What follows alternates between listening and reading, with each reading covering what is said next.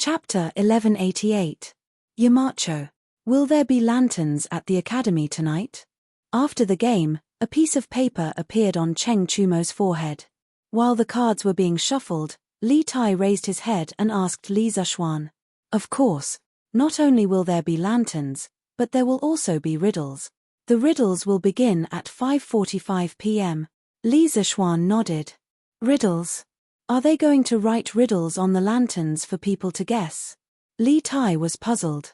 Although lanterns were popular in the Tang dynasty, riddles had not appeared yet. Riddles were riddles written on lanterns. They originated from China's folk and were later turned into riddles by scholars. They had a long history in China. During the Spring and Autumn period and the Warring States period, there were riddles. During the Qin and Han dynasties, riddles were written creations. During the Three Kingdoms period, riddles were popular. However, it was not until the Song dynasty that riddles officially appeared. People tied riddles to colorful lanterns for people to guess. Li Zishuan nodded and praised, "That's right. The riddles are riddles written on lanterns. Every time you guess a lantern correctly, you will receive a small prize. After the riddles are over, you can take the lanterns and go to the teachers to receive your prize. In addition, the 3 students who correctly guess the most riddles will receive a special prize." All right. As for the detailed rules, Mr. Mo will tell you next time. Since the teachers at the academy were working on the 16th of the first month, those who lived far away had arrived at the academy earlier today. Otherwise, they would not be able to find anyone to help organize such a grand riddle-guessing event. What special prize? Cheng Chumo's eyes lit up as he asked.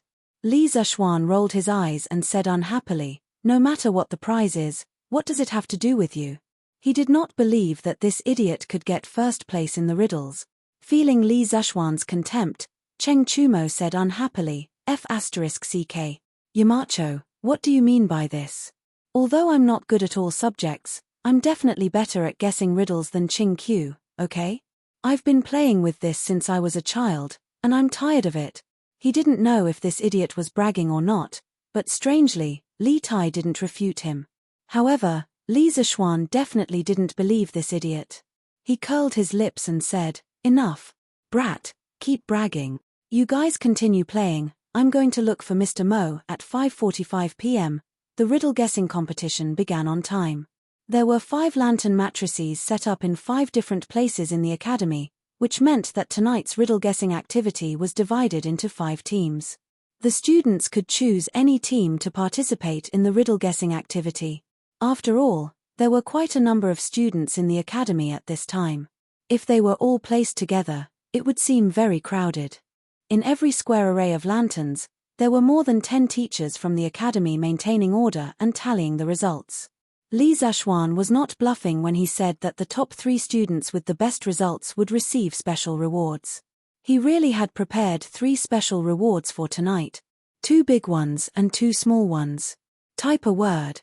Li Tai stared at a piece of paper under the lantern and murmured. In fact, guessing riddles was not his strong point. This was because it was similar to brain teasers, which required a lot of imagination. Last year, when the Strange Taste Pavilion first opened, he, who had just finished reading Journey to the West, wanted to recruit Li Zishuan and write novels for him. At that time, Li Zishuan had set 10 questions and claimed that if he could answer one correctly, he could go back with him and write novels for him for free for 3 years. But who would have thought that he couldn't answer a single question correctly out of the 10 questions and was beaten black and blue? It was all because his imagination wasn't big enough. Hey. It's a Qin word. Haha. Isn't this too easy? As Li Tai frowned and pondered, Cheng Chumo's voice suddenly came from beside him. This guy's arrogant laughter immediately attracted everyone's attention. Wang Ji, who was in the crowd, laughed and said, "Yo, not bad. I didn't expect someone to guess a lantern riddle right so quickly. And it's Cheng Chumo. Haha. I'll give you 1 point." After that, he lowered his head and added 1 point to Cheng Chumo in his little notebook. Cheng Chumo laughed proudly and opened the next level. Noodles but no mouth, feet but no hands. You can eat rice and drink wine. Make a family of furniture. Hee hee. I've got it. Cheng Chumo seemed to have the help of God tonight. As soon as he finished reading the next riddle, he immediately shouted, "It's the table." "Is it? Mr. Wang?" Wang Ji was surprised. He thought that Cheng Chumo's usual grades were not good. Why was he like a child prodigy when he guessed the riddle? The answer came out of his mouth easily, and his accuracy was surprisingly high. "That's right. It's the table. Cheng Chumo." At another point, the students were in an uproar. They all looked at Cheng Chumo in surprise. At the same time, they also sighed in their hearts that this riddle was very interesting. It was much more interesting than just guessing riddles. "Cho Nyo, how can you guess so accurately? When did you become so good?" Sun Zifan could not help but tug at Cheng Chumo's arm and wonder.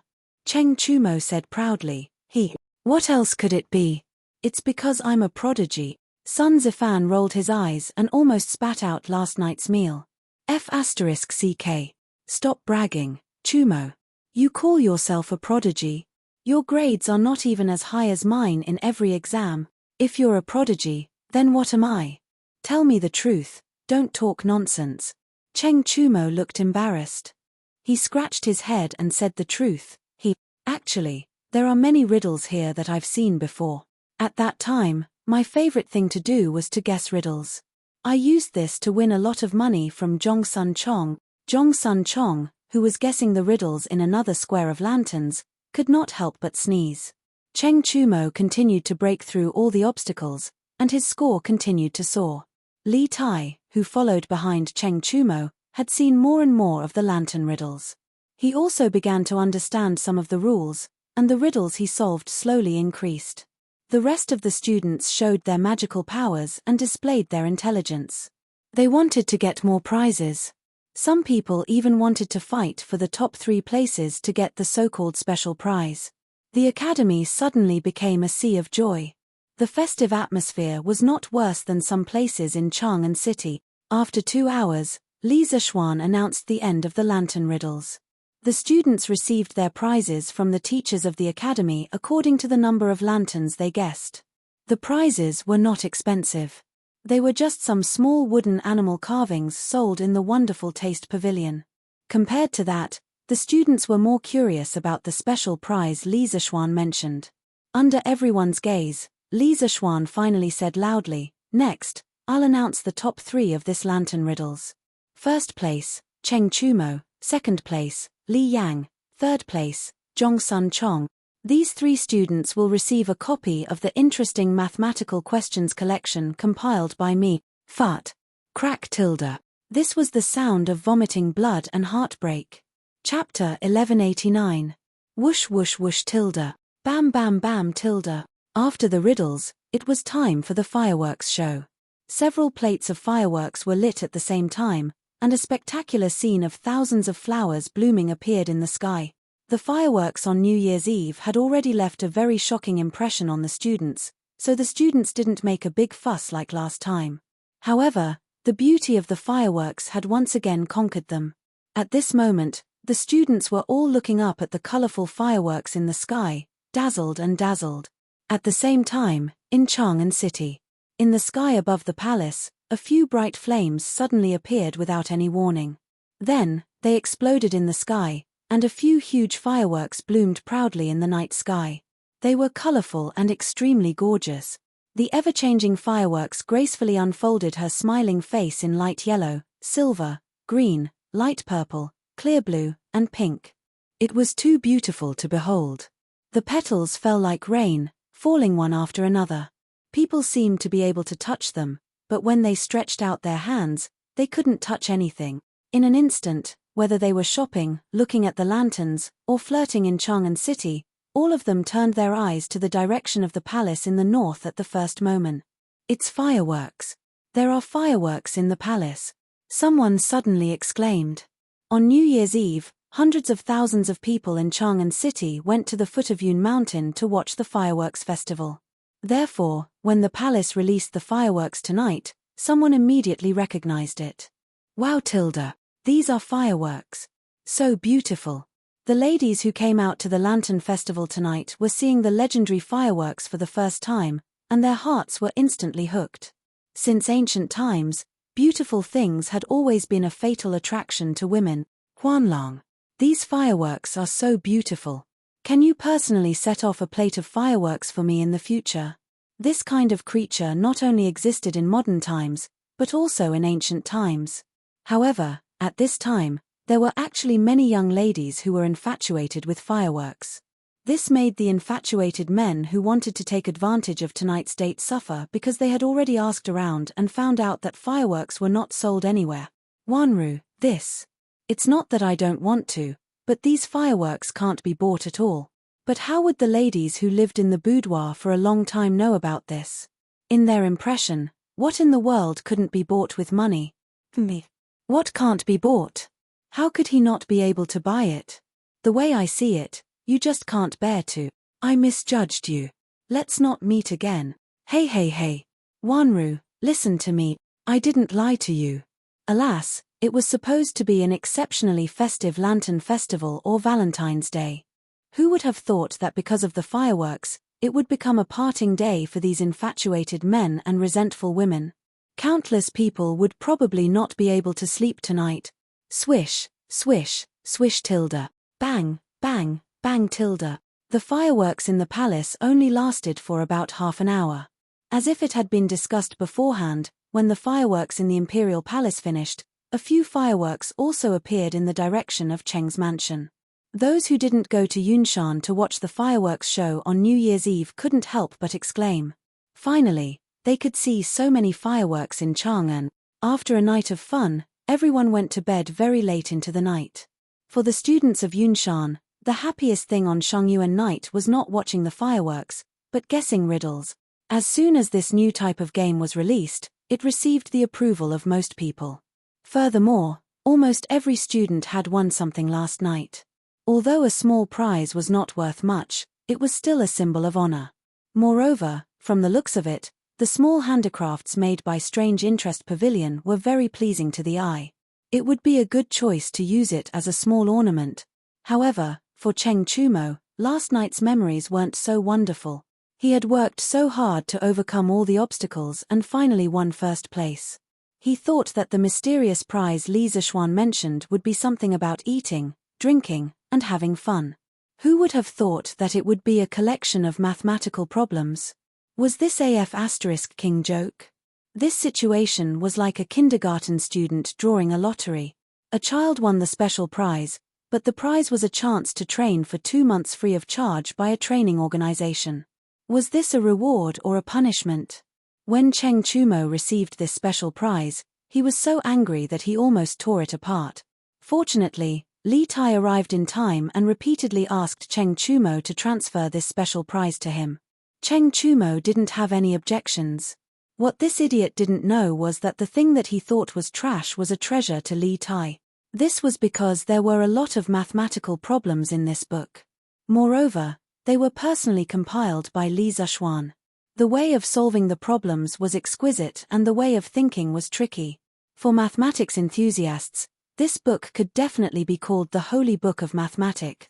The next day, Yunshan, Yanghuang College.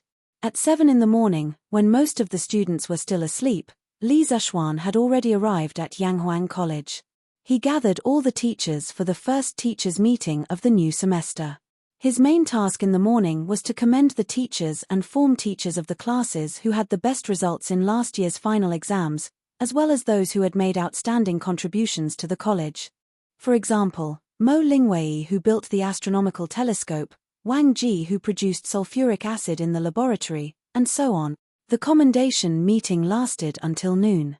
Li Zishuan announced the end of the meeting and told the teachers that there would be a teacher's title evaluation meeting in the afternoon. After the meeting, Li Zishuan walked out of the college and went home for dinner. Husband, it's cooked. The dishes are cooked. As soon as he walked to the door, Han Yushi ran over happily and pulled Li Zishuan's hand. The dishes are cooked. Li Zishuan was puzzled when he heard that.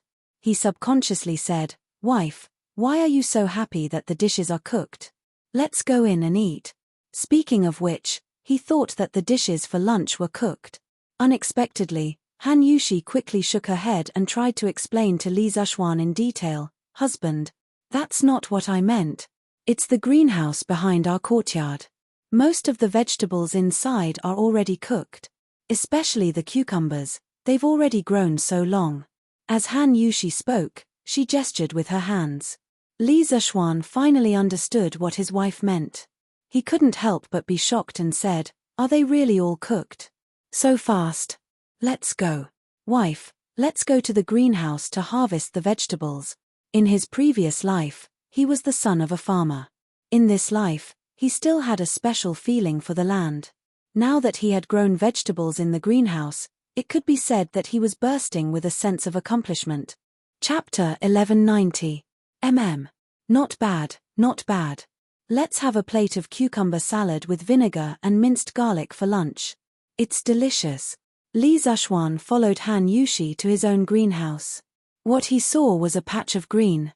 There were mustard greens, spinach, shepherd's purse, leeks, onions, lentils, eggplants, and cucumber sprouts climbing on the rattan frame. Seeing so much green in the middle of winter, his mood immediately improved. Spinach was brought back by Zhongqian from the western regions during the Han dynasty. Lentils were originally from India and were introduced during the Han and Jin dynasties. Eggplants were originally from Southeast Asia and India and were introduced to China during the Jin dynasty.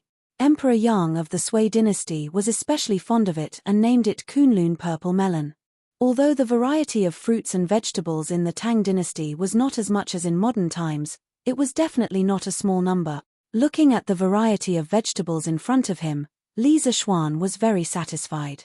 When they had hot pot before the new year, the vegetables in it were just bean sprouts and tofu.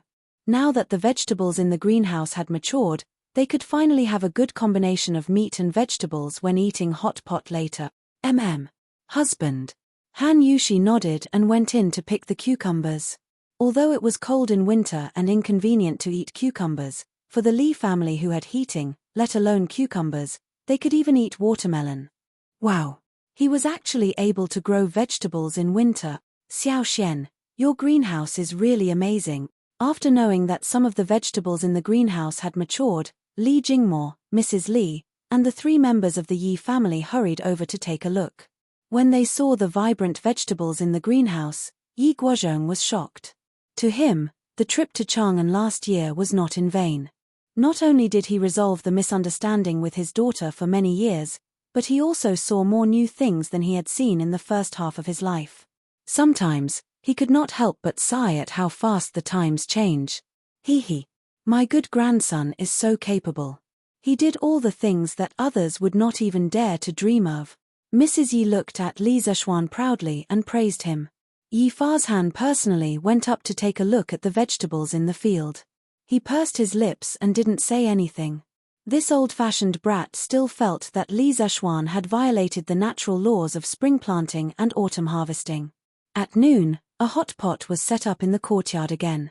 Lan who used to have a special fondness for mutton rolls, only ate spinach, shepherd's purse today, especially the cabbage. The tender leaves were boiled in the hot pot for a moment, then dipped in the dipping sauce bowl, and put into the mouth to chew. It could be said to be fresh and juicy, perfectly neutralizing the saltiness of the dipping sauce. At the end, there was still the sweetness of the cabbage juice at the root of the tongue. It was simply an endless aftertaste. Brother. This dish is too delicious. How come Lana has never eaten such delicious spinach before? It wasn't that the world had changed too quickly, but that the Great Tang didn't have any vegetables in the past during the winter. Li Zishuan smiled indulgently and said, "Haha, eat more if it's delicious. The cabbage in the greenhouse in our backyard is all yours."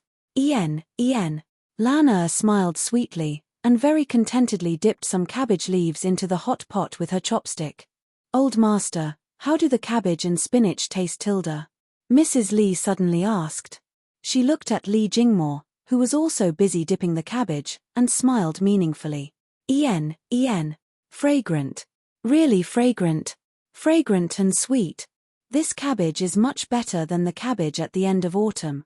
And this cucumber, crispy and refreshing, it's really top grade. I didn't expect to be able to eat cucumbers in the harsh winter. It's really delightful. Li Jingmo, who was eating very happily, didn't notice that Mrs. Lee's smile was a little strange. He sighed a lot and didn't expect to be mercilessly interrupted by Mrs. Lee. If I remember correctly, when Xian'er wanted to build a greenhouse to grow vegetables, someone said that if vegetables could be grown in the greenhouse in winter, he wouldn't eat a single one even if he starved to death. The room suddenly fell into a strange silence. Everyone put down their chopsticks and looked at Li Jingmo with sparkling eyes. Obviously, everyone remembered who had said those words at that time. Cough, cough. Eat quickly. Eat quickly. Today's food is so delicious, don't waste it if it gets cold later. Li Jingmo's face was red, and he glared at his wife, but Mrs. Lee mercilessly glared back and secretly stepped on his foot. Mrs. Lee now had her son and her family backing her up, so why would she be afraid of him? Father, we're eating hot pot. As long as the stove is on, the food won't get cold. Lana raised her head and corrected Li Jingmo with a serious expression. Old Master Li almost vomited blood. He couldn't stay in this house anymore. His wife was mocking him, and even his daughter was against him.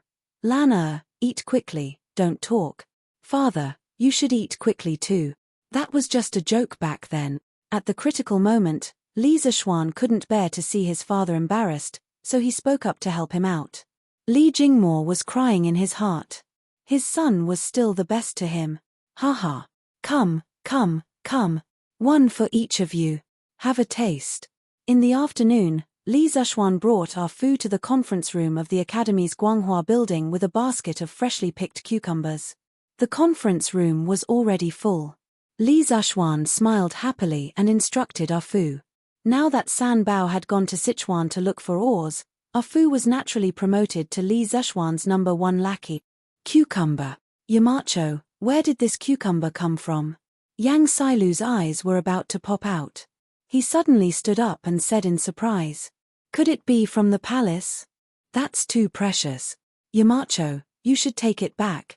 Li Gang was very knowledgeable. He knew that the palace could get fresh cucumbers from the soup bureau in winter, so he said that. Hearing this, the gentlemen in the meeting room all declined. That's right. Yamacho. This cucumber is too precious, you should take it back. That's right, that's right. This is too precious. Li Zishuan waved his hand and laughed loudly. Haha. Gentlemen, you don't have to decline. These cucumbers were planted by my family, not by the soup bureau. It's not expensive, not expensive. Everyone can have one cucumber. After eating, we'll continue the meeting. He planted it himself. When he said that, everyone in the room was even more shocked. How could he grow cucumbers in winter? Yang Sailu said with a look of suspicion. Yamacho, are you joking? Although I heard that you have a hot spring in your courtyard, you can't grow so many cucumbers, right? Haha. Mr. Yang, who said that you can only grow vegetables next to a hot spring in winter. Everyone here will be the inheritors of engineering in the future. We engineering are good at doing things that seem impossible. Chapter 1191. Ka. In the conference room on the first floor of Guanghua building. The first Yanghuang College Teacher Title Evaluation Conference actually started with the crisp sound of cucumbers being eaten. Everyone was sitting in their chairs, enjoying the fresh cucumbers that were just plucked from the seedlings. They were tender and juicy, making people salivate. The conference room was also filled with the unique fragrance of cucumbers. For many people, this was not only a feast for their taste buds, but also a feast for their ears. Because the sound of so many people eating cucumbers was too pleasing to listen to. That crisp sound seemed to be able to stir people's nerves, making them unable to stop even if they wanted to. So much so that some people's faces were not only filled with enjoyment, but also a trace of intoxication. Li Zishuan expressed his understanding of this. In his previous life, there was a short video of watching others eat cucumbers for more than a minute on the internet that went viral on Weibo. Many people said that the sound was too crisp, and they were already deeply immersed in it, unable to extricate themselves. Actually, this phenomenon was very normal, and it had a special term, ASMR.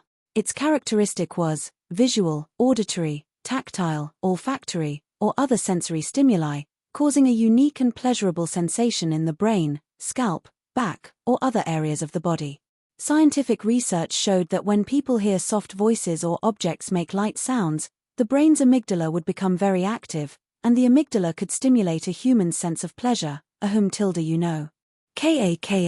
The teachers of the academy especially cherished the cucumbers in winter.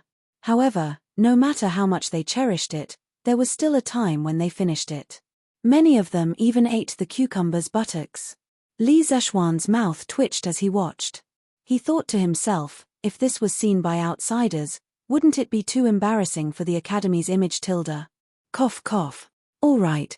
Since everyone has finished eating, then this year's teacher title evaluation conference will officially begin. Seeing the 80 teachers in the room reluctantly throw the last bit of cucumber's buttocks into the trash can, Li Zexuan coughed twice and solemnly announced. The faces of the teachers of the academy turned solemn as they looked at Li Zexuan. Compared to the cucumber, they were more concerned about this.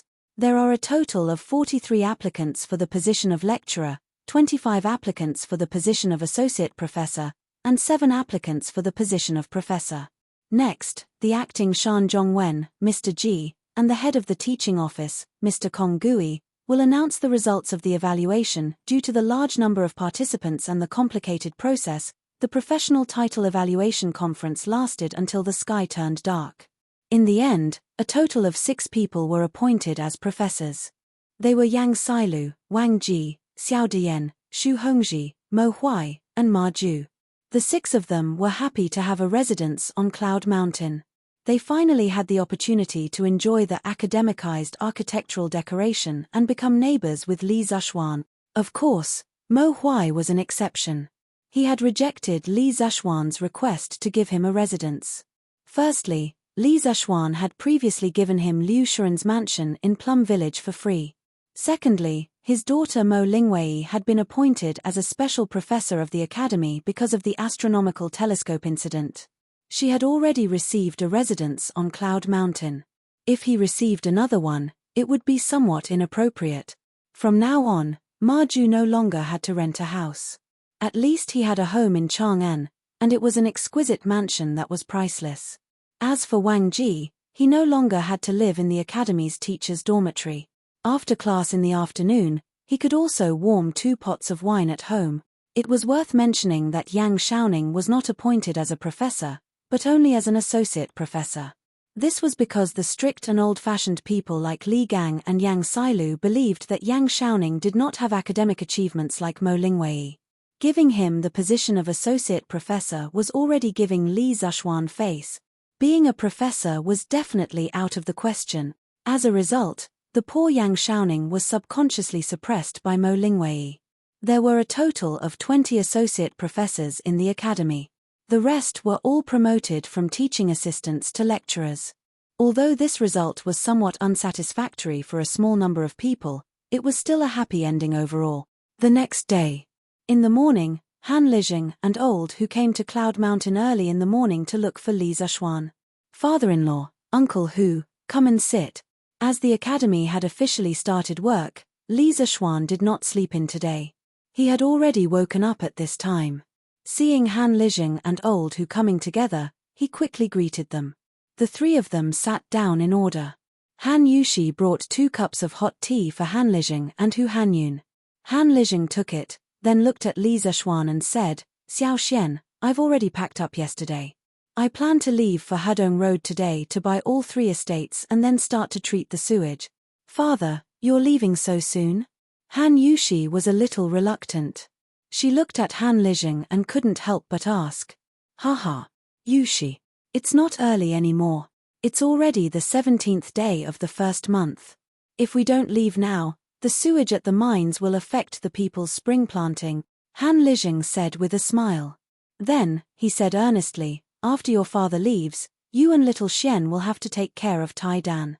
In any case, this kid is much more promising than before. I'm not worried about him. It's you.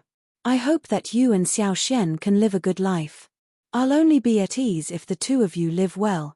Speaking of which, if I can become a grandfather this year, I'll be completely satisfied. Haha. Although Han Yushi also wanted to give Li Zexuan a boy or a girl, how could she say such words? She couldn't help but feel embarrassed. Father. What are you saying? It's still early. Ha ha ha. Good, good, good. I won't say it. This matter, you and Xiao Xian can do as you see fit. Han Lijing stroked his beard and comforted her. Since father-in-law has decided to leave today, this son-in-law will arrange for guards to pack up the money and escort father-in-law to Hedong Road. Once you've settled down there, this son-in-law will ask them to come back. Li Zishuan said with a serious face. That's good too. The money needed to buy a manor isn't a small amount. Xiao Xian, you can send some people to protect it. Han Lijing nodded, then patted Hu Hanyun's shoulder and said to Li Zishuan, Xiao Xian, other than this, I have another matter. This time, I'm going to Hedong Road and I probably won't be back in a short period of time. So, I'm thinking that it's better to let old Hu be the Han Manor's village chief. Otherwise, if I'm not around for a long time, I'll delay the Han Manor's affairs. Chapter 1192. No, no, no. Li Zheng, you can't say that. What capabilities do I, old Hu, have to be the Li Zheng? Only you can be the Han family village's Li Zheng. If you let me be the Li Zheng, wouldn't you be harming the entire Han family village? In Cloud Mountain First Courtyard, after Hu Hanyun heard Han Lijing's words, he hurriedly said. Looking at him, he obviously didn't know beforehand. Han Lijing waved his hand and smiled. Old Hu, you don't have to be too humble. Last year when I wasn't at the Han family village, as the acting Li Zheng of the Han family village, you did everything very well. But the Han family village cannot continue to be without an official Li Zheng. Now that I am away for so long, old Hu, you will have to take on more responsibilities in the future. This is also for the good of the Han family village. But, Hu Hanyun still wanted to argue. Being a straightforward person, he subconsciously felt that this was snatching the rice bowl from Han Lijing and it was very unethical. No buts. Apart from you, there's no one more suitable. Without waiting for Hu Hanyun to finish, Han Lijing directly interrupted. After saying that, he looked towards Li Zishuan and urged the latter to make a decision quickly. Little Xian, you should quickly consider this matter. I have to leave today but the Han family village cannot be without a Li Zheng for too long. Li Zishuan frowned. He looked at his own wife's expression and realized that Han Yushi's face didn't have any special expression. He thought for a while and said, Father-in-law is right. How about this, after father-in-law has completely settled down at Hedong Road, I will hand over the Han family village's Li Zheng to Uncle Hu. What do you think? Now, the entire Lantian County was his fiefdom. So to decide on a village's Li Zheng was just a matter of a sentence to him. Hearing that, Han Lijing nodded and said, that's good too. After I have completely settled down there, I will get someone to send a letter back to you, Little Xian. It's settled then, I will go back first. Little Xian, Yushi, take care. Father-in-law, be careful. Li Zishuan stood up and cupped his hands towards Han Lijing. He said, in a moment, this son-in-law will have the manor's guards send the money to the Han family manor. After that, I will go with father-in-law to Hedong Road. Yes. Han Lijing nodded and took his leave. Only Li Zishuan, his wife, and Hu Hanyun were left in the room.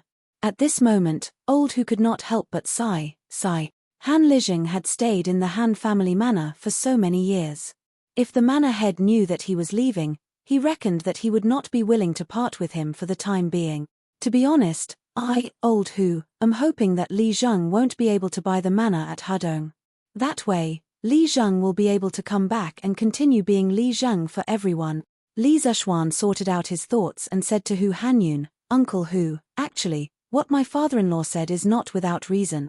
It's not impossible for you to take the position of village chief of the Han family manor. Father-in-law still has other important matters to attend to in Hedong Road. So, from today onwards, you will have to take on all the responsibilities of the Han family manor. Hu Hanyun opened his mouth and after hesitating for a while, he could only say helplessly, yes, young master. The main hall was silent for a moment. Hu Hanyun then remembered the purpose of his visit. So, he said to Li Zishuan, young master, a portion of the vegetables in the Han family manor's sheds are already ripe. 2 days ago, the manor heads were discussing with me if we should take a batch to Chang'an City to sell. After all, these things can't be kept for long. Li Zishuan smiled and nodded. Yes. Then let's sell them. Before the new year, the manor heads had spent a lot of money to manage these sheds. It's time for them to reap the rewards. Old Who chuckled and said embarrassedly, young master, everything else is easy to discuss. It's just that the manor heads don't know how to set the price. After all, none of us have ever sold vegetables in the winter before. Li Zishuan instantly understood what Hu Hanyun meant. It was most likely that the manor heads felt that the vegetables in the winter were more valuable. However, as they were used to being honest, they were too embarrassed to ask for too high a price. So, they asked Old Who to come over and ask for his opinion. After pondering for a moment, Li Zishuan opened his mouth and said, I can't tell you the exact price. Uncle Hu, go back and tell everyone that they can refer to the price of each vegetable in autumn and summer and multiply that price by 20 to 30 times. In modern times, the price of the same type of vegetables grown in the winter in greenhouses was generally twice as high as the price of the vegetables grown in the summer under natural conditions. Because the manor heads under him were the first batch of Tang dynasty farmers to grow vegetables out of season on a large scale, it wasn't excessive to ask for 20 to 30 times the price. In fact, even if he asked for 100 times the price, there would still be people who would buy it. According to historical records, the cucumbers in winter in the Tang dynasty were priceless treasures. Even after the Ming and Qing dynasties, the price of cucumbers in winter was still calculated by the roots. A single cucumber was worth tens of thousands of dollars. However, if he set the price like that, there would be a lot less people who would buy it. However, the 8 manor heads under him all grew vegetables in greenhouses. With such a huge amount, he had to set a price that was acceptable to the rich in Chang'an City. Although in the future, as more and more people knew about the technology of growing vegetables in greenhouses, the price would definitely decrease year by year. However, what did that matter? Anyway, it was fine as long as his manor heads could enjoy the first wave of huge profit. 20 to 30 times? Old Who's eyes widened. He was tongue-tied and said, Young master, isn't this a little too greedy? What if we can't sell it? What should we do? Before he came, he had discussed with the manor heads. At most, the price of the vegetables in summer was 5 times the price. He didn't expect Li Zishuan to be so ruthless and ask for 20 to 30 times the price. Greedy? How is this greedy? Uncle Hu, don't worry. There will definitely be a lot of people buying at this price. You just have to listen to me. Li Zishuan waved his hand nonchalantly. Believe in the young master and you will be rich. This was already a principle that Li Zishuan's manor heads had long been engraved in their hearts. Old Who was no exception. When he heard Li Zishuan's confidence, he immediately put away his previous doubts. That's fine. I will go and inform all the manor heads who have greenhouses.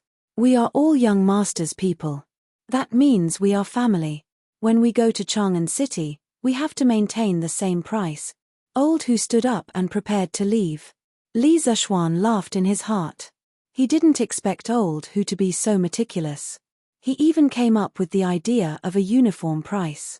This way, it would be very good to avoid the vicious competition between the manor heads and the manor head. Good. Uncle Hu, take care. If there's anything, you can come to Yun Mountain to find me. Li Zishuan also stood up and said. Old Who nodded his head and left. Looks like there are many people in the fief. This year, they can directly become well off with the vegetables in the greenhouses. Looking at Hu Hanyun's back, Li Zishuan was happy in his heart. Chapter 1193. Shopkeeper Liu, do you want spinach, cucumber, or spinach? The next day, before dawn, many farmers had already entered the city with 2 baskets of fresh vegetables. Of course, there were also those who directly pulled ox carts into the city. With the help of the cement road, the speed of the ox carts was naturally very fast. Unsurprisingly, the farmers chose the Drunken Immortal restaurant as their first stop to sell their vegetables. In the past, when the bean sprouts were just grown, they also did this. Yo Tilda, Old Who, come in quickly. The Drunken Immortal restaurant had just opened when shopkeeper Liu saw that Old Who had brought dozens of farmers with him. Second Master Liu didn't come today, but his sons did. This. Old Who, The vegetables in your shed have all grown? As one of the few elders under Li Zuxuan, shopkeeper Liu knew that the farmers under Li Zuxuan were secretly cultivating vegetables. Seeing so many fresh vegetables, shopkeeper Liu was first shocked, then he said in realization. Old Hu grinned and said, yes. A portion of them have already grown. Everyone wants to bring some to Chang'an City and see if they can be sold. Easy to sell. Easy to sell. Of course they're easy to sell. Shopkeeper Liu hurriedly nodded. Speaking of which, when he saw those green spinach and cucumber, he couldn't help but salivate. Ding San. Quick. Get a scale and weigh all these vegetables tilde. Shopkeeper Liu didn't even ask about the price and directly called the servants over to weigh the vegetables. In any case, these vegetables were processed by the Drunken Immortal restaurant and sold at a sky-high price. As long as the prices of the farmers weren't too outrageous, the Drunken Immortal restaurant would definitely make a huge profit. After all the vegetables were weighed, Manager Liu asked, the weight of each of the vegetables is recorded here. Old Hu, tell me the price of each of the vegetables. I'll get the cashier to settle the bill for you right now. The Drunken Immortal restaurant was backed by Li Zuxuan and could be said to be rich and overbearing. Shopkeeper Liu naturally wouldn't owe the farmers money. Hu Hanyun scratched his head and said somewhat embarrassedly, Shopkeeper Liu, you also know that these vegetables were all grown in the greenhouse, so in terms of cost, it's much more expensive than growing vegetables in the summer. He was afraid that shopkeeper Liu would misunderstand, so he spoke in advance. Haha. No matter how unreasonable Liu is, he still understands this. Old Hu, just name the price. Don't worry about it. No matter how high it is, the Drunken Immortal Inn will still make a profit. Shopkeeper Liu laughed and waved his hand carelessly. Old Hu breathed a sigh of relief and said with a smile, let's discuss these dishes. Shopkeeper Liu, you just have to pay us 10 times the summer price. Li Zuxuan had clearly said that it would be 20 to 30 times, but Hu Hanyun had said that it would be 10 times. This was also something they had discussed in private before they came. Anyway, 10 times the price was already very profitable for them. Just today's trip alone had allowed them to earn back the cost of the greenhouse. 10 times? Manager Liu frowned, shook his head and said, Old Hu, you're deceiving me again. How precious were the vegetables in winter? How could they sell them for 10 times the price? No matter what, it had to be 20 times. Ding San, quickly call the bookkeeper over to settle the bill. Let's settle it at 20 times the price. Speaking of which, shopkeeper Liu was also a person who had seen the world. Although Li Zuxuan had never told him about the guiding price of the vegetables in the greenhouse, with his shrewd eyes, how could he not see that Hu Hanyun was deliberately lowering the price for the sake of the Drunken Immortal Inn? Ah! You can't. Shopkeeper Liu. These vegetables aren't worth this price. That's right. Shopkeeper Liu. 10 times is too much. Old Hu and the others were shocked and shouted from behind, but shopkeeper Liu went straight to the backyard without looking back. Master, there are people selling fresh cucumbers, spinach in the East Market. Chongren Square, Cow Family's courtyard. A servant girl ran in excitedly and said, What? Fresh cucumbers? How is that possible? Cow Wendong stood up in shock and said in disbelief. This servant girl was in charge of buying fruits and vegetables in the Cow Family's kitchen. Seeing that her master didn't believe her, she almost swore to the heavens. Master, it's true. This servant saw it with my own eyes in the East Market. And there's more than one seller. Cow Wendong stared at the basket on the servant girl's arm and said in a bad mood, You saw someone selling cucumbers and you didn't buy them, Tilda? Do you know how hard it is to get a cucumber in winter? That's something that can't be bought with money. That servant girl was about to cry. Master, that cucumber is too expensive. It's 30 times more expensive than summer cucumbers. This servant doesn't dare to buy it. Cow Wendong said resentfully, What's so expensive about it? You call this expensive? Go quickly. Get someone to carry the money and go quickly. Buy as much as you can for this old man. Don't you know that your master likes to eat cucumbers the most? Yes, master, this servant will go right away. Cow Wendong's family wasn't the only one who knew the news. Chang'an City was a place where high officials and nobles gathered. With so many rich and powerful families, which family didn't have a servant in charge of purchasing vegetables? A large number of fresh fruits and vegetables suddenly appeared in the market in winter, which naturally attracted their attention. As a result, countless servants of rich families used ox carts to pull copper coins and hurriedly rushed to the East Market. After all, these fresh fruits and vegetables were in high demand. Everyone was afraid that they wouldn't be able to buy them if they were late. "Your Majesty, Your Majesty." This servant heard from the steward of the imperial kitchen that there are cucumbers and vegetables in the East Market, and they are all freshly picked. In the imperial palace's west court, a palace maid hurriedly walked in and said to Empress Jongsun, "Oh Tilda, there are actually fresh cucumbers in the market." Empress Jongsun frowned and said doubtfully, "Could it be that someone in the imperial kitchen sold cucumbers to civilian merchants without authorization and used this opportunity to make a huge profit?" Tilda. Thinking of this possibility, Empress Jongsun's face became a little serious. The palace maid raised her head and replied, "Your Majesty, that's not it. The number of cucumbers in the East Market is more than the imperial kitchen, and those who sell cucumbers are farmers outside the city. Even if the imperial kitchen is willing to sell them cucumbers, they can't afford it." "Oh Tilda, that's even stranger. How can these farmers have the conditions to grow cucumbers in the harsh winter?" Empress Jongsun's mind was full of doubts. At this time, even if her imagination was rich, she couldn't think of the reason. This was mainly because the farmers under Li Zishuan were very tight-lipped. The greenhouse vegetables were only spread among the farmers, and it was difficult for outsiders to know. "Your Majesty, the cucumbers sold by the farmers are not only fresh and in large quantities, but also not cheap." This servant heard that 1 jin of cucumbers cost 600 coins.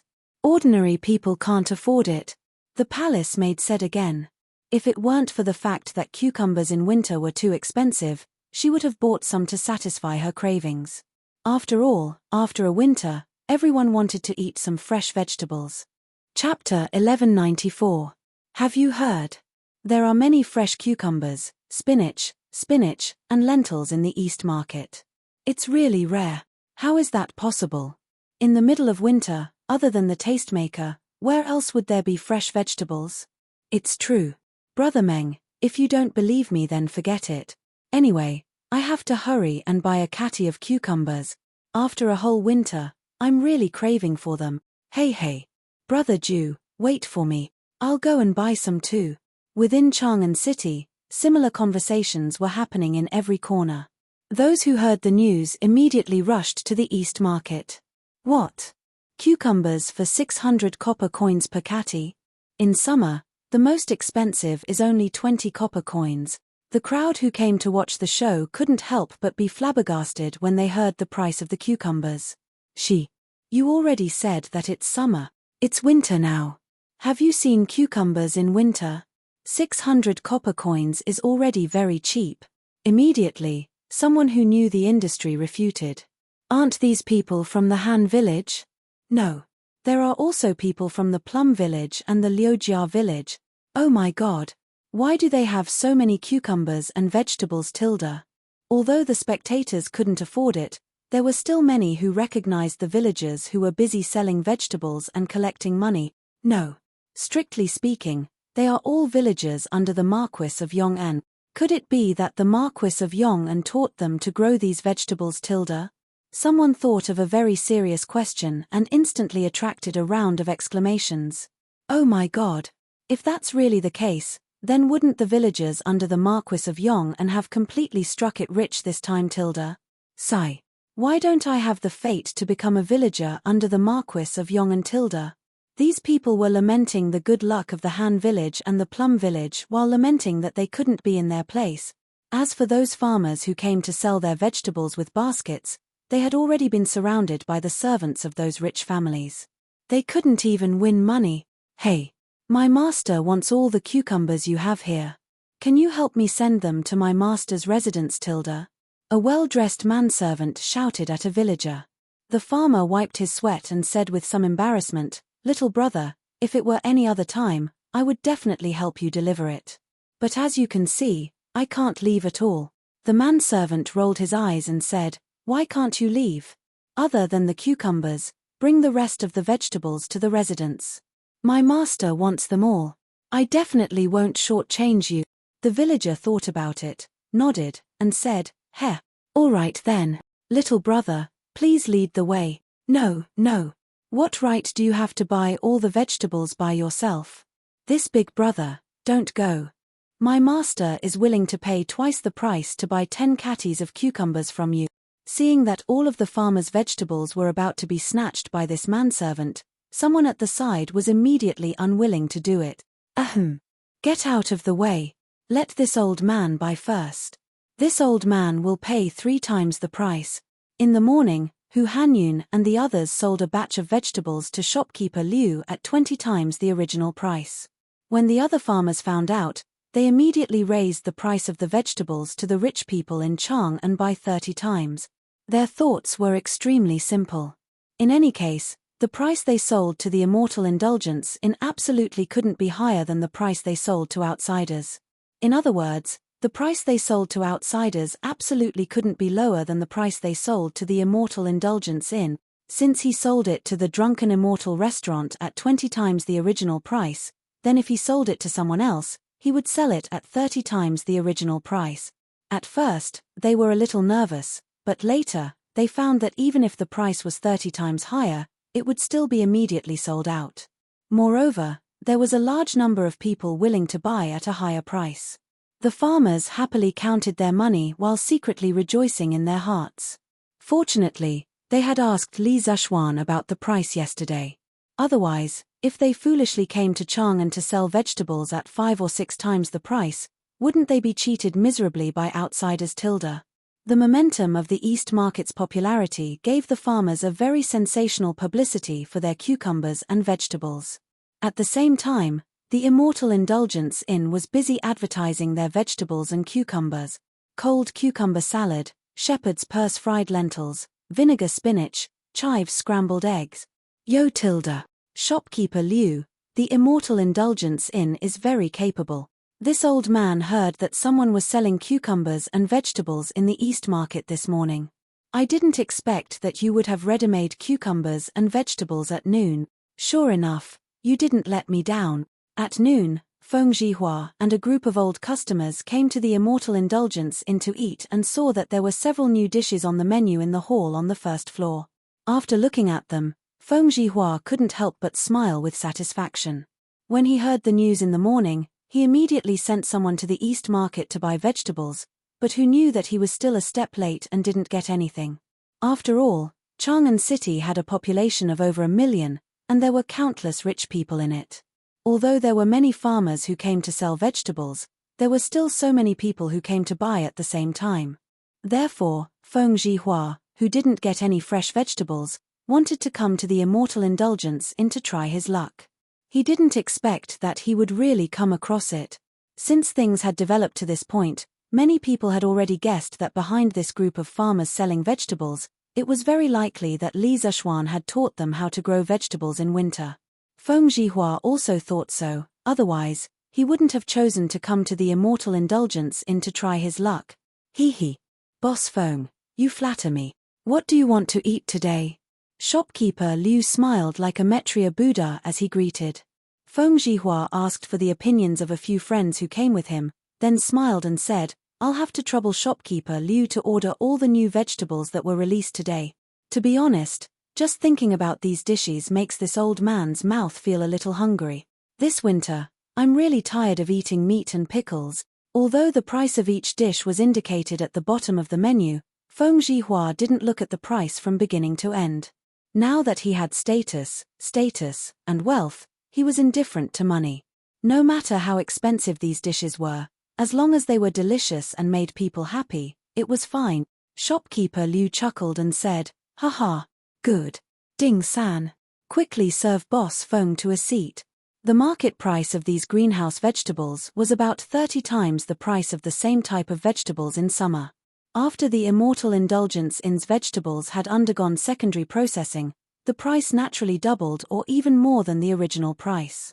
For example, a plate of cucumber salad was actually sold as high as 3 strings of coins.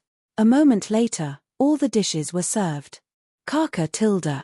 Feng Zhihua picked up a piece of cucumber salad with his chopsticks and put it into his mouth to chew for a moment. Accompanied by a series of crunching sounds, the clear and sweet juice of the cucumber, mixed with the aroma of garlic and vinegar, instantly made all his taste buds active.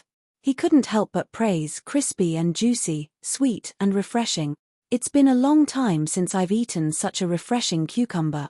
Moreover, the chef of this immortal indulgence is amazing. A plate of cucumber can actually make such a delicious dish. It's really not a wasted trip. Chapter 1195. The news of the Drunken Immortal restaurant releasing a large amount of fresh fruits and vegetables spread throughout Chang'an City in a very short time. Countless customers rushed over upon hearing the news. The Drunken Immortal restaurant, which usually had good business, was suddenly filled to the brim. Although the vegetables released by the Drunken Immortal restaurant were generally expensive, with a plate of cold cucumber costing 3 strings of cash and a plate of vinegar spinach costing 3 strings of cash, fresh vegetables in winter were exclusively provided by the royal family. It had always been difficult for the commoners to obtain them, so what if they were a little more expensive? And relatively speaking, this price was not outrageous at all. Those who were slightly wealthier were completely able to accept it. Thinking back to the grand occasion when the bean sprouts were first released, the diners standing outside the Drunken Immortal restaurant had a bright idea and clamored for manager Liu to provide a takeout service. Thus, the grand occasion from 2 months ago reappeared. The street in front of the Drunken Immortal restaurant was packed with people. Some people carried the food they bought from the Drunken Immortal restaurant and directly ate in the carriages parked by the side of the road or in the shops next to it. In an instant, the fragrance spread everywhere. The people near the West City could even smell the fragrance of the vegetables in the air. Li Zeshuan's farmers are selling cucumbers and vegetables in Chang'an City tilde. In the Sweet Dew Hall, Li who had just finished his morning court session, heard Empress Zhongsun come over to say this piece of news. His heart stirred, and he subconsciously thought that the vegetables sold by the farmers might very well have come from Li Zeshuan's hand. Your Majesty, I feel that these farmers should have grasped the techniques of growing vegetables in winter, and the person who taught them these techniques is the Marquis of Yong'an. This concubine also asked Steward Zhao just now. The vegetables sold by the farmers should mature in 1 to 2 months. And a month ago, the Marquis of Yong'an only had 8 farms. Now, the farmers who came to Chang'an City to sell vegetables almost all came from those 8 farms. Doesn't this mean that the Marquis of Yong'an taught the farmers the methods of growing vegetables in winter more than a month ago? Empress Zhongxuan's reason, although a little far-fetched, had her reasons. It was because Li Zeshuan had only obtained the entire Lantian County this year that only the farmers from the original 8 farms knew how to grow vegetables in winter. Hearing this, Li nodded and said, "This kind of thing that no one else can do, it must be done by that kid without a doubt. In the whole world, only he has this ability. As for how he did it, I am very curious." Zhao Song. Your Majesty. Zhao Song, who was standing at the side, quickly came over and cupped his hands. Li asked, "Those 8 farms must have planted a lot of vegetables. Do you know how they grow vegetables in winter?" Zhao Song's face darkened, and he said carefully, "Your Majesty, in the past month or so, the manor under the Marquis of Yong'an did not have any big movements. This old servant did not pay attention to that side, so, this old servant has failed in his duty, please punish me." This matter could not be blamed on Zhao Song. The main reason was that the villagers were too tight-lipped. Not only did they not tell outsiders, even when their relatives came, they were determined not to let them even half a step closer to the shed. This was a secret that the thousands of people in the 8 villages worked together to keep strictly. If anyone accidentally leaked this secret, they would become everyone's mortal enemy. At the very least, they would not be able to continue living in Lantian County. People who had experienced poverty, once they had the hope of living a good life, they would not easily destroy this prosperous state. The farmers knew that they were now farmers in Li Zeshuan's fief. Just based on this identity, they were envied by countless people. They could not destroy this hard-won happiness. As for Zhao Song, he would definitely not send people to investigate the 8 farms that seemed peaceful on the surface for no reason. Naturally, It was even more impossible for him to know about the existence of the greenhouses. Leah waved his hand and laughed. Haha, you can't be blamed. It should be that the farmers under that kid were too tight-lipped. Who would have thought? In more than a month, there was no news at all. From this, it can be seen that this kid is very good at governing the people.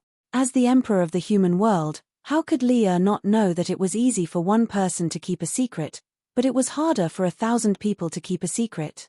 It was because of this that he could not help but be impressed by Li Zexuan's ability to control the people in his fief. Thank you, Your Majesty, for your mercy. Zhao Song heaved a sigh of relief and bowed. Empress Zhongxuan's brows relaxed and said, Your Majesty, I suddenly remembered that more than a month ago, the price of cloth in Chang'an City skyrocketed, but it was quickly suppressed. Most of the people who came to Chang'an City to buy cloth seemed to be farmers under the Marquis of Yong'an. I wonder if there is any connection between the two. Hearing this, Li Er's eyes lit up. Yes, I also remember. At that time, I was still wondering why the commoners bought so much coarse cloth. However, I was busy with official business and put this matter aside. Now that I think about it, the coarse cloth that the commoners bought back is definitely related to the vegetables that appeared in the Eastern market today. Since I have nothing to do in the afternoon, I will go to Lantian County to take a look. Your Majesty, may I accompany you? Empress Zhongxun also wanted to see how the farmers grew vegetables in winter and ensure that the vegetables did not freeze to death. As a result, when Li Er's voice fell, she requested. Li Er shook his head and said, Guanyin maid, it is freezing outside. You should not go to avoid a relapse. When I return, I will clearly tell you what I have seen and heard. A few days ago, Princess Changle had suffered a relapse due to the invasion of cold air. How could Li Er dare to let Empress Zhongxun go out in such cold weather? Li Er himself did not believe it.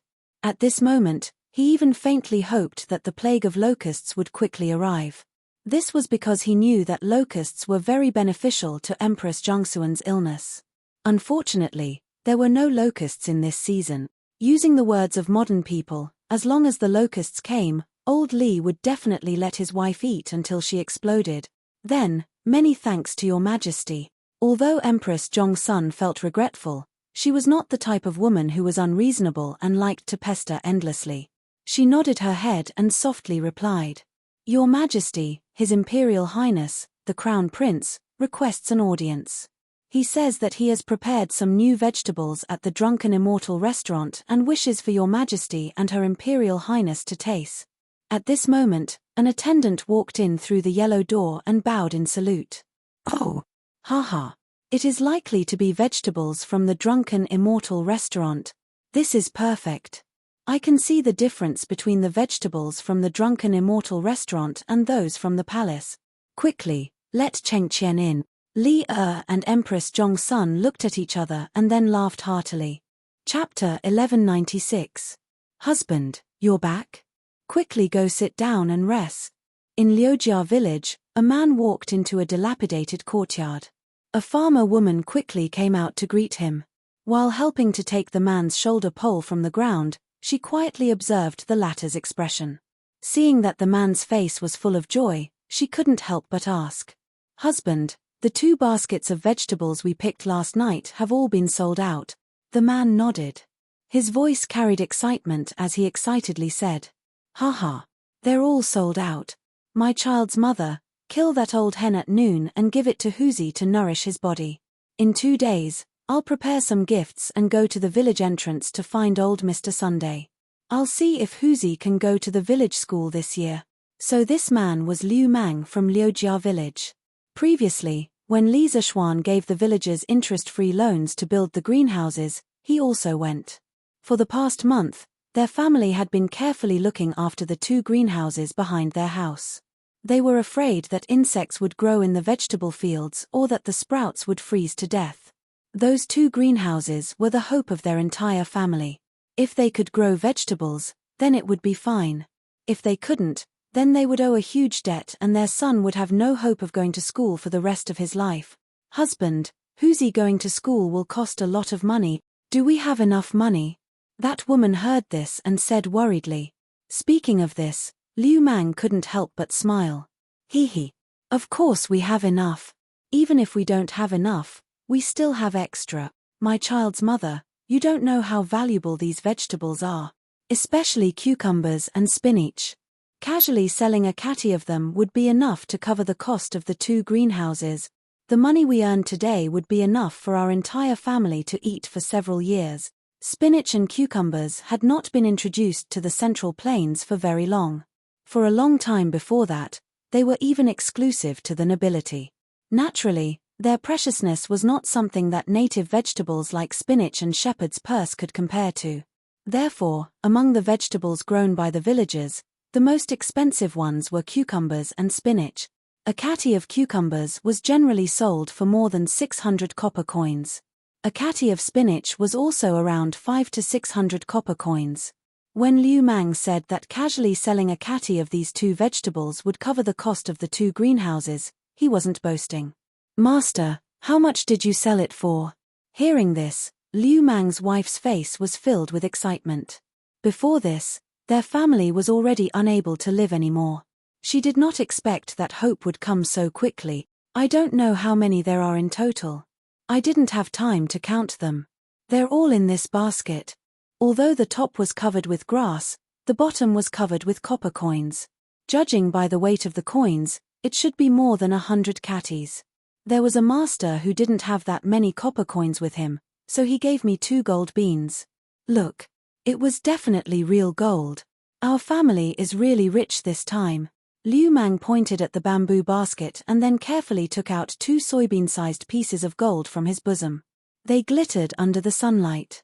Although gold was not a circulating currency in the Tang dynasty, in large transactions, copper coins were often unable to meet the demand, so occasionally, people would use gold leaves or gold beans as currency. Under normal circumstances, people who received gold could take it to a nearby pawnshop and exchange it for copper coins. The 2 gold beans in Liu Mang's hand should be able to exchange for nearly 20 strings of coins.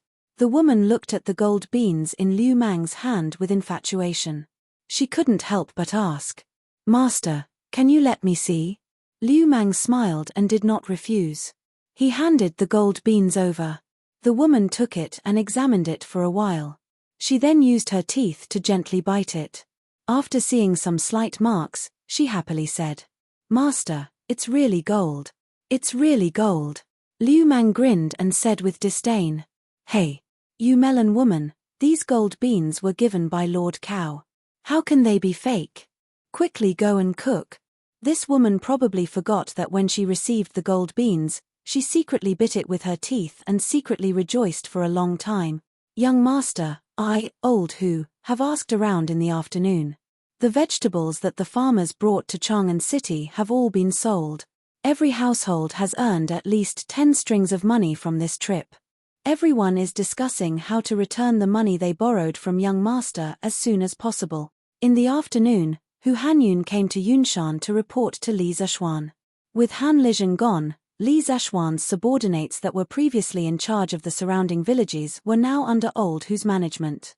Li Zishuan originally came to the academy in the afternoon to preside over the evaluation of the students' study plans for the next semester.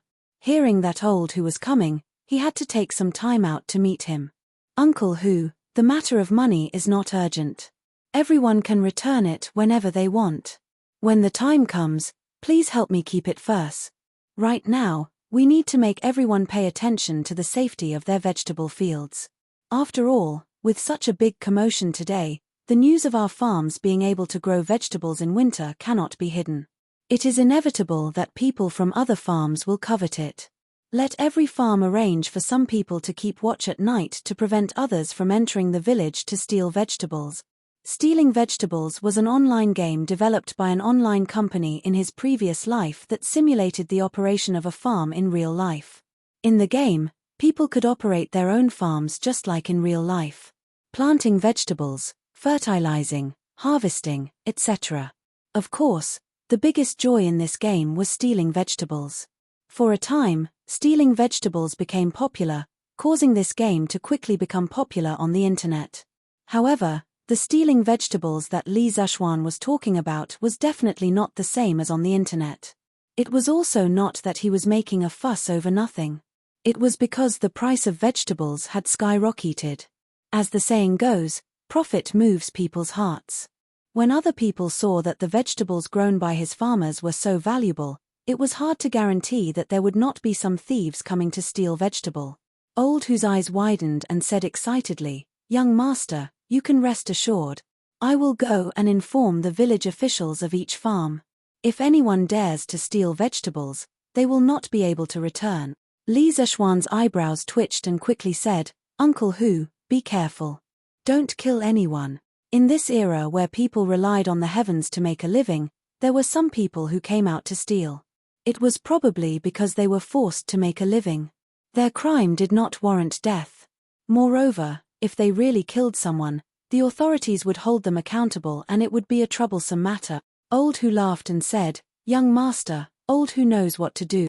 After saying that, Hu Hanyun said goodbye and left. Li Zishuan was about to leave. Li Gang and the rest were still waiting for him to attend a meeting. If he did not go over, the old man would probably get angry. Hu knew that just as he stood up, he heard footsteps outside the door.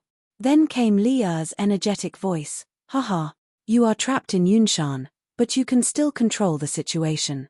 Not bad, not bad." Chapter 1197. Greetings, Your Majesty. Yanghuang Academy, Guanghua Tower. In a small meeting room, Li Zishuan clasped his hands and bowed to Li Er. He had already guessed the purpose of Li Er's visit. It must be for the vegetables in the greenhouse. After all, there was such a big commotion in Chang'an City today. As the ruler of the empire, it was impossible for Li Er not to have received any news. "Ha! You have done so many things behind my back. Aren't you going to explain to me?" Li Er walked in with his hands behind his back and sat on the sofa at the head of the table. He crossed his legs and looked at Li Zishuan. Li Zishuan stared blankly at first, then felt a chill run down his spine. From Li Er's tone, why did it feel like a resentful housewife complaining that he had an affair outside? He quickly shook his head to get rid of the messy thoughts in his mind. Li Zishuan went forward and cupped his hands. "Your Majesty, are you talking about the farmers growing vegetables?" Li Er grunted and said unhappily, "If not, what else could it be?" "You are asking the obvious again." Li Zishuan answered truthfully, "Your Majesty, this method of growing vegetables in winter was something that I came up with by chance. I saw that most of the farmers in my fief lived in poverty, so I imparted this method to them. However, I didn't expect that the farmers would be so tight-lipped and have kept the secret until now." Li Er thought to himself, "You are not the only one who didn't think of it. I didn't think of it either. I have to say, the farmers in your fief are quite united. As for growing vegetables in the winter, tell me how you did it." Li Er looked at Li Zishuan and said calmly. Li Zishuan thought for a while and cupped his hands. "Your Majesty, there are 2 vegetable fields on Yunshan Mountain. Why don't you take a look at them personally?" Li Er's eyes lit up. "Oh, that's great. Lead the way then. Please wait a moment, Your Majesty. I will speak to Mr. Wen Ji and come immediately. This is where you grow vegetables." 15 minutes later, Li Zishuan brought Li Er to the large shed in the backyard of his courtyard. Li Er looked at the 2 long sheds in front of him and asked with a frown. Alas, Li Zishuan had never studied biology. Li Zishuan had no choice but to patiently explain, "Your Majesty, the reason why the soup supervisor can grow vegetables in the winter is mainly because of the warm and humid climate near the hot spring, which is suitable for the growth of vegetables. I used this kind of coarse cloth soaked in tung oil to build these 2 houses in order to maintain the temperature and provide a suitable environment for the growth of vegetables. In this way, it is not difficult to grow vegetables in the winter." Li Er nodded in realization and said, "Oh, so that's how it is. More than a month ago, countless people poured into Chang'an City and bought coarse cloth wantonly, causing the price of cloth in Chang'an City to soar. Presumably, this was the reason." Li Zishuan was not surprised that Li Er could think of this. He cupped his hands and said, "Your Majesty is wise. More than a month ago, the people did go to Chang'an City to buy coarse cloth in order to build shed." It was indeed so. Li Er could not help but secretly rejoice at his own brilliant foresight. After a while, he opened his mouth and said, "Let's go." Follow me in to take a look. Yes. Your Majesty. Li Zishuan did not have any objections. He stepped forward and helped Li open the door to the greenhouse. He extended his hand and said, Your Majesty, please. Li nodded his head and walked in. Inside the greenhouse, when Li saw the tender green vegetables in the field, the shock on his face could no longer be concealed. After taking 2 steps, he suddenly felt a little thirsty and wanted to pick a cucumber to quench his thirst. But when he walked into the cucumber vine and saw the bare cucumber sprouts, his head was filled with question marks. Marquis Yong'an, did your house get burglarized recently? When Li Zishuan heard this, he was a little confused. But when he followed Li's gaze and looked at the cucumber vine, he suddenly understood and hurriedly replied, Your Majesty, it was not burglarized. It was just that the cucumbers on the seedlings were all plucked yesterday. Then, he explained to Li in a few words. Yesterday, during Yanghuang College's first teacher title evaluation conference, Li Zishuan treated each teacher of the college to a cucumber. Although 1 cucumber per person did not seem like much, there were many teachers in the college.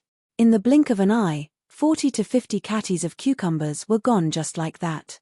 His greenhouse was only so big. It would be strange if the cucumber vine was not bare. Teacher Title Evaluation Conference. When Li heard this, his eyes flashed and he said lightly, Tell me the results of the evaluation in detail. Your Majesty, there were a total of 6 people who were evaluated as professors yesterday. They were respectively, as they walked out of the greenhouse, Li Zishuan explained the Academy's Teacher Title Evaluation Conference in detail to Li. After listening, Li nodded his head and said, Your Teacher Title Evaluation Conference was very interesting. You can continue to stay in the college in the future. Just as you said before, I also hope that Yanghuang College can truly become a place where only talents are valued. Only then can the college become a college that benefits the country and the people. Li Zishuan nodded his head and said, Your Majesty, rest assured. As long as I am here, I will definitely not let the college become a place for flattery. Establishing a heart for the world and establishing a life for the people is the foundation of Yanghuang College's existence. Haha. I still believe in your words. Li laughed lightly and turned around to look at the greenhouse behind him. Then, he said thoughtfully, Marquis Yong'an, this method of growing vegetables in winter, can it be promoted to benefit more people? Different people, in different positions, would naturally think of different problems. As the king of Lantian County, Li Zishuan usually thought of the people in his fief. As for Li as the emperor of the Tang Empire, he naturally thought of the people of the world. Now that the price of vegetables in Chang'an was comparable to gold, Li felt that this method could be used to let the people of the Tang Empire live a good life. When that time came, the Tang Empire would be rich and the people would be strong. Li Zishuan frowned and thought for a while. Then, he shook his head and said, Your Majesty, it is not that I am stingy, but even if this method is promoted, it will not benefit all the people in the world. As the saying goes, the rarer something is, the more precious it is. Your Majesty, although the price of vegetables in Chang'an is very expensive now, it is only temporary. As more and more people know how to grow vegetables in winter, the price of vegetables will definitely drop greatly. When that time comes, those farmers who grow vegetables in winter will not only not be able to earn as much money as they do now, but also have the risk of losing money when the weather is very cold. The reason was very simple. The modern people clearly knew that vegetables in the greenhouse in winter were more expensive than in summer. Why didn't they all grow vegetables in the greenhouse? It was only because there were more people, and the profits were less. Chapter 1198. Cloud Mountain. After listening to Li Zishuan's analysis, Li felt that it made sense. However, it was because it made sense that he felt disappointed. Sigh. What a pity. After a moment of silence, Li sighed regretfully. Li Zishuan understood what Li was thinking. He was disappointed that the greenhouse vegetables could not benefit all the people in the world. He went forward and cupped his hands. Your Majesty, actually, if you think about it from another angle, there's nothing to be regretful about. In the future, this method of growing vegetables using cloth sheds will definitely be widely spread. When winter comes, ordinary people can also afford to eat fresh vegetables. Doesn't this also mean that the Tang Empire is getting stronger? Furthermore, I only said that the people who start growing vegetables in greenhouses will not be able to earn as much as they do now. However, overall, they will still be able to earn. Every winter, there will be many empty fields among the people. The people can use them to grow vegetables and more or less subsidize their families, right? Therefore, on the whole, this thing can still be of benefit to many hundreds of people.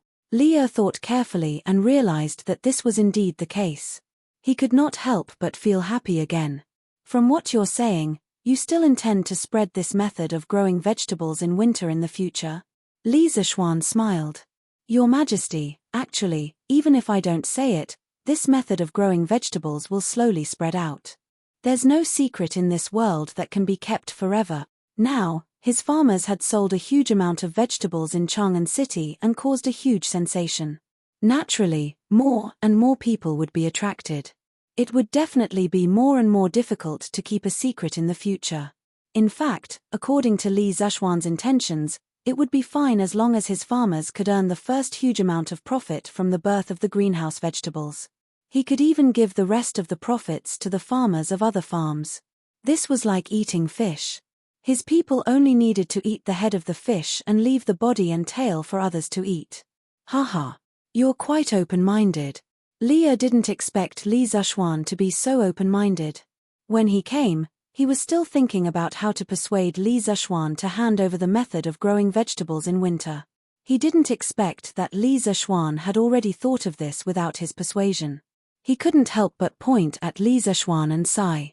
Your Majesty, this subject is deeply indebted to the country, so it is only natural for this subject to do something for the people of the Great Tang. After Li Zishuan expressed his political position, he took the opportunity to say, Your Majesty, I plan to build a dam beside the Ba River in my village to accumulate water from upstream. Please allow it, Your Majesty. Now that the entire Lantian County was his fief, this section of the Ba River was naturally under his control. In principle, there was no need to report to the court about the construction of the dam. He only needed to give Li a heads up. Building a dam? Why are you building a dam? Li was confused by Li Zishuan's words and couldn't help but ask. Li Zishuan was already prepared. He cupped his hands and said, Your Majesty, this subject is building a dam to prepare for a rainy day. Previously, this subject told Your Majesty that in June this year, locusts will appear all over Guangzhou. As the saying goes, a drought and locusts are inseparable. After a drought, there will be locusts. Thus, this subject estimates that this year's drought will also be very serious. This subject wants to build a dam to accumulate water in advance for a rainy day. Leah frowned. Previously, he had been thinking about how to prevent a plague of locusts but had forgotten that after a drought, there would be locusts. After Li Zishuan's reminder, his mood instantly became gloomy again. It's hard for you to be so meticulous. If there really is a drought this year, then I should make preparations in advance. However, will the dam you're building on the Ba River really work? Not to mention other places, just Lantian County alone has millions of mu of fertile land. How much water do you need to accumulate to ensure that all the fields can be watered by a mere Ba River? Hearing this, Li Zishuan furrowed his brows and thought for a moment. He shook his head and said, Your Majesty is right. A single Ba River is indeed unable to solve the drought in all of Lantian County. However, this is the only method I can think of. I can only do it first and talk later. This subject still believes that nothing in the world is difficult. If one has the will, there will definitely be other methods before the drought arrives. Furthermore, other than building a dam to fight a drought, this subject also plans to build something on the dam and use this thing to create something new that the Tang Empire has never seen before. If it succeeds, the impact on the Tang Empire will be unprecedented. Leah raised his eyebrows in surprise. Something that Li Zishuan was so serious about was definitely not ordinary. He asked, What new thing is it? Li Zishuan smiled mysteriously and said, It's electricity. You are electricity, you are light. You are the only legend, *****. For some reason, Li Zishuan suddenly thought of a song from his previous life. Electricity? The surprise on Li Er's face grew. He pondered for a moment and suddenly said, "The telegraph machine you built previously, did it use electricity to send messages, Tilda?" Li Zishuan smiled and said, "Your Majesty is wise. The telegraph machine needs electricity to work properly. Actually, there is electricity in this world, but that kind of electricity is too powerful and it is difficult for mortals to use it." Li was not a stupid person. On the contrary, he was very smart. Hearing Li Zishuan's words, he instantly thought of something and asked, "Are you talking about thunder and lightning?" Li Zishuan nodded and replied, "Your Majesty, it is indeed thunder and lightning. In fact, the electricity that this subject created is the same thing as thunder and lightning. However, compared to thunder and lightning, its power is much weaker. However, it is just right for our daily use. In the future, if we want to popularize the telegraph machine on a large scale, we must have an endless supply of electricity to support it. That is why this subject said that as long as we can create a machine that can generate electricity, it will definitely have an unprecedented impact on our Tang Empire." Li Er's gaze became deep. Now, it seemed that the dam on the Ba River must be built. He said decisively, "Since this dam is so important, then build it. And build it immediately. Build it as big as you can. I really want to see what the Tang Empire will look like with electricity." Li Zishuan heard this and was delighted. He rubbed his hands and laughed. "Hey, thank you, Your Majesty. Then, Your Majesty, the money for the dam, what do you think? This guy wants money. Cough cough. I suddenly remembered that there are still important matters in the palace. You should build the dam as soon as possible. I will return to the palace first." Li Er's expression changed. He hurriedly waved his hand at Li Zishuan and then turned to leave without looking back. Seeing this, Li Zishuan was stunned. F***CK. F***CK. You are really a miser. You are so stingy. Li Zishuan only regained his senses after Li Er had walked away. He was dumbfounded. Chapter 1199. Emperor Li Er walked away slowly, leaving Li Zishuan alone in the wind in a mess. Actually, to Li Zishuan, even if the imperial court did not give him the money, he would still build the dam. The reason why he asked Li Er was just to test him. If old Li gave him the money, he would naturally make a killing. If not, he would not lose out either. But in the end, Li Er's stingy way of doing things made him a little stunned. He did not expect old Li to become even stingier now that he was rich. Indeed, the richer the person, the more stingy they were. But he was an exception. He was generous regardless of whether he had money or not. Since old Li did not give him the money, he would pay for it himself. After all, Lantien County was his fief. He would not lose out by building some public facilities for his fief. Not long after Li Er left, Cao Wendong, Lin Wenyuan, Feng Zhihua, and the other members of the Flaming Yellow Chamber of Commerce all came to look for him. "Marquis, we are here today to ask for fresh vegetables from Marquis's farm." Li Zishuan brought them to the main hall of the Cloud Mountain residence. After taking a seat, Cao Wendong directly stated the purpose of their visit. Obviously, not only did Li Zishuan guess that the fresh vegetables sold by the farmers today came from Li Zishuan, these merchants also more or less guessed that this matter had something to do with Li Zishuan. That was why they came to look for him. Li Zishuan did not deny it. He leaned back in his chair and smiled slightly. "Oh, you are also interested in these fresh vegetables?" Cao Wendong coughed dryly and said embarrassedly, "Cough cough. To be honest, Marquis, we all have restaurants, so we also want to sell some fresh vegetables recently. But Marquis, don't worry. After we buy the vegetables from the farmers, we will not provide them to the restaurants in Chang'an City. We will sell them to the restaurants in other states and counties, so it will not affect the business of the Drunken Immortal restaurant." Cao Wendong had been in the business world for so many years, so he had a sense of propriety when he spoke and did things. After hearing what he said, the other people who came with him also nodded in agreement. Li Zishuan waved his hand and said, "Haha, everyone, there's no need to be like this. This Marquis is not that petty. There are over 1 million residents in Chang'an City, and the Drunken Immortal Inn alone is unable to meet such a huge demand. So even if you have restaurants in Chang'an City, you should sell them. You don't have to worry about forcing the drunken immortal in out of business.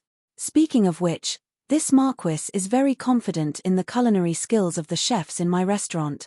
Today, the drunken immortal restaurant was just an insignificant property in Li Zexuan's hands. He no longer valued it as much as he did last year. Besides, he wasn't so overbearing as to allow only his family to open a restaurant in Chang'an City. Hearing this, everyone looked at each other, and a trace of joy flashed in their eyes. They all stood up and cupped their fists. Thank you, Marquis, for your understanding. Li Zexuan waved his hand and smiled. Boss Cow, just now you said that you want to buy fresh vegetables from the farmers. What price do you plan to buy them at? Compared to other things, this was the question that Li Zexuan was concerned about. Now, in the Tang Empire, there was no other place that could grow vegetables in greenhouses except for his. Although Cheng Yarojin and Qin Qiong also grew vegetables, they weren't ripe yet. So he was fully qualified and had the confidence to fight for more benefits for the farmers.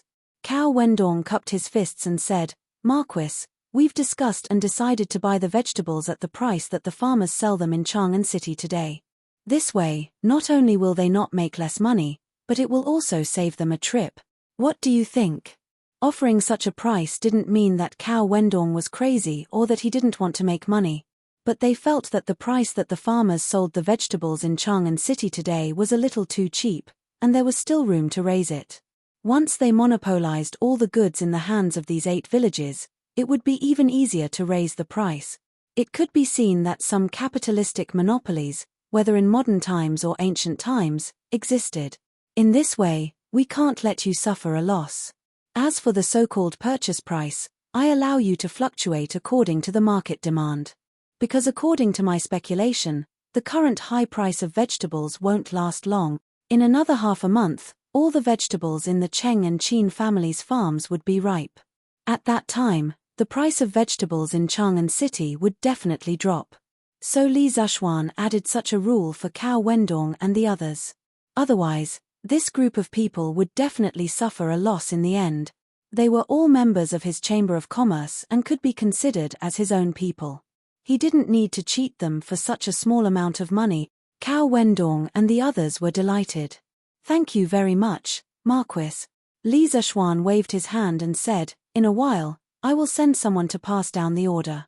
When the time comes, you can go directly to each farmer. They will assist you to buy vegetables or cucumbers from the farmers. But all of this depends on the farmers' willingness. If they want to sell it themselves and don't sell it to you, you can't force them. Of course, of course.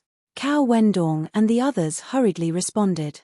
Li Zexuan thought for a while and said, in my opinion, in order to ensure the freshness of the vegetables, you can wake up early every day and come here.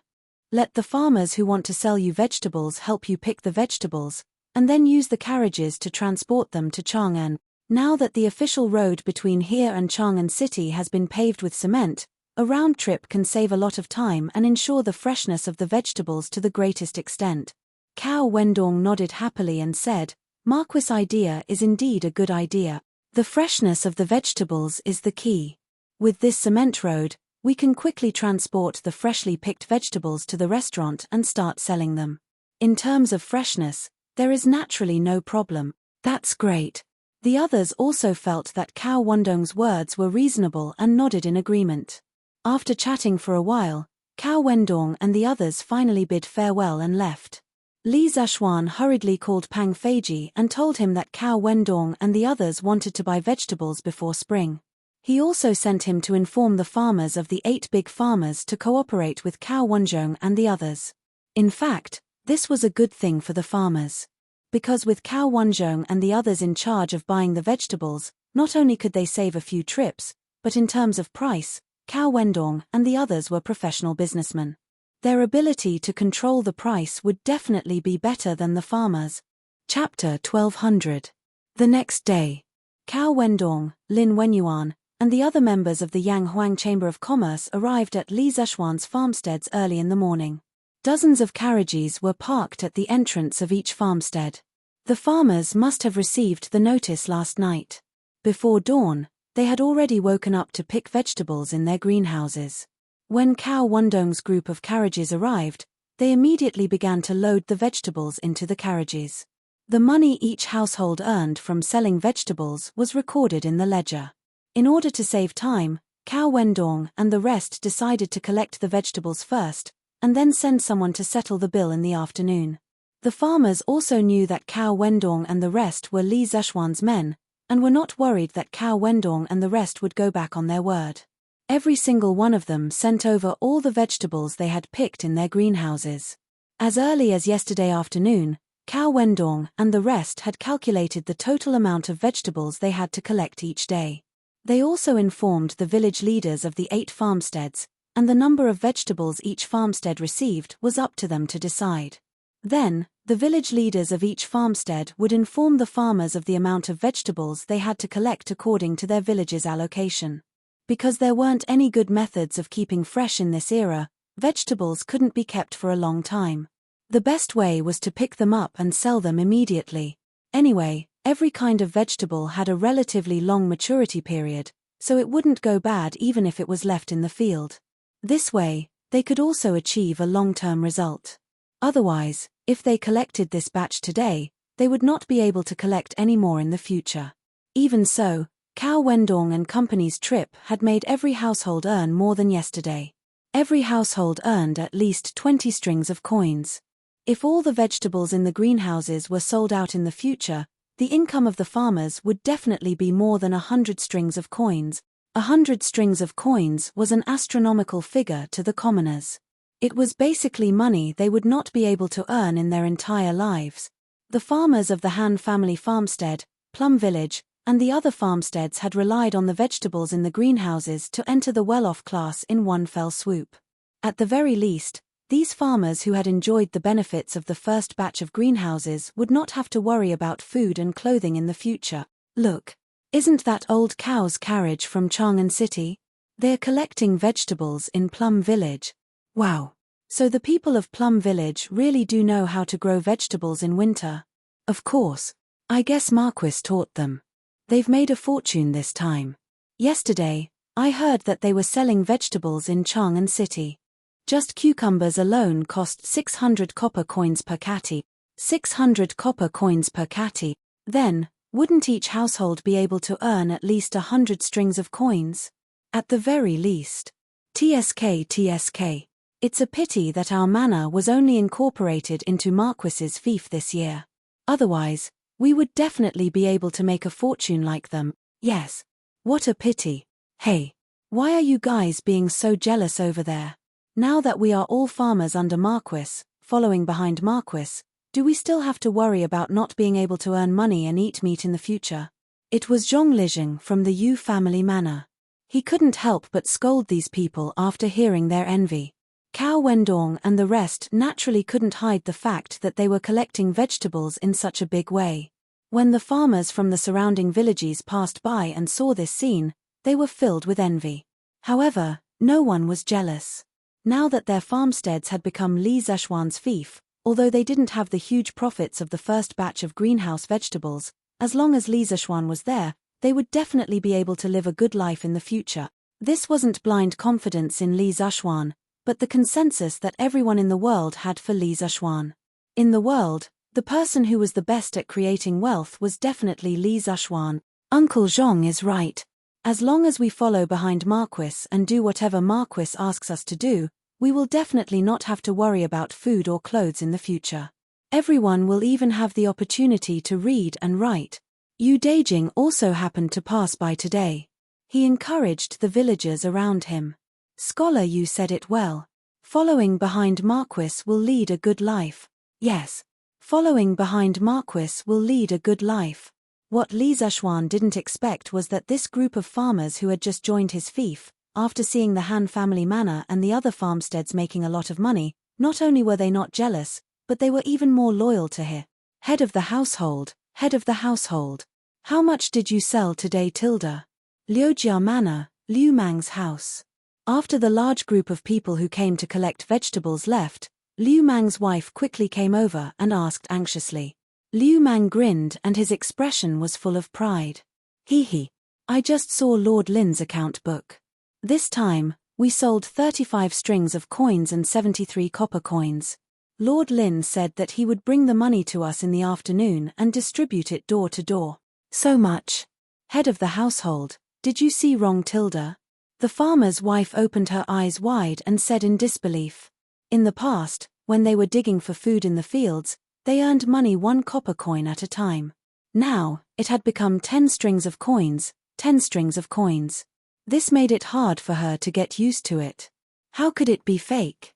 Liu Mang stared and said, "If you don't believe me, wait until Lord Lin sends the copper coins over in the afternoon and you will know. Let me think, how many baskets of coins do we need to fill with 30 strings of coins? Mother of my child, when the time comes, you must prepare a basket to hold the money." The woman responded and then sighed. She said with some regret, "Ari, I'm sorry. Head of the household, if we knew that these greenhouses were so profitable, we would have made a few more. This time, we would definitely be able to earn more." Actually, she wasn't the only one who had this thought. At this moment, who knows how many of the farmers in the 8 farmsteads were secretly beating their chest and stamping their feet. When Li Zishuan told them to make greenhouses, many of them were still worried about whether or not they would lose money. But now, looking back, they suddenly felt how stupid they were at that time. If they had completely believed in Li Zishuan and made a few more greenhouses, then the money they earned this time would definitely be enough to ensure that their entire family would not have to worry about food and clothing for the rest of their life. Go away. Don't be unsatisfied. Think about it. Even if you wanted to make a few more greenhouses, where would we have the extra money to buy cloth? Now that we have earned so much money, we should be satisfied and even more grateful. If it wasn't for Marquis, we probably wouldn't even be able to eat a hot meal right now. Following behind Marquis, we will definitely be able to live a better life in the future. Look at Old Hu from the Han village. Not only is he now the village chief of the Han village, he also made 7 or 8 greenhouses this time. This time, he made the most greenhouses out of all the 8 farmsteads. His family will probably be able to earn thousands of strings of coins this time. But who told him to be an old man by Marquis's side? Not only does Marquis believe in him, he also believes in Marquis. Otherwise, he wouldn't have made so many greenhouses at once. Chapter 1201. In the afternoon, more than 100 ox-drawn carriages left Yenxing Gate in the east of Chang'an City one after another and went straight to the Han Village, Plum Village, and other big villages in the east. Each ox-drawn carriage was piled with 4 or 5 red wooden chests. As the road was bumpy, the chests swayed and clanked, and the sound of something breaking inside could be heard. This huge convoy naturally attracted countless gazes along the way. Wow! There are so many ox carts. What are they carrying? What else could it be? It must be money. Didn't you hear the clanking sound when the cart shook? Some of the more experienced people had already seen through the contents of the large chest on the ox cart. Money. There are so many carts filled with money. How much money do they add up to? It's at least tens of thousands of strings of cash. TSK. You have no taste. What tens of thousands of strings of cash? It's at least close to 100,000 strings of cash. 100,000 strings of cash. Someone shouted. The passers-by heard it and could not help but hold their breath. Whose ox cart is this? 100,000 strings of cash. They actually spent so much money. What are they going to do? Hey, it looks like there's more than one family. The Cow family's cart is at the front. Behind them are the Lin families, Feng families, Liao families. I know. They're going to give money to the Plum Village, Han Manor, Liu Manor, and Wang Manor's manors. Give money. What money? Don't you know? This morning, Old Master Cow and the rest collected a lot of vegetables from the manors near the Han Manor. Today in Chang'an City, those Old Master's restaurants are all releasing all kinds of vegetables. They must have collected them from the manors. They're probably going to settle the bill for the manors now. Whoa, settle the bill? Do they need so much money to settle the bill? Wow. Doesn't that mean that the farmers of those villages have really struck it rich this time? Sigh. That's right. It's not just those manors. If you ask me, under Marquis's leadership in Lantien County, every family will have thousands of strings of cash in a few years. Let's not talk about it. A few days ago, There was even a matchmaker who wanted to matchmake for my daughter. The other party was from Lantien County. I have to hurry back and agree to this marriage. If my daughter marries over, she will definitely be able to enjoy life in the future. The commoners could see the bright future of Lantien County from the profits of these 8 villages. In an instant, all the villagers in Lantien County became the object of envy of the commoners around Chang'an. Those who had daughters were all wondering if they knew any young men in Lantien County so that their daughters could marry over. Who knew, they might be able to enjoy a good life in the future. After a long stretch of the cement road, the money delivery team finally arrived at the Han family manor, Plum Village, and a few other manors. At this time, Cao Wendong and the others couldn't help but admire Li Zishuan's foresight in building the road. With the cement road, their trip back and forth was more than twice as fast. 2 or 3 times. For businessmen, time was money. When the villagers heard the news, they all came to the village entrance to line up and wait. When they saw the servants moving boxes of money down, they were all stunned. For these farmers, it was likely that most of them had never seen so much money in their entire lives. Now, a considerable portion of this money was going to be theirs. This made the farmers feel like they were living in a dream. Han Xiaodong, 45 strings of coins and 300 copper coins. After all the copper coins were moved down from the carriages, under Old Hu's organization, 4 tables were set up at the village entrance. The commoners were divided into 4 groups and began to distribute money from house to house. Hey! Coming! Thank you, Old Master Cao. Han Xiaodong eagerly took a step forward and thanked Cao Wendong who was beside him. Then, he stood in front of the table, holding a gunnysack and waiting to receive the money. Yes, it was a gunnysack. After all, there were so many copper coins. He couldn't possibly hold it all in his hand. Here. 45 strings of coins and 300 copper coins. Please count it in person. The middle-aged scholar opposite Han Xiaodong said after putting a few dozen strings of money into Han Xiaodong's gunnysack. Yes. Thank you. Han Xiaodong chuckled and lifted the gunnysack to the side and began to count. Speaking of which, with this sum of money, he would be able to renovate his house and get himself a wife. Thinking of this, he couldn't help but be overjoyed. Next, Niu Dahai, 38 strings of coins and 700 copper coins. Hey! Coming! All the way until the sky turned dark, the money from selling vegetables was distributed to all the villagers. The workers who were in charge of counting the money were really counting the money until their hands cramped up. All the villagers had a bountiful harvest and were beaming with joy. As the evening approached, the smell of meat wafted from every house. Although it wasn't a festive season, the villagers still wanted to reward themselves after earning so much money. After experiencing this, the 8 villages under Li Zishuan could be considered to have become rich overnight. For example, Old Hu's family had 7 or 8 greenhouses. His family's wealth was even greater than many of the rich merchants in Chang'an City. Logically speaking, with their current wealth, most of them could buy a house in Chang'an City.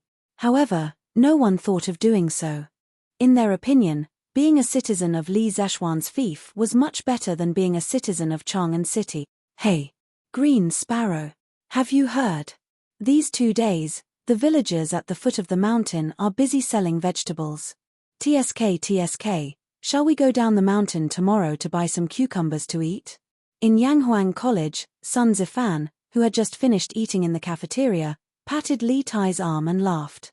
Li Tai rolled his eyes and said with a sly smile, Heh, why do we need to go down the mountain to buy some? If I remember correctly, Yamacho should also have cucumbers at home, right? Last time when the academy teachers had a meeting, Yamacho brought 2 baskets of cucumbers. Let's go to his house tomorrow and take 2. Yamacho won't ask us for money, right? Sun Zifan couldn't help but be very interested when he heard this. He nodded vigorously and said, Ha. It's settled then. Tomorrow morning, we'll go to Yamacho's house. Little Ku, are you going? Li Tai was a little excited to find a partner. After all, other people's cucumbers would undoubtedly be more delicious. So he looked at Li Tai and asked. Now that school was about to start, most of the students had come to stay at the academy in advance. Li Ku was among them. He came after the Lantern Festival. Green Sparrow, is this okay? Li Ku frowned. He still respected Li Zhuan very much. Li Tai laughed and said, "Hey, what's wrong with this? Yamacho is not a stingy person. Tomorrow, we can ask Yamacho how our exam results were last semester." Li Ku was finally convinced. "Okay, let's go together tomorrow." Chapter 1202. The next morning, Li Zhuan had just woken up and was about to have breakfast when Li Tai, Li Ku, Cheng Chumo, Sun Zifan, Yuchi Baolin, and Qin Huayu arrived. It turned out that all the students from Dormitory 01 were here, and they even brought Li Ku with them. "Heh, why are all of you here so early today? Are you here to scrounge for food?" Li Zhuan was overjoyed and immediately laughed. Speaking of which, the courtyard was only a few steps away from Yanghuang College. In the past, Li Tai, Cheng Chumo, and the others often came over to scrounge for food. After so many times, Li Zhuan had gotten used to it. However, it was the first time that so many people had come today. Hee hee. Yamacho, don't make it sound so bad. What scrounging for food? We're here for something important. Li Tai licked his lips and laughed. Oh. If that's the case, then I won't get anyone to add more bowls and chopsticks for you. Find a place to sit yourselves. If there's anything, wait until I'm done eating, Li Zhuan said casually and then started eating, ignoring the students. Li Tai was speechless and secretly regretted why he had pretended to be good just now. Fine, now he could only watch Li Zhuan eat from the side, right? Speaking of which, they hadn't eaten in the morning. Now that they were standing at the side and watching Li Zhuan eat, it was really a kind of torture. Fart. Han Yushi couldn't help but cover her mouth and laugh when she saw Li Tai's choked look. She turned to Li Zhuan and said, "Hubby, don't tease Chinkyu and the others. It's so early now. They definitely haven't eaten yet. I'll get someone to add more bowls and chopsticks for them." With that, she got up and went to instruct the servants. Master's wife was still more reliable than Master at critical moment. Li Tai was so touched that he cried. "Thank you, Master's wife." A moment later, "Yes, this cucumber salad tastes really good. Yes, the stir-fried spinach is pretty good too. Green Sparrow, have a taste. Master's wife's craftsmanship is amazing. Oh, how could these lentils be made so fragrant? What's in there?" Once they were on the table, Li Tai, Cheng Chumo, and Sun Zifan, these three chatterboxes, couldn't stop talking. After looking around, only Yuchi Baolin was more honest. This child didn't have the time to comment at all. He only focused on stuffing the food on his plate into his mouth. Han Yushi saw that the dishes on the table were about to be eaten up, so she quickly went to the kitchen to cook a few more dishes at the last minute. Only then was she able to let these people eat their fill. Burp tilde. After breakfast, Li Tai lay on the old-fashioned wooden armchair in Li Zhuan's house. He rubbed his stomach contentedly and burped. This was the happiest time of his life because to him, there was nothing happier than just having a full meal. He had already secretly made up his mind to look for a princess consort in the future.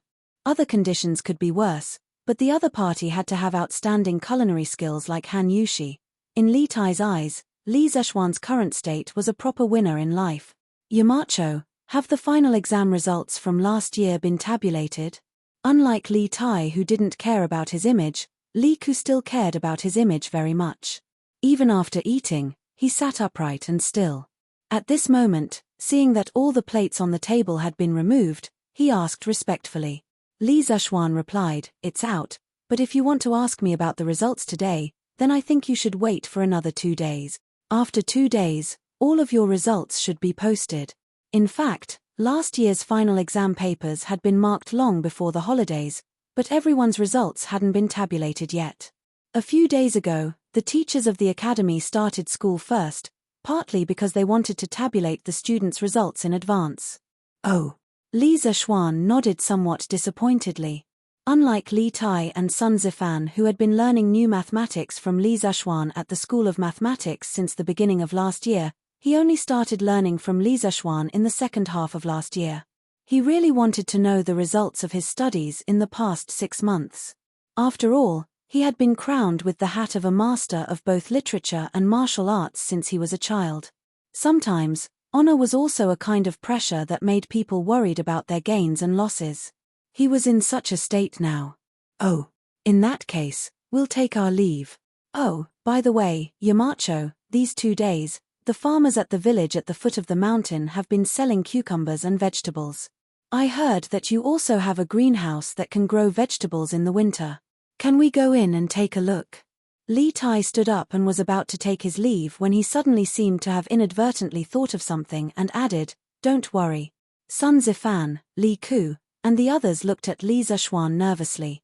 Li Zishuan didn't know about the little fatty's dark thoughts. He nodded casually and said, "Chinkyu, if you want to take a look, then go ahead. The greenhouse is behind the courtyard. I still have something to do at the academy, so I'll take my leave first." Yes. Take care, Yamacho." When the little fatty heard this, he became even more excited. He couldn't wait for Li Zishuan to leave right away. Li Zishuan looked at Li Tai with a baffled expression. Then, he said goodbye to his wife and left the room. He had to go to the academy in the morning to discuss the construction of the dam on the Ba River with Mo Huai. As the head of the Mo family, Mo Huai's achievements in engineering were definitely not below Li Zishuan's. With such a great master in the academy, Li Zishuan naturally had to humbly ask for advice. After Li Zishuan left, Li Tai gave a look and whispered, "What are you waiting for? Go pick the cucumbers." After saying this, he took advantage of the time when Han Yushi and the maidservants of the Li residence went to the kitchen to take the lead and walked towards the greenhouse behind Li Zishuan's courtyard. A moment later. Damn. It turns out that this greenhouse can really grow vegetables in the winter. Yamacho is really too talented to be able to think of this method. After seeing the green vegetables in the greenhouse, Sun Zifan suddenly exclaimed. This was because he had never seen such a scene in the winter before. Li Tai curled his lips. It wasn't like he had never been to the soup kitchen. Vegetables in the winter were not rare to him. What made him feel strange was Li Zishuan's method of growing vegetables in the greenhouse. Quickly pick the cucumbers and leave. Don't let Yamacho catch us by surprise," Li Tai called out, and the group immediately walked to the cucumber rack. However, when they got closer, they were stunned. Damn! Where are the big cucumbers? Why are there only small cucumbers the size of a thumb left? Cheng Chumo widened his eyes and wailed. The cucumbers in his family's greenhouse were far from fully grown, so he wanted to take a few cucumbers. However, now it seemed that they were destined to return empty-handed. Chapter 1203. Yamacho, the Ba River's riverbed is nearly 1,000 feet long. How can it be easy to cut it in the middle and build a dam? In the meeting room on the first floor of Guanghua Building in Yanghuang College, Mo Zhong looked at a large map on the table and gestured with his hands as he spoke in a deep voice. Other than him, Li Zishuan, Mo Lingwei, Yang Shaoning, and a follower of the school of Mo called Mo Chue were also in the room. It was said that he was a disciple that Mo Huai had focused on nurturing and was likely to be the next generation of the Mo family. Among the members of the Mo family, besides Mo Huai, Mo Lingwei was the most talented. However, Mo Lingwei was a girl and Mo Huai couldn't bear for his daughter to shoulder too much. Therefore, he had never counted Mo Lingwei as one of the candidates for the next generation of the Mo family. Other than Mo Lingwei, the most talented person should be Mo Chue. He was about 25 or 26 years old and already had a family. He taught physics at Yanghuang College. Last semester, before the college opened, all the teachers were tested. In that test, Mo Chue's results were close behind Mo Huai's, which showed how talented he was. It was just that the Mo family had Mo Huai and Mo Lingwei, this pair of amazing father and daughter, which overshadowed his brilliance. Otherwise, he would definitely become a figure of the Mo family. At this moment, everyone in the meeting room was staring at a map on the table, frowning and deep in thought. Li Zishuan spoke in an unquestionable tone, "There's nothing impossible in this world. The Ba River is only 1,000 feet wide. It's not impossible to build a dam on the riverbed. What we need to do now is to find a solution, not discuss whether it's feasible or not. This dam must be built this year. Because of the summer drought and also because he wanted to develop the Tang Empire's electricity industry. Li Zexuan added silently in his heart. Moreover, 1,000 feet wide riverbed wasn't very wide for him. It was only 300 meters wide. The modern Three Gorges Dam had a total width of 2,300 meters. Although modern construction machinery was much more advanced than ancient times, Li Zexuan felt that a 300-meter-tall dam could definitely be built with a little thought. Feeling the determination in Li Zexuan's tone, everyone in the room frowned deeply. Those who were familiar with Li Zexuan knew that as long as he decided on something, he would definitely do it. Even 10 bulls could not pull him back.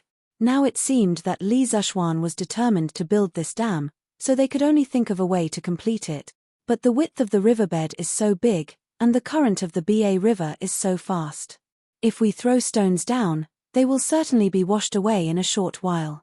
How can we cut the river in half and build a dam? Mo Huai pondered for a moment before shaking his head. Li Zexuan recalled the construction process of a famous dam in his previous life. After a while, he pointed at the blueprint in front of him and gestured while slowly opening his mouth. First, we have to build a diversion canal to split the Ba River's water flow in the middle. Only then can we start the construction of the entire water project. After cutting off the Ba River's water flow, we will divide it from the north to the south. Then, we will build a channel in the middle. After the channel is completed, we will fill the two sides with large amounts of stones until there are enough stones to cover the water surface. Then, the water in this channel will flow to the other side. Then, we will use the same method to build a channel on the other side. In the beginning, we will use pine wood to strengthen the foundation of the dam. First, we will use vertical pine wood to drive piles on top of the sand and stones. Then, we will lay them flat and vertically like building a house. Then, we will build a stone dam. Later, we will use cement pillars wrapped in steel rods to nail into the riverbed as the foundation of the dam. Once we have the foundation, the next step is to add stones to the dam. In order to build this dam, Li Zexuan was going all out. He took out his trump card, which was reinforced concrete. In ancient times, when building dams, wooden piles and sand were usually used as the main body of the dam.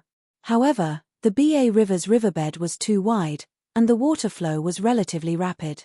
If wooden piles and sand were used, the dam would definitely burst after a long time. So, he could only use the more solid reinforced concrete. Anyway, he had a mine at home, and the production of steel in the workshop was gradually increasing. For the time being, he didn't lack iron. Moreover, if this dam was completed, it would give a huge boost to the industrial foundation of Lantien County. So, even if he had to invest a large amount of capital, Li Zexuan was willing to do it. Cement stone pillars wrapped in steel rods. Mo Huai muttered. Suddenly, his eyes lit up.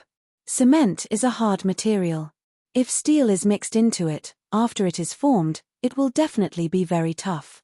Moreover, it will be able to withstand the violent impact of the river for many years. It is indeed a good material for building dams. But, won't the consumption of steel be too large? The rest of the people also looked at Li Zexuan. Obviously, they had also thought of this problem. However, Li Zexuan was still determined. No matter how large the consumption is, we must build this dam. Even if we don't have enough iron, I will think of another way. Mo Huai was speechless. This was the first time he had seen Li Zexuan so stubborn about something. Of course, this also showed how important this dam was. Yamacho, I wonder if the imperial court will provide support for building this dam? Yang Shaoning suddenly asked. Now that he was a teacher at Yanghuang College, of course, he couldn't directly call Li Zexuan by his name in the academy. He had to follow the others and call Li Zexuan Yamacho. Li Zexuan's mouth twitched, and his face darkened. Currently, the imperial court's finances are tight. Although His Majesty wants to support us, he can't take out the extra money to support us building the dam. We have to rely on ourselves for everything. Hearing this, Yang Shaoning was speechless.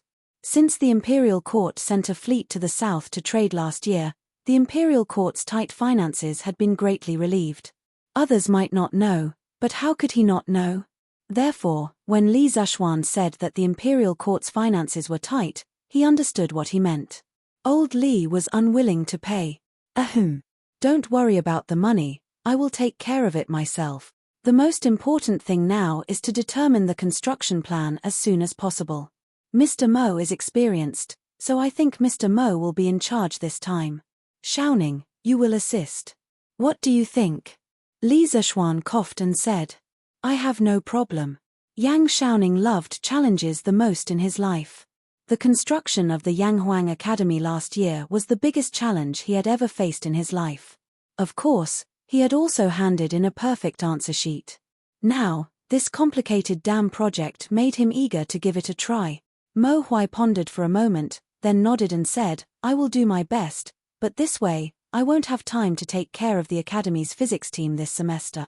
I hope Yamacho can let Mo Chue take over my position temporarily. Chapter 1204. In Li Zishuan's plan, Yanghuang College was not just a place to teach or study. The college had the important mission of revitalizing the industrial base of the Great Tang Empire. In the future, Li Zishuan would let some teachers or students from the college take the lead and participate in some major projects. The dam on the Ba River was only the first project Yanghuang College had undertaken. As engineering developed rapidly in the future, the college would have to take the lead in more and more projects. He wanted to make the college similar to the top universities in modern times, forming a perfect closed loop of production, learning, and research. Mr. Mo, in your opinion, how much will it cost to build this dam? In the meeting room, after confirming the candidate to preside over the construction of the dam, Li Zishuan turned to Mo Huai and asked. Mo Huai thought for a moment and shook his head.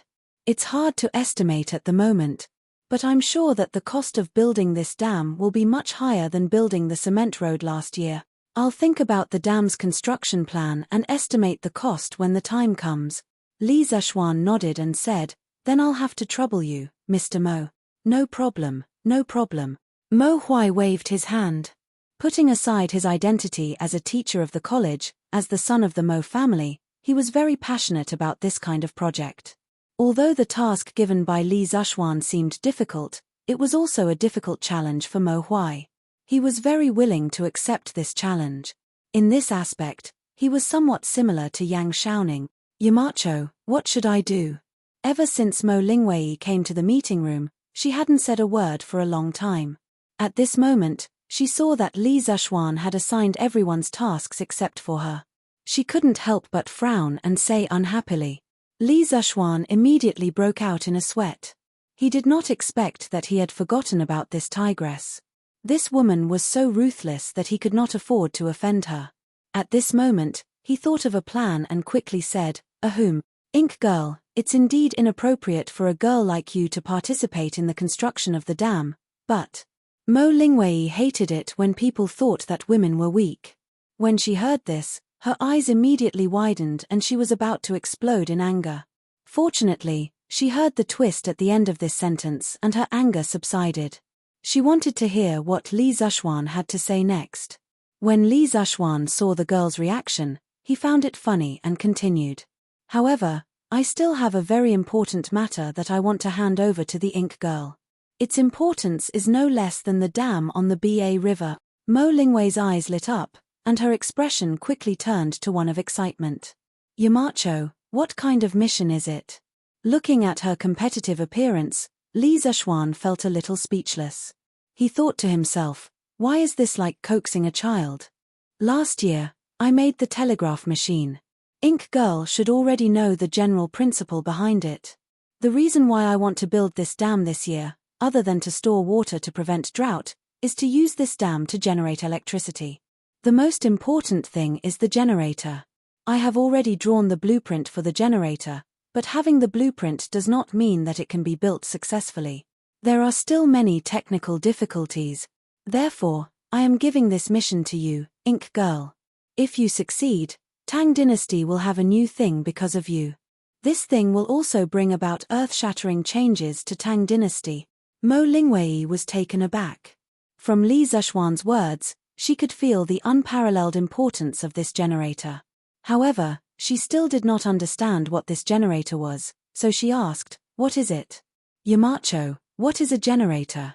What does this generator have to do with the dam?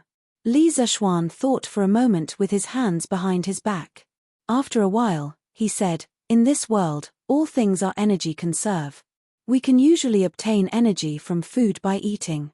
The energy we obtain is usually used to walk, talk, think, or perform other activities.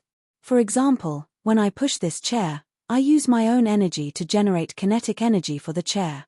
The energy I use is equal to the kinetic energy generated by the chair and the heat generated by the friction between the chair and the ground. This is the principle of energy conservation. As for the relationship between the dam and the generator, I built the dam mainly to raise the distance between the river and the riverbed to create a potential difference. When the river flows from a high place to a low place, the kinetic energy of the river will cause the generator to move. The generator will then convert this kinetic energy into electricity, and we will be able to obtain the electricity we need. Conservation of all things energy. Before Mo Lingwei could say anything, Mo Huai could not help but exclaim, back then, the Mo family's divine ancestor also said that all things in the world are born from something, and something is born from nothing. However, something cannot be created from nothing. Could this be what you mean, Yamacho tilde? Although Li Zishuan had previously said that he was not the reincarnation of the Mo family's divine ancestor, Mo Huai could not help but think so sometimes. After all, Li Zishuan's knowledge was too advanced. Li Zishuan said in surprise, I didn't expect the Mo family's divine ancestor to have such knowledge back then. This junior is really Empress. Mo Lingwei said proudly, Of course. There is nothing the divine ancestor doesn't know. However, Yamacho, you have to give me the blueprint as soon as possible. I will take it back and study it carefully. Li Zishuan nodded and said, okay. I will get someone to send the blueprint to Ink Girl in the afternoon. I hope you can understand it as soon as possible. In fact, he was laughing in his heart. This generator was not like an astronomical telescope.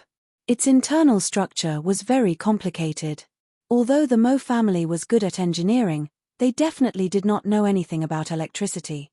He hoped that when Mo Lingwei saw the blueprint, she would not come looking for him with a big head. Yes. Mo Lingwei did not know about Li Zishuan's sinister intentions. She nodded happily and replied, Oh. It will take a long time to complete the dam. During this time, I suggest that Ink Girl study the Academy's physics textbooks for the first and second semester. It will be very helpful for you to build the generator. Li Zishuan thought about it and gave Mo Lingwei a suggestion out of goodwill. This was because the Academy's second volume of physics textbooks had already started to explain electricity. If Mo Lingwei studied it carefully, she would encounter much less resistance when building the generator. Oh. Then I will ask my father for 2 textbooks. Chapter 1205. In the afternoon, Iron Egg left the academy and planned to go to the Lin family to continue teaching Lin how new mathematics. However, Li Tai found out and insisted on going with him.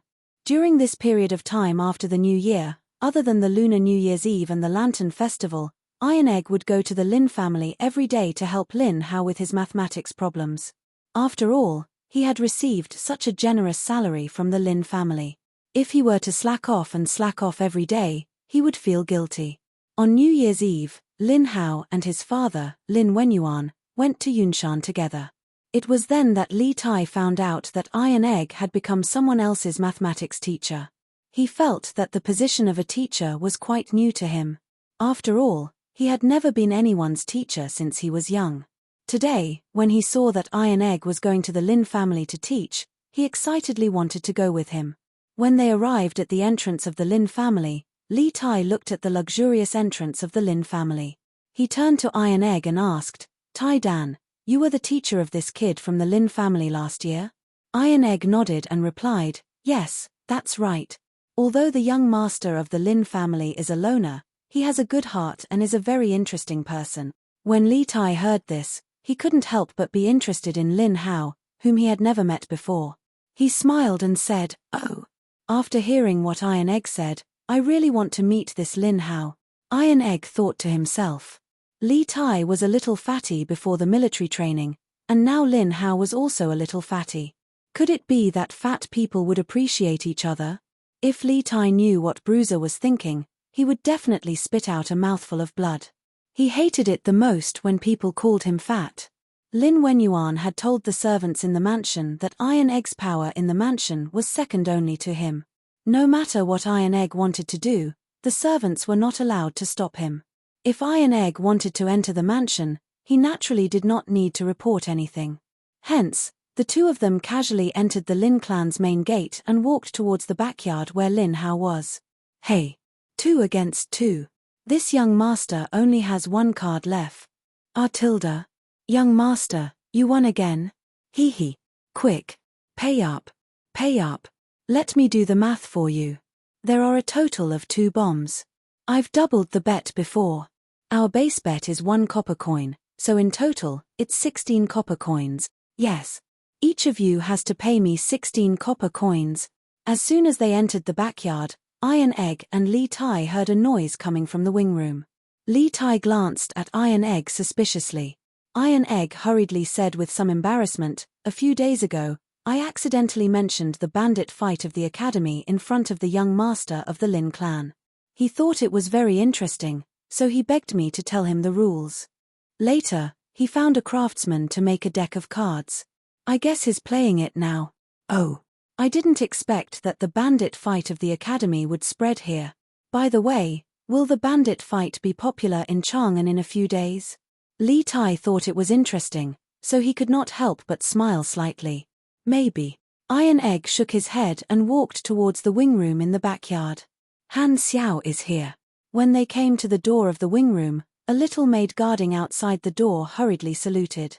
But instead of saying that she was saluting, it was better to say that she was reporting to Lin Hao in the room.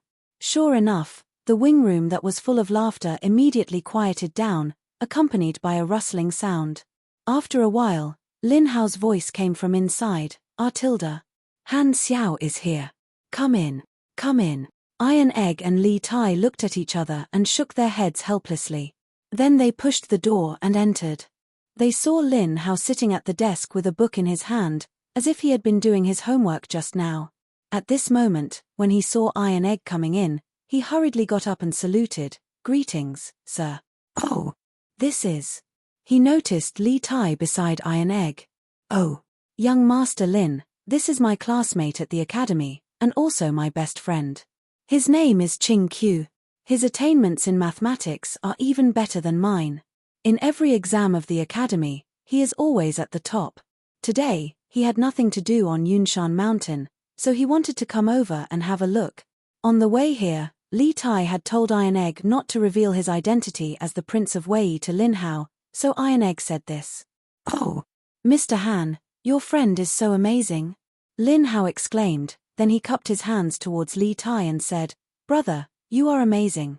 You can still stand out in Yanghuang College, where talents gather. I admire you, I admire you." Flattery was the only thing that could not be ignored. It was reasonable to say that Li Tai had received a lot of compliments from others, but those who had complimented him in the past were mostly his subordinates, and there were only a few types of compliments. After listening to them for a while, it became meaningless.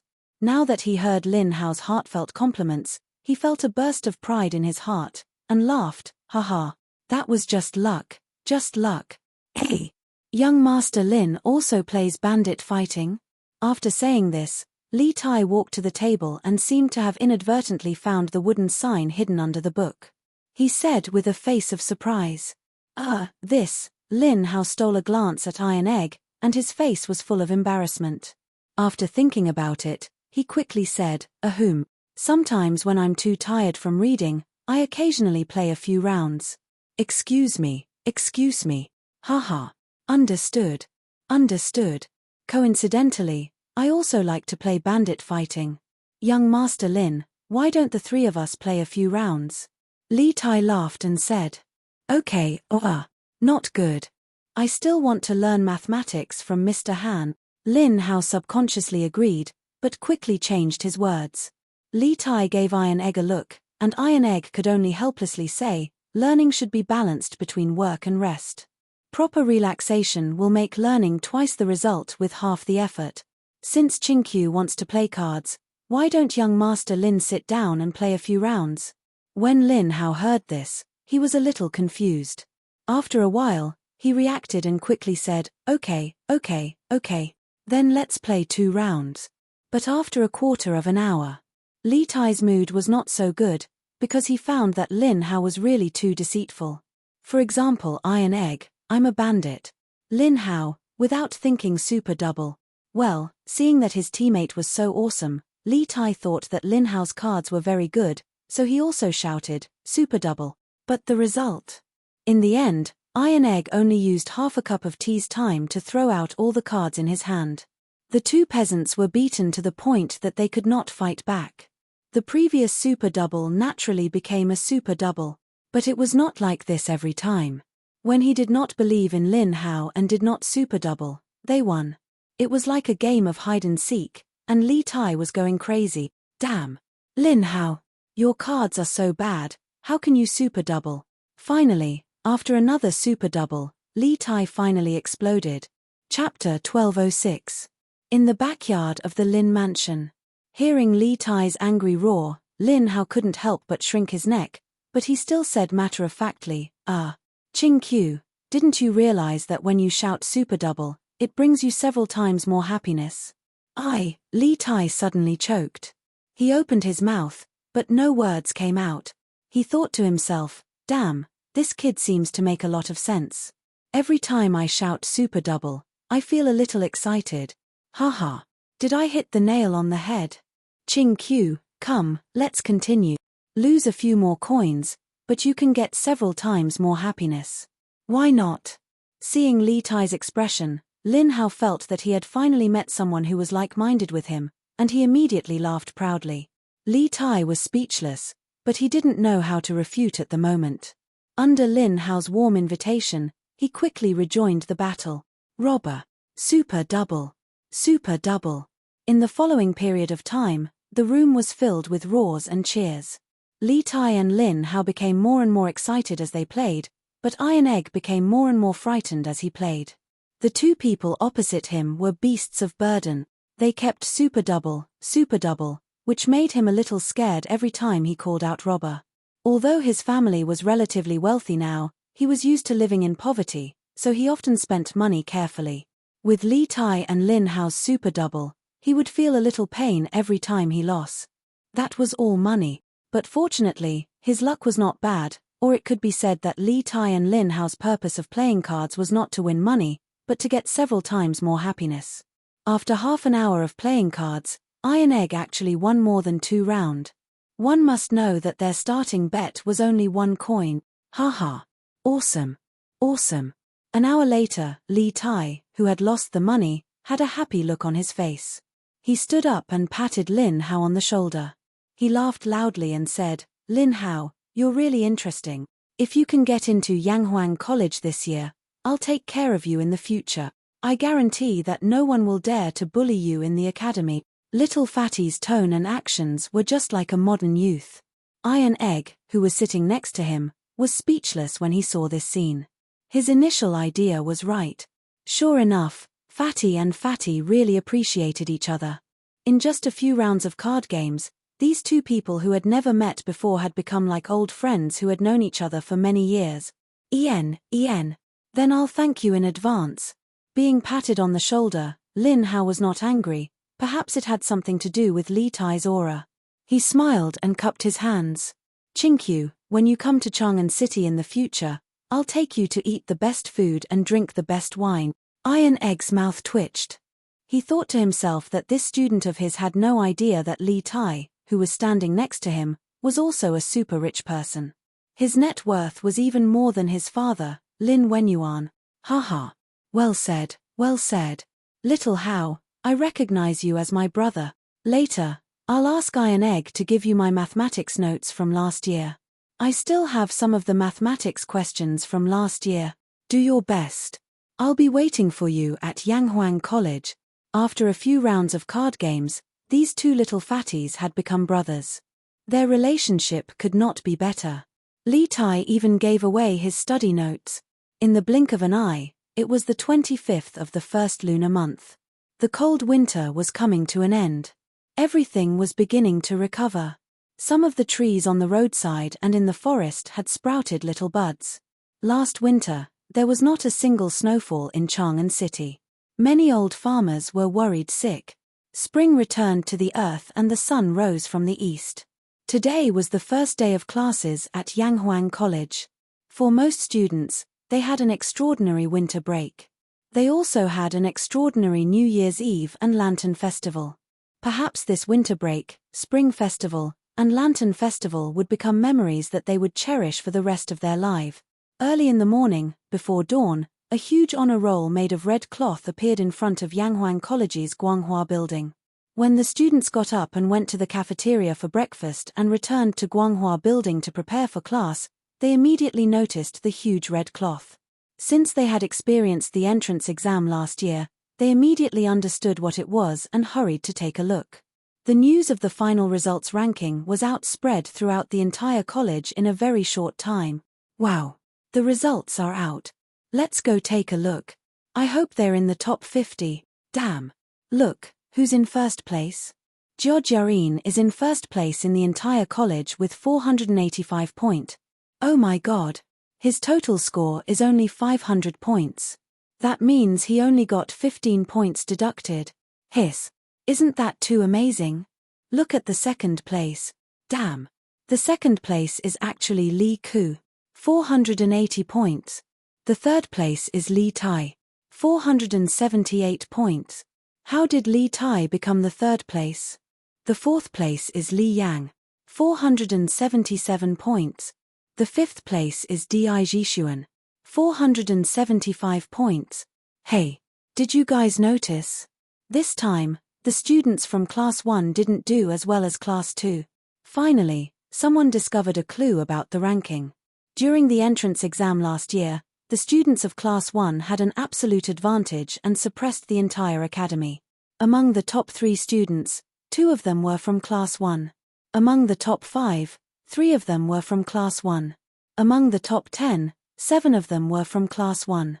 The tyrannical strength of Class 1 made the other classes of the academy feel a sense of despair. But now, among the top 5 students, only 1 was from Class 1, while the other 4 were from Class 2.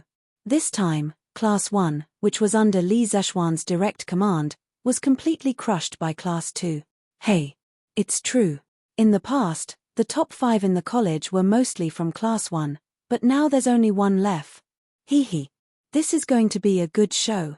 Wasn't there going to be a good show to watch? The students from Class 1 who were at the top of the honor roll were all gnashing their teeth. As the saying goes, an army of indignant soldiers is bound to win.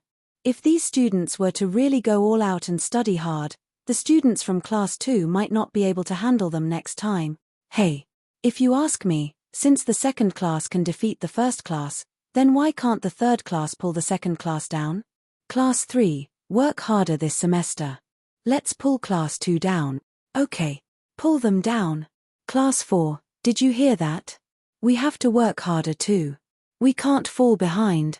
Class 2's counterattack not only made the other classes realize that Class 1 students were not invincible, but it also made them realize that everyone could be defeated. Since Class 2 could pull Class 1 down, why can't we pull you down as well? Chapter 1207. Hey, take a look. There's something written below the honor roll. What is it? Congratulations to Yang Sailu, Ma Ju, Mo Huai, Wang Ji, Xu Hongji, and Xiao Dian for becoming professors of Yanghuang College. Wow, that's great. Mr. Wang has been promoted to professor. I love listening to his lectures. I love listening to Mr. Ma's lectures. The students who liked the 6 professors cheered when they heard that the college had added 6 more professors. Little Ku, you're amazing this time. Outside the crowd, Li Tai patted Li Ku's shoulder and smiled. However, only he himself knew how much of a forced smile there was on his face. Li Tai had always been an arrogant person and a person who refused to admit defeat. Calculating the time, he came into contact with the new mathematics nearly 2 to 3 months earlier than Li Ku, but in the end, Li Ku actually surpassed him. This made him very unhappy. If it was in the past, then perhaps he would have started to mock and ridicule this good brother of his. But after living in the academy for so long, His arrogant and proud character from the past had been restrained greatly. He'd gotten used to the harmonious life of brothers and the love of fellow students. Chinkyu, I was just lucky this time. If you were serious, no one in the entire college would be able to beat you. Li Ku looked into Li Tai's eyes and said seriously. These words were to comfort Li Tai, but it was the truth. In the current situation of the college, Li Tai was the strongest. Hearing Li Ku's words, Li Tai felt a little better in his heart. He thought for a moment and said with a serious expression, "Winner takes all. A loss is a loss, but next time, I will definitely not lose again." After saying that, the little fatty raised his head and walked past Li Ku valiantly and proudly toward Guanghua building. Li Ku looked at Li Tai's back and thought to himself, "Chinkyu, I won't let you win so easily." Yamacho, what do you think of the exam results this time? In the office, Yang Sailu stroked his beard and asked Li Zishuan. A few days ago, when the test results were announced, he was also shocked. He didn't expect that Class 1, who had been studying with Li Zishuan for the longest, would actually fall at the hands of Class 2. It really shocked him to the point that his jaw dropped. Li Zishuan smiled faintly. He didn't seem to be annoyed. Haha. So what? It was just an exam, not a life and death battle. No one's life was smooth sailing. This small setback was a good thing for the children in Class 1, and it was also a good thing for the students in Class 2, because this allowed them to realize that although Class 1 was strong, it wasn't invincible. As long as they worked hard and were willing to fight, anyone could sit on the throne of first place. As for me, the more competitive the students are, the happier I am. Because only in this way will the academy grow stronger and stronger. To be honest, although the results this time were out of Li Zishuan's expectations, he didn't care much about it. In his previous life, from elementary school to junior high school, university, and graduate school, he had gone through countless exams. He had also failed, and been discouraged. But in the end, these failures, hesitation, and discouragement were all turned into stepping stones on the road to success. There was no smooth sailing in life. This was the principle he wanted to teach his students. Yamacho is farsighted and open-minded. I admire you. After listening to Li Zishuan's words, Yang Sailu couldn't help but clap his hands and laugh. Haha. Mr. Yang, you flatter me. Li Zishuan smiled. When he was about to leave, he said, Oh, Mr. Yang, when the class ends later, remember to inform the students to gather at the sports field. There will be a commendation ceremony this afternoon. An exam was actually like a war. After the end, there would naturally be corresponding rewards for the victorious side. Yang Sailu's eyes flashed. He cupped his hands and laughed. Okay, Yamacho. Li Zishuan nodded and left. Sigh. Our Class 1's glory is gone. In the classroom of Class 1 during the break, the students' faces were no longer as cheerful as they usually were. Everyone's face was full of seriousness. All along, because they were trained by Li Zishuan, they felt that their class must be the best in the whole academy. But now, the students of Class 2 had completely shattered their dreams and sent them into the cold reality. There's no other way. Jiao from Class 2 is too good. Last year's exam was rushed, but he only lost 15 points. Zheng Ziran couldn't help but shake his head and sigh. Meng Wenhao, who had been silent for a long time, finally spoke. There's nothing to be proud of. Although Jiao from Class 2 did very well this time, he's not invincible. We beat them in the past. If we work hard in the future, we can beat them again. Li Tai slapped the table and stood up. He agreed loudly. Wenhao is right. I think the reason why Class 2 could do better than us in the last exam was that they were better than us in the ability to take the exam in a short time. In the future exams, as long as there are no urgent matters, there won't be a hasty exam like last time. In this way, their advantage will no longer exist, and our chances of winning will be greater. So I think we don't need to be discouraged. Just do what you should do. It's just a failure. Our foundation is better than theirs, and there will be more opportunities in the future. As the gang leader of Class 1, Li Tai felt that he had to say something to boost the morale. Otherwise, with such a depressing atmosphere, everyone would be finished. In fact, to some extent, His analysis was not without reason. Last year, in order to let the students participate in the warm winter operation, Li Zexuan brought forward the final exam at the last minute, which caught everyone off guard. The failure of Class 1 this time had a lot to do with insufficient preparation. Yes, we still have opportunities in the future. It's not like we don't have any chances. At most, we'll just beat them up in the monthly exam, Sun Zifan roared. This guy's voice was so loud. Yes, beat them up. Beat them up. The rest of the students followed suit and roared. As a result, during what was supposed to be an ordinary break between classes, a series of orderly roars came from Class 1's classroom. The teachers and students outside all cast strange gazes in their direction. Haha. Not bad, these kids didn't let me down. Hearing the voices here, Li Zexuan, who was in the corridor, smiled with relief and then whispered to himself softly. Chapter 1208. Afternoon. The warm sun shone on the earth, but no one could feel the slightest bit of warmth. No one knew who cut the thin leaves, but the spring breeze in February was like scissors. If the spring breeze in February was like this, what about the spring breeze at the end of January? When it scraped against the face, it was still like a knife cutting. On the sports field of Yanghuang College, more than 600 students from 16 classes stood neatly on the grass, waiting for Li Zexuan to speak. The students didn't have to wait for long. At 3 in the afternoon, Li Zexuan, dressed as a scholar, walked up to the rostrum with steady steps. When the students below saw Li Zexuan on the stage, they couldn't help but stand up straighter. Clearly, after spending the entire winter break together, Li Zexuan's reputation among the students had become even more resounding. At the beginning of the new year, first of all, in the name of the Yamacho of Yanghuang College, I wish all the students and teachers of the college a happy new year. Every time he saw these youthful faces, Li Zexuan felt that what he was doing was so meaningful. He was changing a group of young people, and in turn, changing the entire Tang dynasty. In a few years, these children were bound to spread the seeds of engineering across every inch of Tang dynasty. Clap clap clap tilde. The students and teachers below the stage couldn't help but applaud. Li Zexuan pressed his hands down. When silence was restored, he spoke again. Last year was the first year of Yanghuang College's establishment. You are the first batch of students of the college, and you are also very outstanding students. In last year's final exam, out of 500 points, 402 students scored 400 points and above, and 95 students scored 450 points and above. I am very satisfied and gratified that you were able to achieve such results in such a rushed preparation, especially those students who ranked in the top 10 of the grade.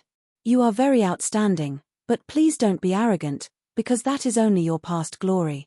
The road ahead is still very long. For those students who did not perform well, don't be discouraged. No matter how good the road is, there will be times when it isn't smooth. No matter how smooth life is, there will be moments when it isn't as you wish. You must firmly believe that you can face difficulties head-on. You must establish the belief that you will win. Setbacks and hardships were only stepping stones for the strong. For capable people, they were wealth. For the weak, they were a bottomless abyss.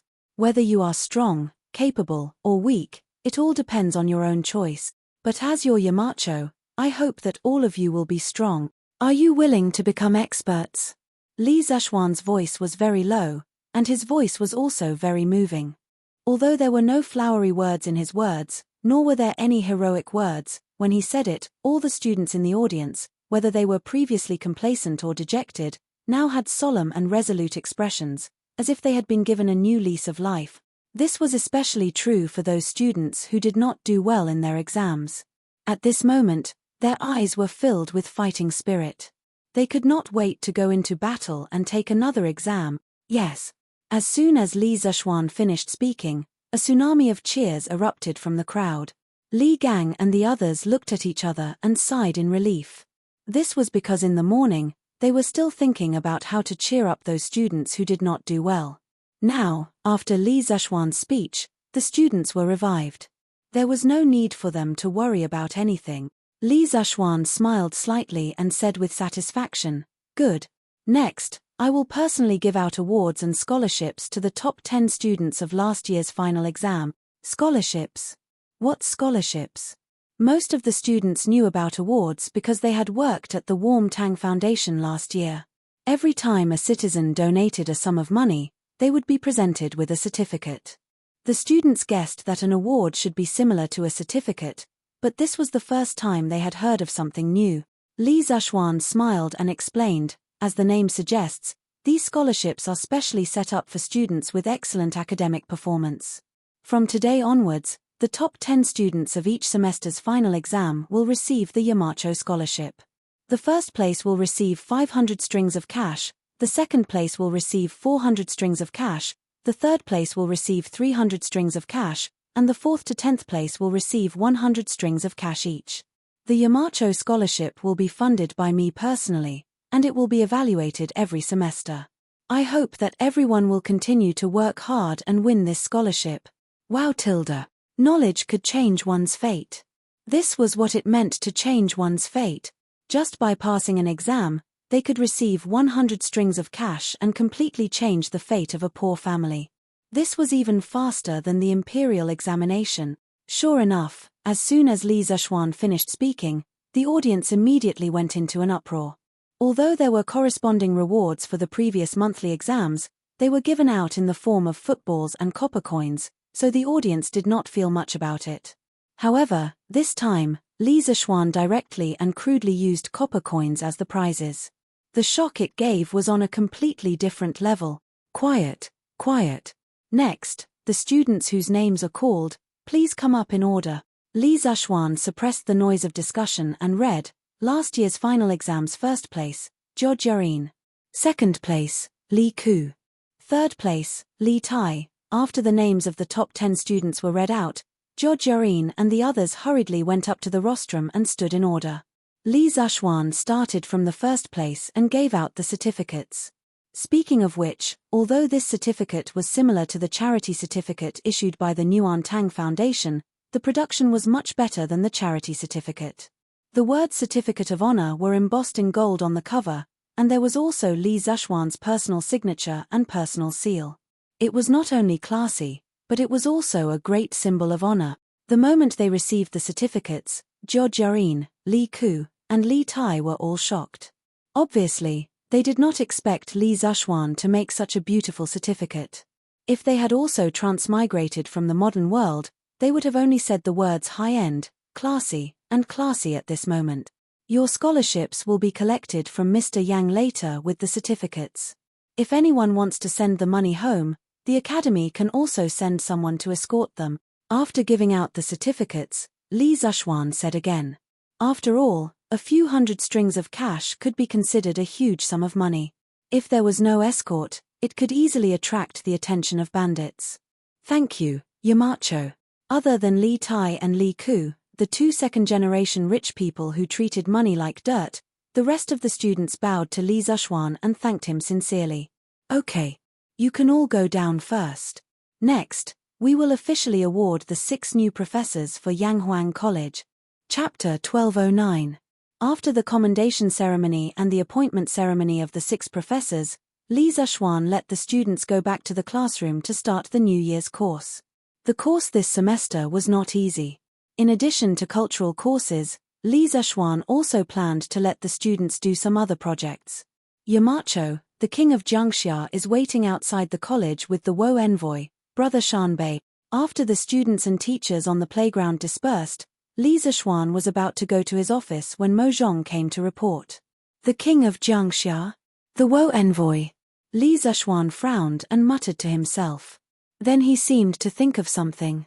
At the end of last year, the stronghold of the Kui family in Chang'an was destroyed overnight because of Li Zishuan's incitement of public anger. Kui Shanfu, the former minister of Honglu Temple, who was on duty in the shipping department of Guangdong, was also affected. Because the cavalry department found out that when the envoys of the Nanyang countries came to the court, the prime minister of the Jega dynasty had colluded with Kui Shanfu. Li was furious when he heard the news. He directly dismissed Kui Shanfu from all his official positions and put him in prison. Therefore, the vacant position of minister of Honglu Temple was given to Li Daozong, the king of Jiangxia. That was why there was a strange combination of Li Daozong and the Wo envoy, Brother Shanbei. What is the Wo envoy doing here? Li Zishuan walked toward the gate of the college and asked Mo Zhong. Yamacho, the king of Jiangxia, said that the Wo envoy wants to visit the college and has asked for a decree from His Majesty. Mo Zhong saluted with his fists and replied, "Visit the college?" Li Zishuan heard this and his eyes turned cold. He did not have a good impression of the Wo people, either in his previous life or in this life. Yanghuang College was the most precious treasure left by Li Zishuan to the Tang Empire. Of course, he was unhappy that the Wo people wanted to visit it. Besides the king of Jiangxia, who else came with him? Li Zishuan asked again.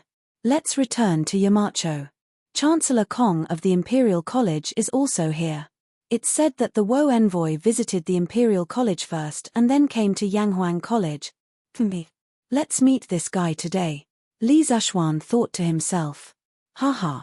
Marquis Yong'an, you finally came out. This prince didn't delay your teaching, did he? When they arrived at the entrance of the academy, Li Daozong was the first to greet them. Greetings, Marquis Yong'an. Seeing Li Zishuan coming over, the big brother king on the mountain back cupped his hands and bowed to Li Zishuan. Perhaps it was because he wasn't familiar with it, but his actions were rather comical. Li Zishuan just nodded, then he looked at Li Daozong and smiled. Your Highness is too polite. Please come in. Li Daozong smiled. He glanced at the luxurious high-rise buildings in Yanghuang College and sighed. Speaking of which, this is the first time this prince has visited Yanghuang College so closely, right? Marquis Yong'an, you have to tell this prince about it later. Li Zishuan nodded, of course. Seeing that Li Zishuan seemed to be in a good mood, the big brother king on the mountain back interrupted. This is also the first time I've seen such a spectacular academy. I hope Marquis Yong'an can let me in to have a good look. Li Zishuan secretly rolled his eyes and said lightly, you have His Majesty's decree, so of course you can go in to have a look. But let me say this first. There are some places you can go in the academy, but there are some places you can't go even if you have an imperial decree. Otherwise, you will be killed without mercy. Hearing Li Zishuan's unfriendly tone, the Wo warriors who came with the big brother king on the mountain back changed their expressions. They couldn't help but touch the Wo swords at their waists.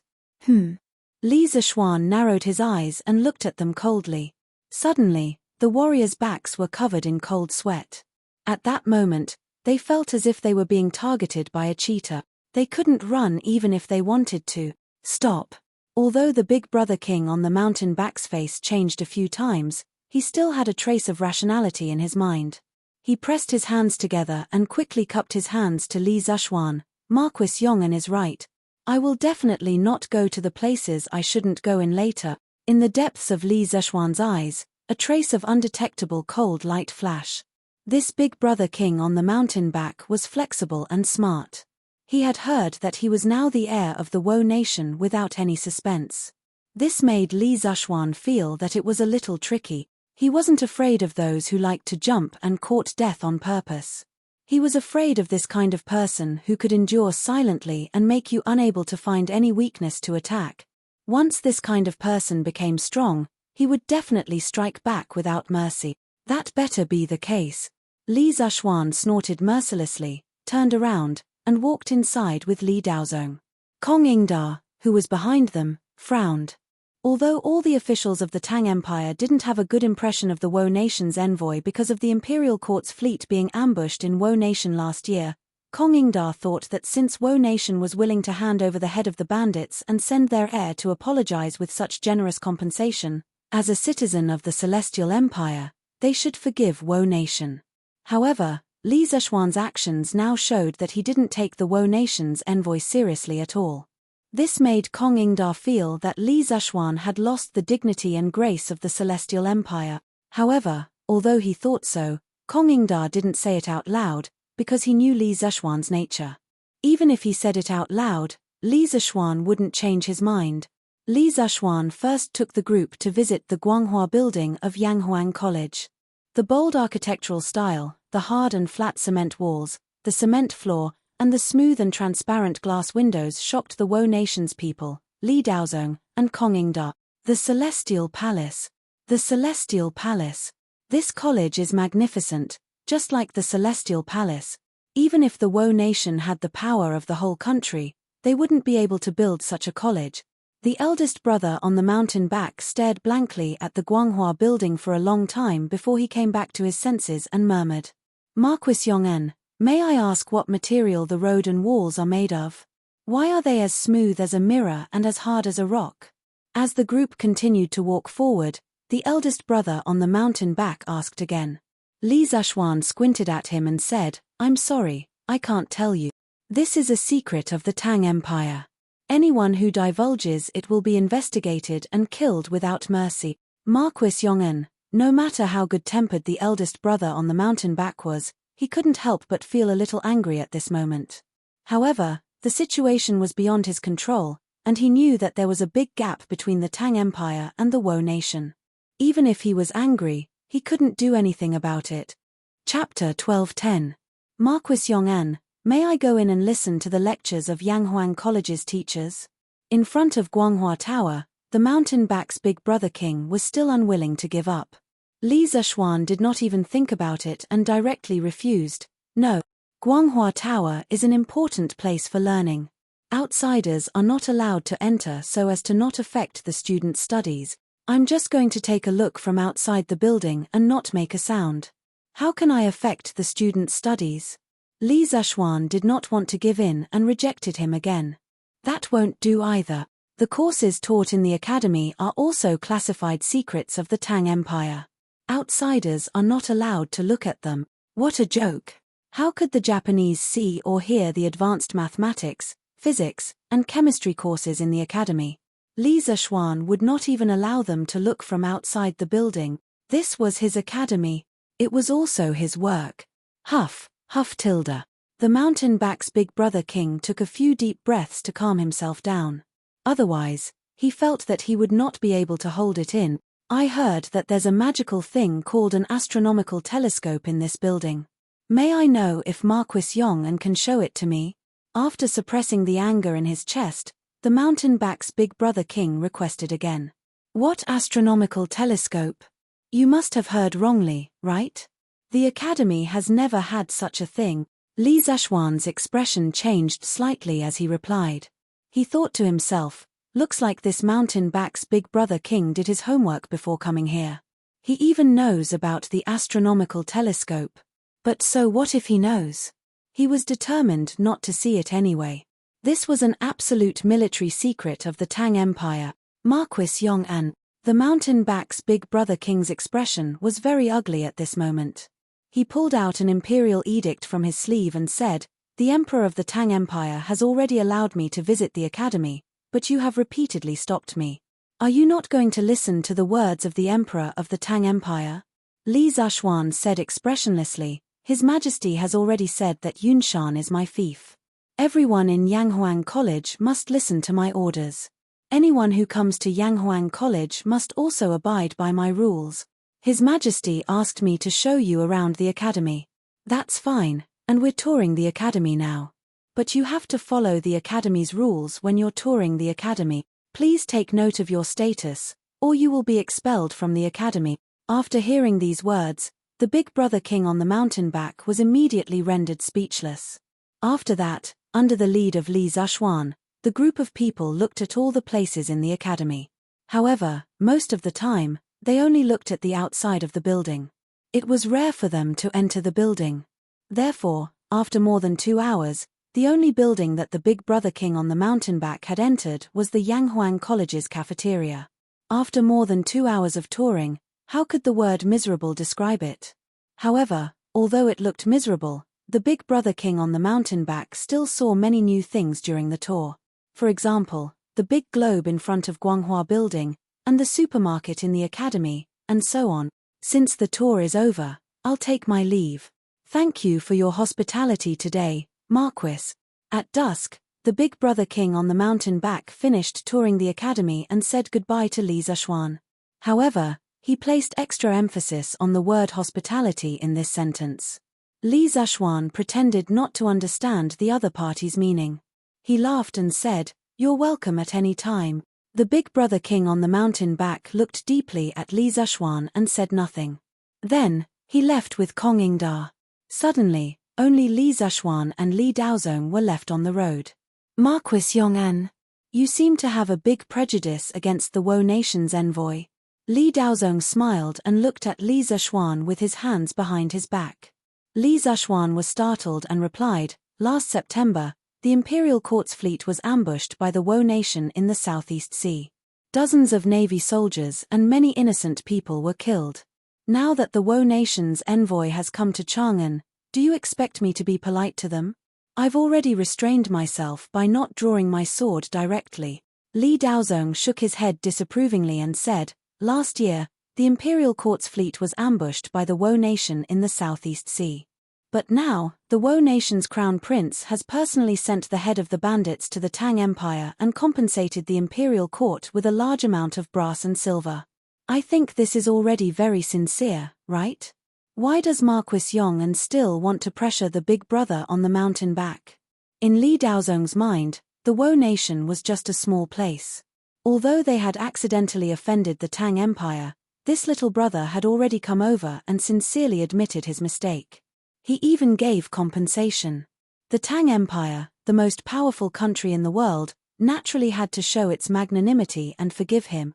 Li Daozong felt that Li Zishuan was a little narrow-minded by not letting go and persistently forcing the Tang Empire's crown prince. "Your Highness, the Wo nation's people are like young tigers. Although they look harmless and docile on the surface, when they learn the advanced production technology of the Tang Empire and grow their teeth, they will hurt people. At that time, the young tiger will become a big tiger. If you want to make them obedient, you can only use strong force." Li Zishuan said faintly. The Wo nation's people were very good at humbly learning the advantages of other countries. But under the surface of humility and modesty, they were extremely arrogant and proud of their own culture. Therefore, once the Wo nation's people surpassed their teachers, they would mock and belittle their teachers, and even beat them up. Li Zishuan's words were not groundless. They were all based on evidence. In modern times, after the Meiji Restoration, Wo nation had learned from Western culture, introduced advanced Western technology, and borrowed scientific and technological achievements to quickly become the second most powerful country. They were constantly learning and innovating to surpass others. But at the same time, they also brought great harm to their Asian neighbors, such as China. This was the main reason why Li Zishuan hated the Wo nation. Yes, he was a nationalistic youth. Back then, he could not do anything in the era of peace. Now that he had transmigrated to the Tang Empire and was in a high position, he would feel sorry for himself if he did not do something to the Wo nation. "Young tiger? Marquis Yong'an, the Wo nation is just a small place. Even if they can really grow up, what do we have to fear?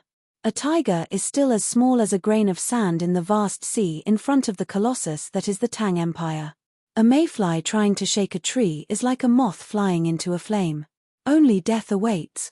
Although Li Zishuan's words sounded reasonable, Li Daozong had followed Li to the north and south in the first half of his life. How could he, who was arrogant, take a small Wo nation seriously? Chapter 12:11. Li Xiaogong didn't think much of the Wo people, but Li Zishuan wouldn't let his guard down. He felt that the Wo people were more threatening than the Turks in the north. Therefore, even if Li blamed him for what he did today, he wouldn't regret it. But the good thing was that Li didn't have a good impression of the Wo people because of the loss of dozens of Tang Navy in the Wo last year.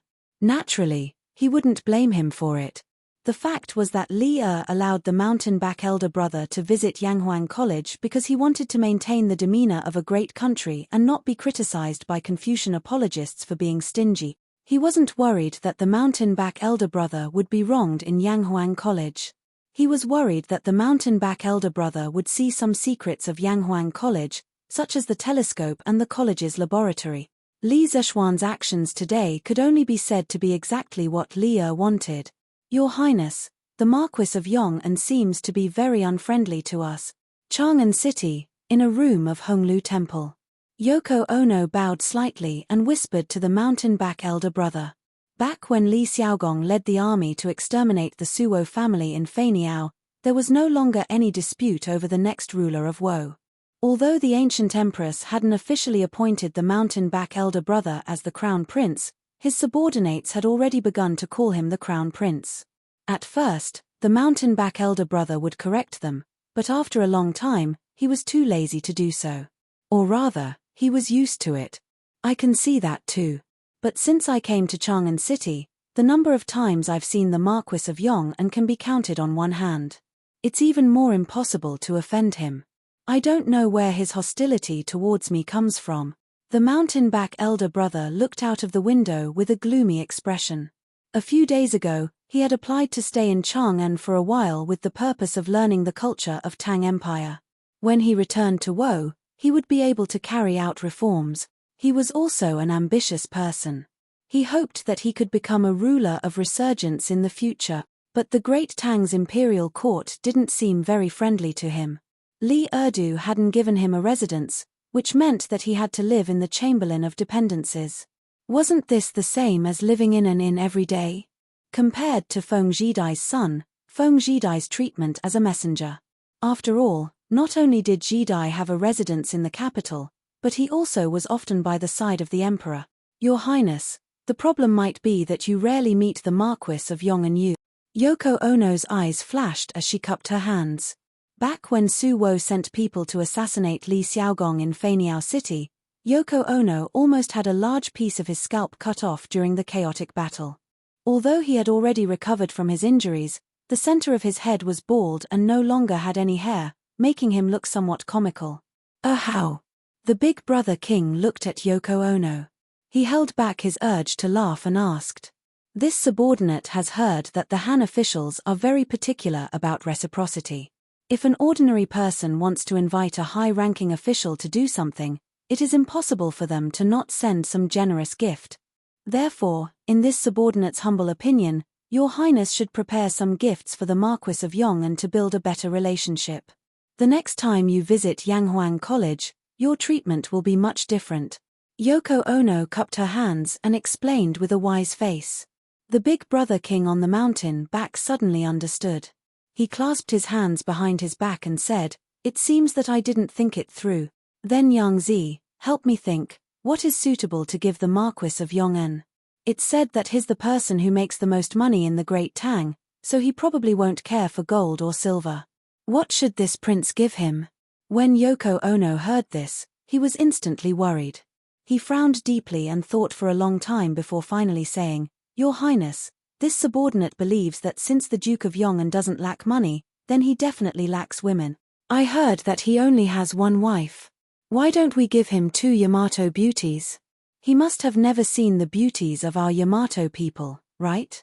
The big brother king on the mountain back's eyes lit up and said excitedly, "Good, good, good. Immediately send a letter to the Empress and request for 2 of the most beautiful and pure women in Japan." "Yes, Tilda." Yoko Ono hurriedly left to carry out the order. Only the big brother king on the mountain back was left in the room. He muttered, "I heard that the Marquis of Yong'an founded engineering school, vigorously discovering the people's livelihood and building advanced tools. This is the knowledge that Japan needs. This prince must obtain it." Hudong Road, Lan Province, outside Yifeng County. Old Master Han, this official has already informed the owners of Willow Village, Nanping Village, and Kaiyang Village in advance. They should be waiting in Willow Village right now. Let's go over first. Old Master Han, you can also take a look at the villages. A middle-aged official wearing a green official's robe sat in the same carriage as Han Li. The middle-aged official had a kind expression and didn't have the air of an official on his face. If it wasn't for the green official's robe, people would probably mistake him for an ordinary citizen. "Thank you for your trouble, County Magistrate Wang. This Han can't thank you enough." Han Tianhu clasped his hands and thanked him sincerely. That's right. After many days of traveling, he had already arrived at the border of Lan Province. Once he arrived at the county, he immediately found the county magistrate of Yifeng County, Wang Chengxing. The Wang family rose from Taiyuan. Within 100 miles of Taiyuan, the surname Wang was considered a big surname. Although Wang Chengxing wasn't a direct descendant of the Wang family of Taiyuan, he was more or less related to them. Haha. What are you talking about, Master Han? This is my duty. Why should I thank you? Don't worry, Master Han. In a while, The owners of the 3 villages will definitely not make things difficult for you. This official has already sent my county's deputy to greet them, County Magistrate Wang said with a smile. Although Han Tianhu was just an ordinary citizen, he didn't dare to slight him at all. What a joke! Who would dare to slight the father-in-law of the Marquis of Yong'an? Last year, Li Zishuan sent Fu Bin to Yifang County to look for ore. He offended the son of the county magistrate of Yifang at that time and was imprisoned. Later, the provincial governor of Lan Province was furious and sent people to arrest the county magistrate and deputy of Yifang County. Only then was County Magistrate Wang transferred over to be the county magistrate. Now that Li Zishuan's father-in-law was here, he naturally had to take care of him carefully. Moreover, the day before Han Tianhu's arrival, the current head of the Wang family of Taiyuan, Wang Yu, had sent a message to him, telling him to take good care of him. If there were any mistakes, he would be expelled from the Wang family. Therefore, Wang Chengxing was just short of worshipping Han Tianhu as if he was his ancestor. Thank you for your kind intentions, County Magistrate Wang. However, business is a matter of mutual consent. I don't like to force people. If the owners of the 3 villages are willing to sell, the price will naturally be negotiable. If not, I will think of other ways. I hope County Magistrate Wang won't use extreme measures because of this. Chapter 12:12. Although Han Lijing now had the support of Li Zishuan, the current favorite of the imperial court, he would never rely on his son-in-law to be arrogant and despotic outside. On the contrary, he was even more cautious than before, fearing that he would cause trouble for Li Zishuan outside. He even cherished Li Zishuan more than Li Zishuan himself. Cough cough. Master Han, what kind of person do you think I, Wang Chengxing, am? I became a grand scholar at the age of 25. Although I don't dare to say that I have many great achievements, I have never done anything to oppress the people. The main families of those 3 villages were all willing. This official definitely did not force them. Wang Chengxing, who was in the carriage, heard Han Lijing's words and quickly defended himself. Han Tianhu cupped his hands and said, County Magistrate Wang, please don't be angry. I apologize, but I have no intention of slandering you. Haha. It's fine, it's fine. It's just a misunderstanding. I didn't take it to heart. Wang Chengxing rubbed his chin and chuckled. The carriage continued to move forward and soon arrived at a village. The houses in the village were very old. Some of the families even lived in thatched huts. A small river flowed around the village. The simple old people in the village were sitting in front of the door basking in the sun. The children were running around and playing. In the fields in the early spring, the wheat sprouts were only about an inch tall. It was a lovely green color. It was worth mentioning that there were many rows of willow trees at the entrance of the village. In this season, the willow trees had already begun to sprout. The green color brought a lot of vitality to the village. Master Han, Willow Village is just ahead. I have an appointment with Master Liu, Master Zhong, and Master Sunday. They are waiting in the village. Wang Chengxing pushed open the window and said with a smile. We're finally here. These 2 days have been hard on County Magistrate Wang. After everything is done, I will prepare a table of wine in the city. County Magistrate Wang, you must come. Han Tianhu let out a long sigh of relief. After several days of running around, he felt a trace of exhaustion in his heart. However, when he thought of what he had to do next, his body was suddenly filled with energy. It was all thanks to Wang Chengxing's assistance from the side. Otherwise, if he was alone in this unfamiliar place, it would probably take him a long time just to find the landlords of these 3 villages. Haha. Old Master Han is too polite. You're welcome. Wang Chengxing said with a smile. After stopping the carriage at the entrance of the village, the 2 of them walked towards the village with 3 to 5 yamen runners. Moments later, the 2 of them arrived at a luxurious house that occupied at least 2 to 3 acres of land. Seeing the painted red door and the tall courtyard walls, Han Tianhu couldn't help but frown. He thought to himself, the villagers of Willow Village are so poor, but the landlord here lives in such a luxurious house. He probably eats lavishly. I wonder how many people live here. That's right. Although they hadn't met yet, Han Tianhu had already labeled the landlord of Willow Village as an evil person who robbed the people of their wealth. Greetings, County Magistrate. The servant in front of the luxurious house saw Wang Chengxing walking over with a group of Yamen runners and quickly went forward to greet him. Are your old master and the neighboring village's old master Zhong and old master Sun in the house now? Wang Chengxing's face turned serious as he asked in a low voice. At this moment, he became the county magistrate that everyone looked up to. The servant quickly replying to county magistrate, my old master Zhong, and old master Sun are all here. Oh. County magistrate Wang is here. Liu, sorry for not coming out to meet you. As they were talking, 3 men in luxurious clothes walked out of the courtyard. The fat old man in the lead quickly greeted County Magistrate Wang with a smile. Liu Shiren. It's you. Before County Magistrate Wang could speak, Han Tianhu, who was standing behind him, exclaimed in surprise. Who else could this fat rich man be if not Liu Shiren, who had disappeared for almost a year? Han Tianhu had never imagined that one of the estates he wanted to buy was actually one of Liu Shiren's estate. Indeed, the river flows east for 30 years, and 30 years west for 30 years. Every dog has its day. Back then, Liu Shiren owned the Han family manor and the Plum village in Lantian County. He acted like a tyrant over Han Tianhu and all the other villagers, oppressing and exploiting the commoners. No one dared to voice their anger. Later on, because of Li Zishuan, he was chased out of Lantian County. Who would have thought that this old man would sneak out of Chang'an and come to Lanzhou to buy property? But now, Han Tianhu had changed from the Li Zheng who could be easily bullied to a rich man who wanted to buy Liu Shiren's manor. The changes in the world were truly unpredictable. Han Tianhu. Liu Shiren, who was greeting County Magistrate Wang with a smile, looked in the direction of Han Li Zheng when he heard the voice.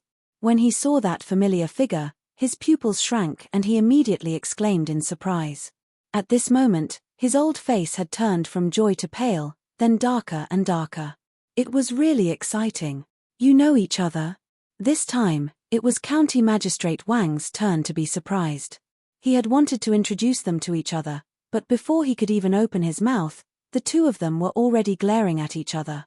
It was obvious that there was some enmity between them. Han Tianhu nodded, then took a step forward and looked directly at Liu Shiren. He said coldly, Liu Shiren, I didn't expect that after you escaped from Lantian County, you still haven't changed your ways. You actually changed a place to abuse your power. You have to know that after doing so many evil things, even if others don't punish you, there will be a day when the heavens will punish you. Liu Shiren's face was gloomy and he did not say a word. If it was a year ago, he would not have been so cowardly in front of Han Tianhu, but now, he had no choice but to be cowardly. Although he was already far away from Chang'an, Liu Shiren had never stopped receiving news about Han Tianhu and Li Zishuan. Especially Li Zishuan, who was an influential figure in the imperial court. Those who knew about him were definitely not limited to Chang'an.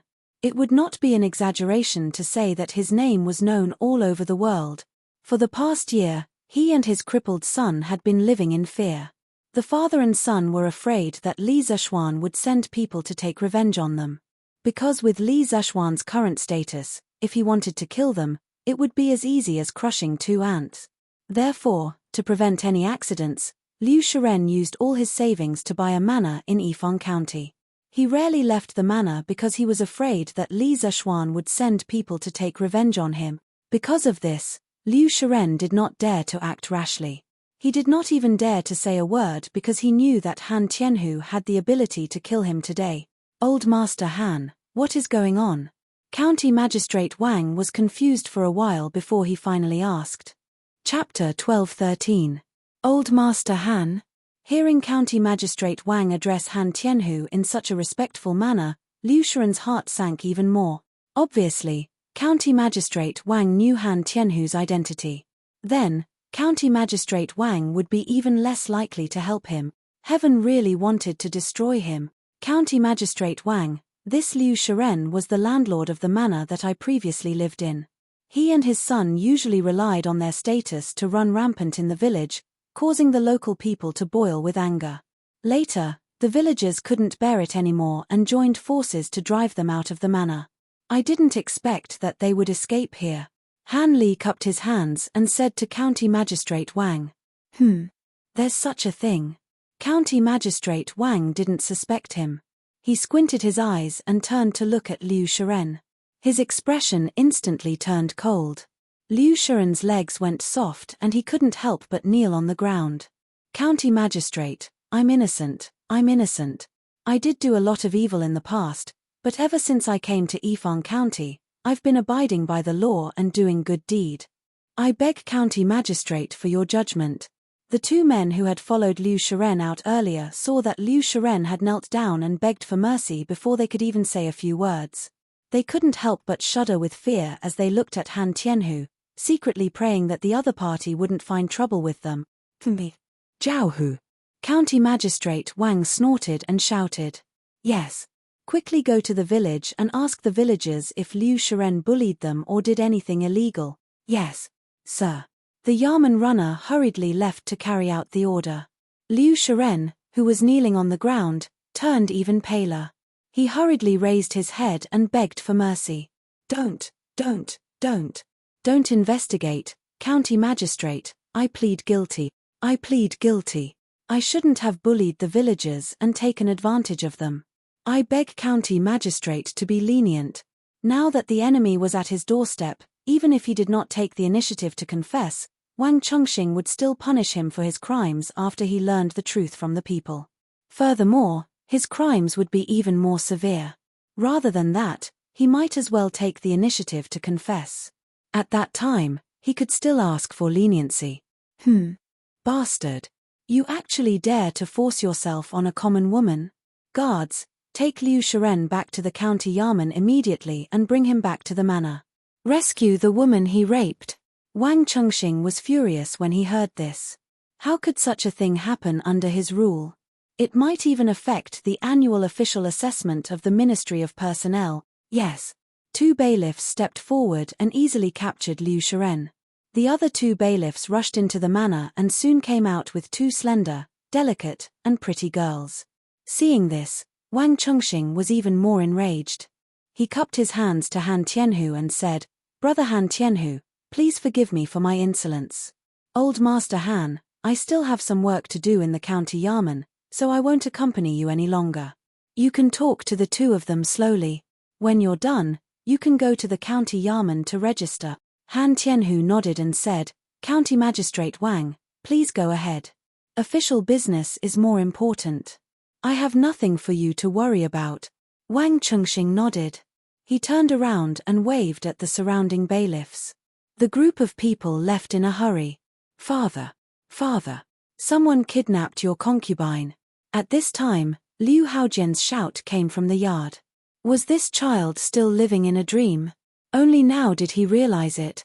Old Master Zhong, Old Master Sun, are you willing to sell the land in Nanping Village and Kaiyang Village? After Wang Chengxing left, Han Tianhu had to bring the other two landlords to the willow tree at the entrance of Willow Village and began to discuss the matter of buying land. Old Master Zhong and Old Master Sun looked at each other and quickly nodded at the same time. Yes. Although they did not know Han Tianhu's identity, based on County Magistrate Wang's attitude just now, Han Tianhu's identity was definitely not ordinary. Moreover, Liu Shiren was taken back to the county Yamen for questioning after a few words. This made Old Master Zhong and Old Master Sun tremble with fear. They were afraid that they would be arrested as well. After all, which one of them had not done one or two bad things? They would not be able to withstand an investigation. Han Tianhu asked again, then how much do the two masters intend to ask for? Whatever you say. Old Master Sun and Old Master Zhong almost did not think and immediately replied. Han Tianhu was speechless for a while. At this time, he also saw that the two were frightened by the scene just now, so he could not help but say, Don't worry, County Magistrate Wang is honest and upright. As long as you have not done anything against the law, he will not trouble you for no reason. When the two heard this, they could not help but smile bitterly in their hearts. Aren't you talking nonsense? If we really have a clear conscience, why would we be so afraid of you? Old Master Han is right.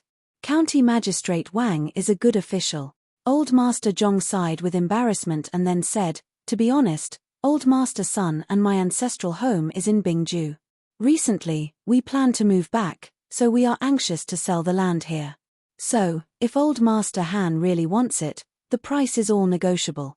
In order to slip away as soon as possible, this old man just opened his mouth and lied. Yes, yes, yes. That's right, that's right. If Old Master Han really wants it, we can negotiate the price. Please name a price first.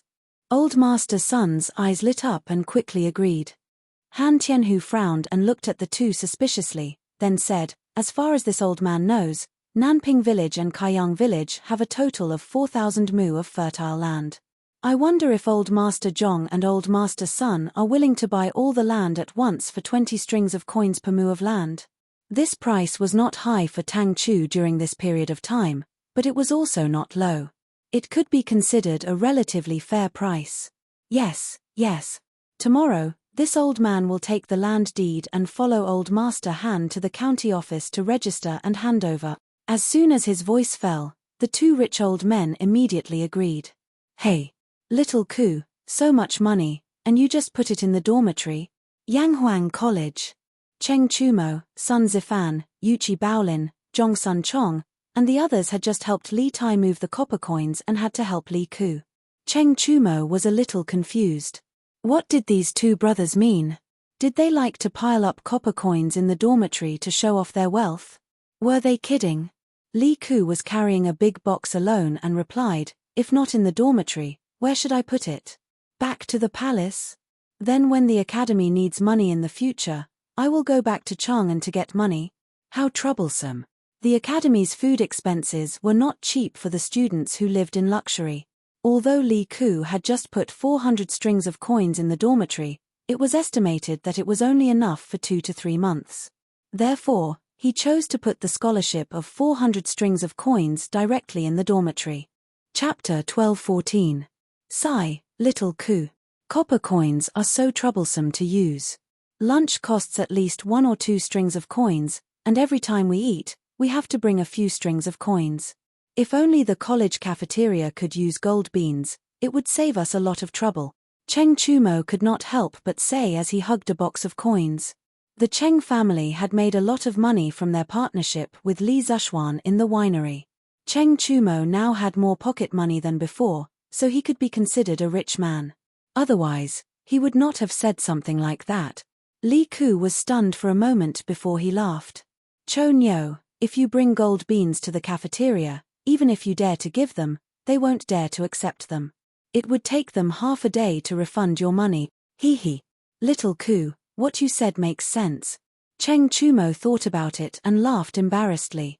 Li Ku's expression did not change, but he was deep in thought. Last year, when he was an intern at the Warm Tang Foundation, he had mentioned to Li Zishuan that it was inconvenient to carry copper coins around. At that time, Li Zishuan encouraged him and told him that as a student of Yanghuang College, he had to solve the problem whenever he encountered a problem. If he could solve the problem of copper coins, he would start a new era and leave his name in history. Since then, he had been thinking about this problem. Today, Cheng Chumo's random words gave him a hint of inspiration. Perhaps it could be like this. For the next few days, Li Ku seemed to be possessed. Other than going to class every day, he would write and draw in a small notebook. Even during the weekends, the students would often see him in the classroom. No one was surprised by this because they all thought that Li Ku was studying hard. After all, it was the first time Li Ku had entered the top 3 in the final exam. He had surpassed Li Tai. If he wanted to maintain this result, he would have to work even harder. However, the reality was completely different from what everyone thought. On this day, Li Ku came to Li Zishuan's office. "Yamacho, I have something to talk to you about." Li Ku knocked on the door and said to Li Zishuan, "Sit down and talk." Li Zishuan glanced at Li Ku, especially at the booklet the child was holding. He then pointed at the sofa opposite him and smiled. "Thank you, Yamacho." Li Zishuan thanked him and sat down on the sofa opposite him. Speaking of which, in the entire Tang dynasty, only Li Zishuan could enjoy such a soft sofa. With half of his butt on the sofa, Li Ku organized his thoughts and said, "Yamacho, I've thought of a way to solve the problem of copper coins being inconvenient to carry around. Tell me about it. Li Zhuan looked at Li Ku in surprise. He quickly put down the book in his hand and looked like he was all ears. Li Ku was a little nervous, but he still mustered up his courage and said, Yamacho, I think that to solve the problem of inconvenience to carry around, we can set up a department in the academy to provide a copper coin exchange service for the students. In other words, the students can take the copper coins and exchange them for paper certificates of the corresponding value in the academy. With these certificates, everyone can go to the cafeteria to eat or to the GU family store to buy things. Wherever the academy uses copper coins, these certificates can be used as a replacement. Every once in a while, like the GU family store, they can take the certificates and exchange them for copper coins at the academy. This way, no one will lose money and the transaction process will be much more convenient. Yamacho, what do you think of this idea? Li Ku had been talking for a long time, but Li Zhuan still hadn't responded. Li Ku suddenly felt a little guilty and asked, Haha, good. Very good. Li Zhuan suddenly stood up and clapped his hands as he laughed. At this moment, he only wanted to say, show off. Heaven show off. What Li Ku said just now, wasn't it the prototype of banknotes or paper money? His constant guidance to this child had finally borne fruit. Little Ku, I am very gratified that you can think of this, but there are some problems that you need to consider first. Li Zhuan first affirmed Li Ku's idea, then pulled Li Ku back to reality from the clouds. Yamacho, what other problems do you have? Li Ku stared at Li Zhuan without blinking and asked. Li Zhuan smiled and stretched out a finger. First, you need to think of a way to make the students believe in your certificate and be willing to exchange copper coins for it. After all, they have never seen your certificate before. Why would they be willing to exchange their money for a piece of paper? Second, once the students believe in you and are willing to exchange copper coins for the certificate, you need to think of a way to make the person who receives the certificate believe that you can exchange it for copper coins. This is because the ultimate goal of a businessman is to make money. If they can only make a few pieces of paper in the end, who would be willing to do it? You don't need to worry about the cafeteria, but as for Jiu Xiaomao, I can't force him. You have to deal with it yourself. Third, and most importantly, you need to consider whether or not someone will copy your certificate in the future and use it for profiteering. Our Yanghuang College is not big, but it's not small either. If someone forges the certificate, then the losses we will suffer cannot be underestimated. Li Ku listened as he wrote down all the problems that Li Zhuan mentioned in the booklet. After Li Zhuan finished speaking, he was silent for a while before he stood up and cupped his hands. Thank you, Yamacho, for your teachings. As for the first and second points, this student will try my best to make the students and the merchants of the college believe in this certificate. As for the third point, this student is thinking of making the design on the certificate more complicated and stamping it with Yamacho's personal seal.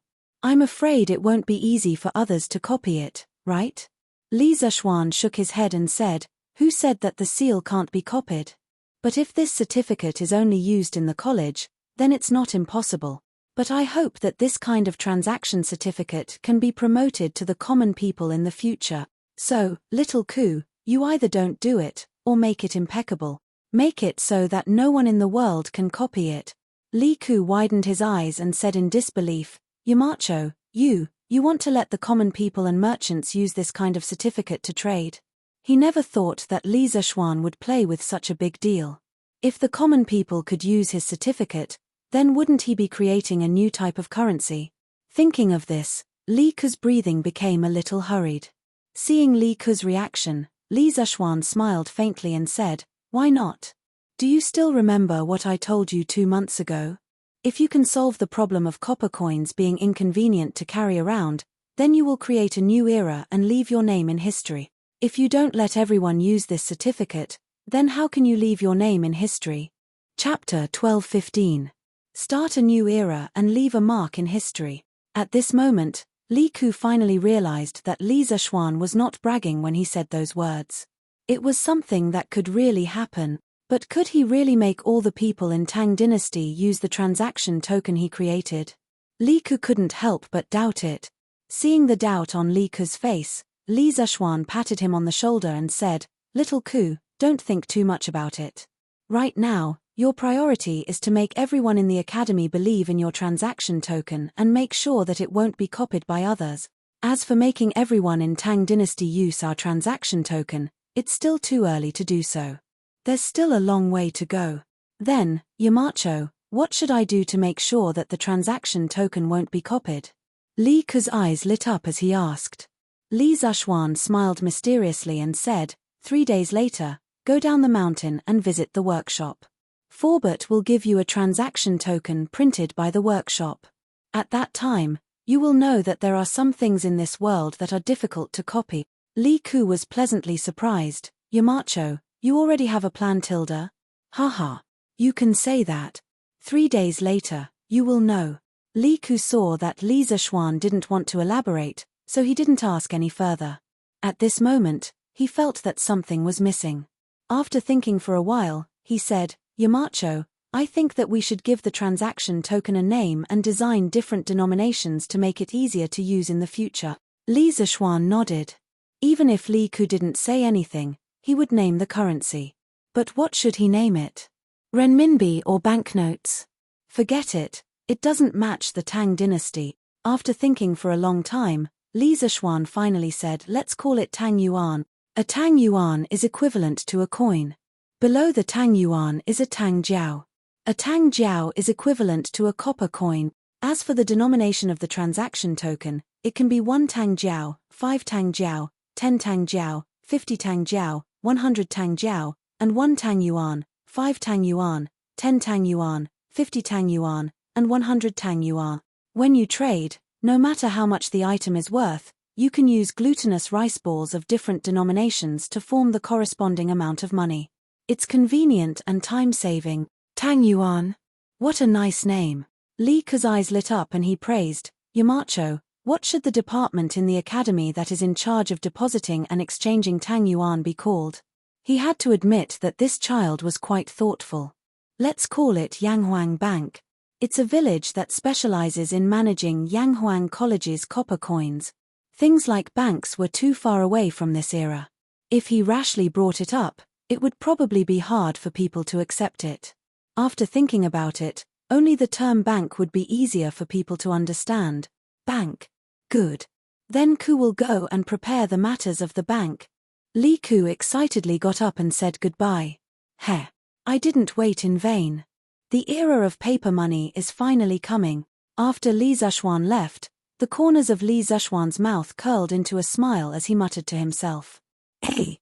No. Why do I feel like Yamacho has already thought of this method for a long time? On the way back to the classroom, Li Ke suddenly stopped in his tracks and hit his head in annoyance as he muttered softly. His suspicions were not without reason. When Li Zishuan heard about the method of the transaction certificate, it seemed like he already had a perfect anti-counterfeiting method in his mind. The reason why he said so much was likely to be to test him. But if Li Zishuan had already thought of this method, why didn't he act on it? Why did he wait until Li Ke suggested it? Forget it. Who cares? Yamacho must have his reasons. After thinking for a long time, Li Ke still could not figure out the deeper meaning behind Li Zishuan's actions. He shook his head and decided not to think about it anymore. He still had a lot of things to do now. Master Liu, take a look at this seal. Can you engrave it? In the afternoon, Li Zishuan came to the workshop with a drawing in his hand. He looked for Skyblade, Liu Dingyi, the original master of Strange Pavilion, Heavenly Craft Pavilion, Liu Yidao. Liu Yidao's carving skills were the best in Chang'an. After Li Zishuan bought Heavenly Craft Pavilion and established Strange Pavilion, he hired Liu Yidao to the workshop and gave him preferential treatment. When the workshop first introduced movable type printing, most of the words were engraved by Liu Yidao. Yo, Marquis, let this old man take a look. Liu Yidao did not dare to be negligent. He quickly took the drawing from Li Zishuan with both hands and began to look at it carefully. After a while, he raised his head and asked, Marquis wants to engrave all these words on the seal? Yes. Is there any problem? Li Zishuan nodded in response. Miniature carving was a craft that had a long history. Many skilled craftsmen during the spring and autumn period could do it. Li Zhuan asked Liu Yidao to make this seal mainly for the purpose of making banknotes anti-counterfeit. In the Song dynasty, banknotes appeared in China. Not only were there banknotes, there were also many anti-counterfeit technologies. After all, in ancient times, there were no banknote detectors, QR code scanning and other advanced technologies. However, the ancient people used some excellent anti-counterfeit technologies on banknotes. Li Zhuan planned to use one of them, the anti-counterfeit seal. Earlier, Li Zhuan said that he wanted to stamp his personal seal on the banknotes as an anti-counterfeit. However, Li Zhuan felt that it was not reliable because it was too easy to fake a personal seal. If he really wanted to use a seal as an anti-counterfeit, he would make an anti-counterfeit seal. This was a method of anti-counterfeit banknotes that the Jin merchants came up with during the Ming and Qing dynasties. They specially designed miniature carvings. The contents of the miniature carvings were hundreds of words of poetry. The miniature carvings were very delicate and could not be carved by ordinary techniques. Even if it could be made, it would take a lot of material resources and require a very high level of carving skills. Moreover, in the process of carving, a few words would be deliberately engraved. Even the original carver would not be able to carve the same miniature carvings as before. Therefore, the counterfeiters simply gave up on making fake banknotes. Marquis, if it was a few years ago, I, old Liu, would have been able to do this kind of exquisite work. But now, I, old Liu, can't even see small things clearly with my eyes. I'm afraid I can't carve this seal of yours. Old Liu frowned and looked troubled. When Li Zhuan heard this, he thought to himself, isn't this presbyopia? That's easy. Haha. Master Liu, don't be in a hurry to refuse. I have a way to let you see very small things clearly. Please wait for half a day. I'll have someone send you something tomorrow. Wear it and you'll be able to see everything clearly, Li Zhuan said with a smile. What a joke. He had already made an astronomical telescope. How could he not make a pair of reading glasses? Even if he couldn't make reading glasses in a short time, he could at least make a magnifying glass first, right? Chapter 12:16. After giving Liu Yidao the blueprint of the anti-counterfeit seal and the pattern of Tang Yuan's motherboard, Li Zhuan went to find Uncle Fu and assigned him another task. Young master, is there really such a magical paper in this world? Forbert was surprised when he heard Li Zhuan's intention. Li Zhuan smiled and said, of course there is. It's just that the production method is more troublesome. When it's done, Forbert, you'll understand that what I said today is true. That's right. He wanted the workshop to produce a batch of special paper for the production of banknote. After all, if he wanted to prevent the banknotes from being copied in the future, just relying on the anti-counterfeit seal was not enough. With another anti-counterfeit method, it would be an extra layer of insurance in the future. Good. Since young master is so confident, I'll give it a try. Forbert nodded and took a pen and paper from the side. He sighed and said, Young master, please don't blame me. I'm old, and my memory is not as good as before. Young master, please tell me in detail how to make this water pattern paper. I'll write it down and try it out in 2 days. Li Zhuan looked at Forbert's wrinkled but kind face. He smiled gently and said, what's there to be surprised about? After all, a good memory is not as good as a bad pen. Forbert, you can leave the workshop's affairs to your subordinates. Don't tire yourself out. Forbert smiled and said, Thank you for your concern, young master. I understand. Now in the workshop, I'm just talking. It's not tiring at all. Dr. Sun even praised me for my strong body before the new year. That's good. Li Zhuan gave a heartfelt smile of relief and then got down to business. Uncle Fu, this kind of paper is actually not that complicated to make. First, let the steel factory forge a batch of water pattern rollers with protruding patterns. Then, install the water pattern rollers on the rollers of our paper machine and use them to imprint the paper. During the paper-making process, the water pattern roller would come into contact with the front of the paper, and the front of the paper would be imprinted with water pattern.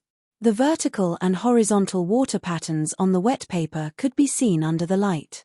They were evenly and neatly arranged patterns with different transparency. Oh, that's right. The material for the production of water pattern paper must be the bark of the chu tree.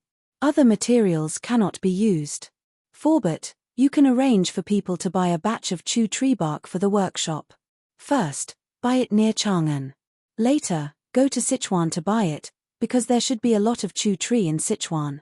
Watermarked paper was the kind of paper that would show bright lines or patterns other than the curtains when it was exposed to light. It was the same principle as how modern RMB could show the portrait of a great person when it was exposed to light. This kind of watermarked paper could increase the potential beauty of the paper, and could also be used to prevent counterfeiting. In fact, water-patterned paper had existed since ancient times. It was not a patent of modern people.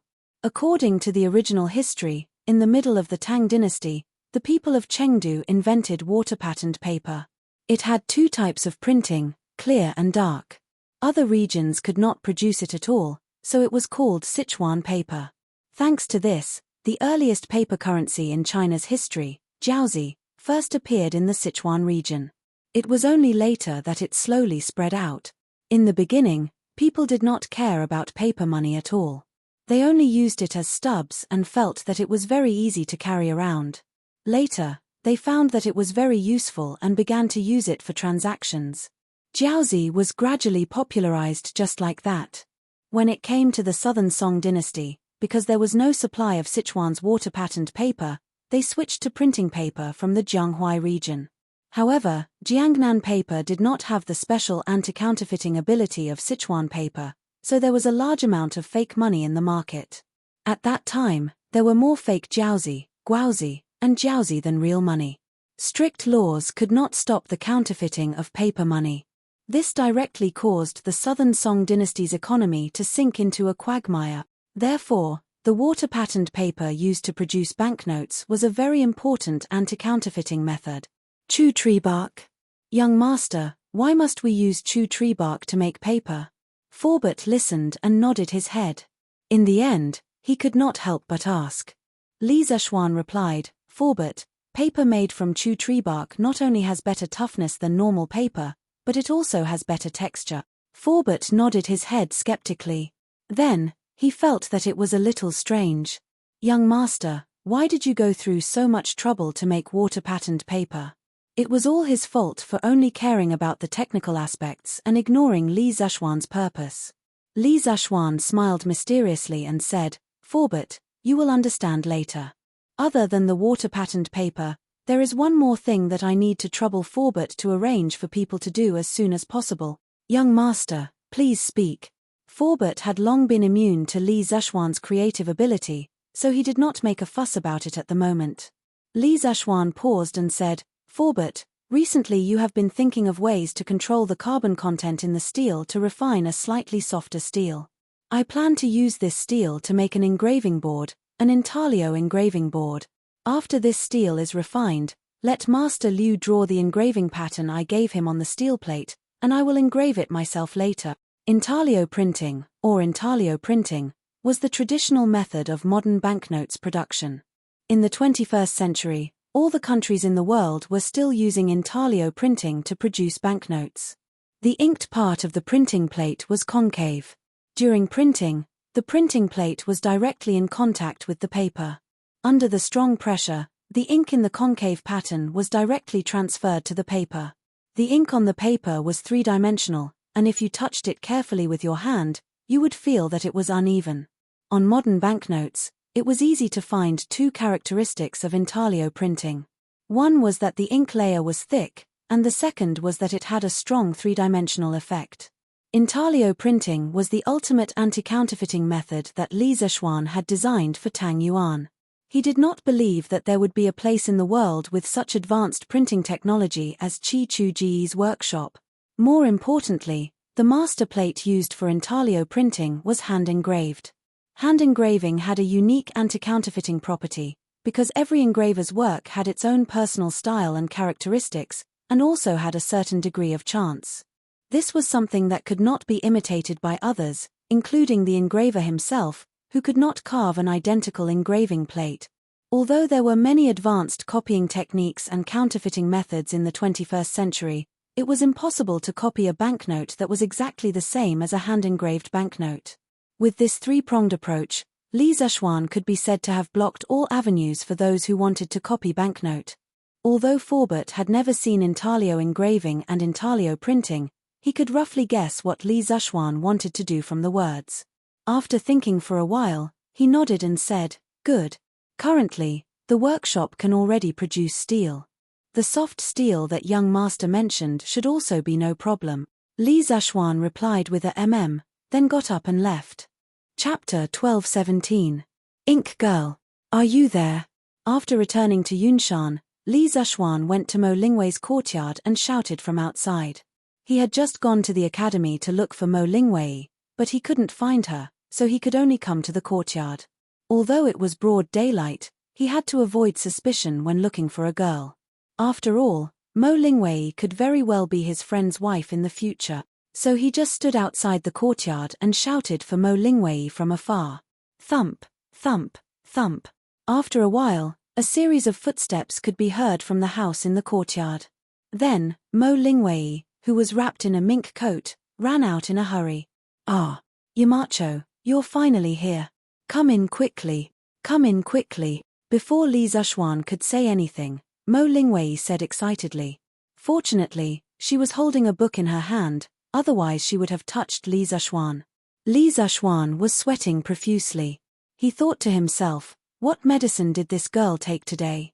He hurriedly took 2 steps back and said warily, "Ink Girl, what's wrong? Are you also looking for me?" "Yes."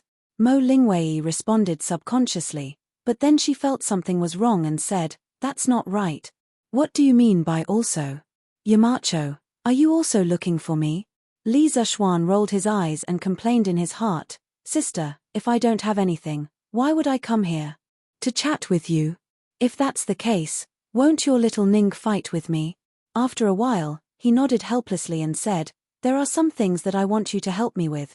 Before Li Zexuan could finish, Mo Lingwei interrupted, "Hey, Yamacho, don't say anything. Answer me a few questions."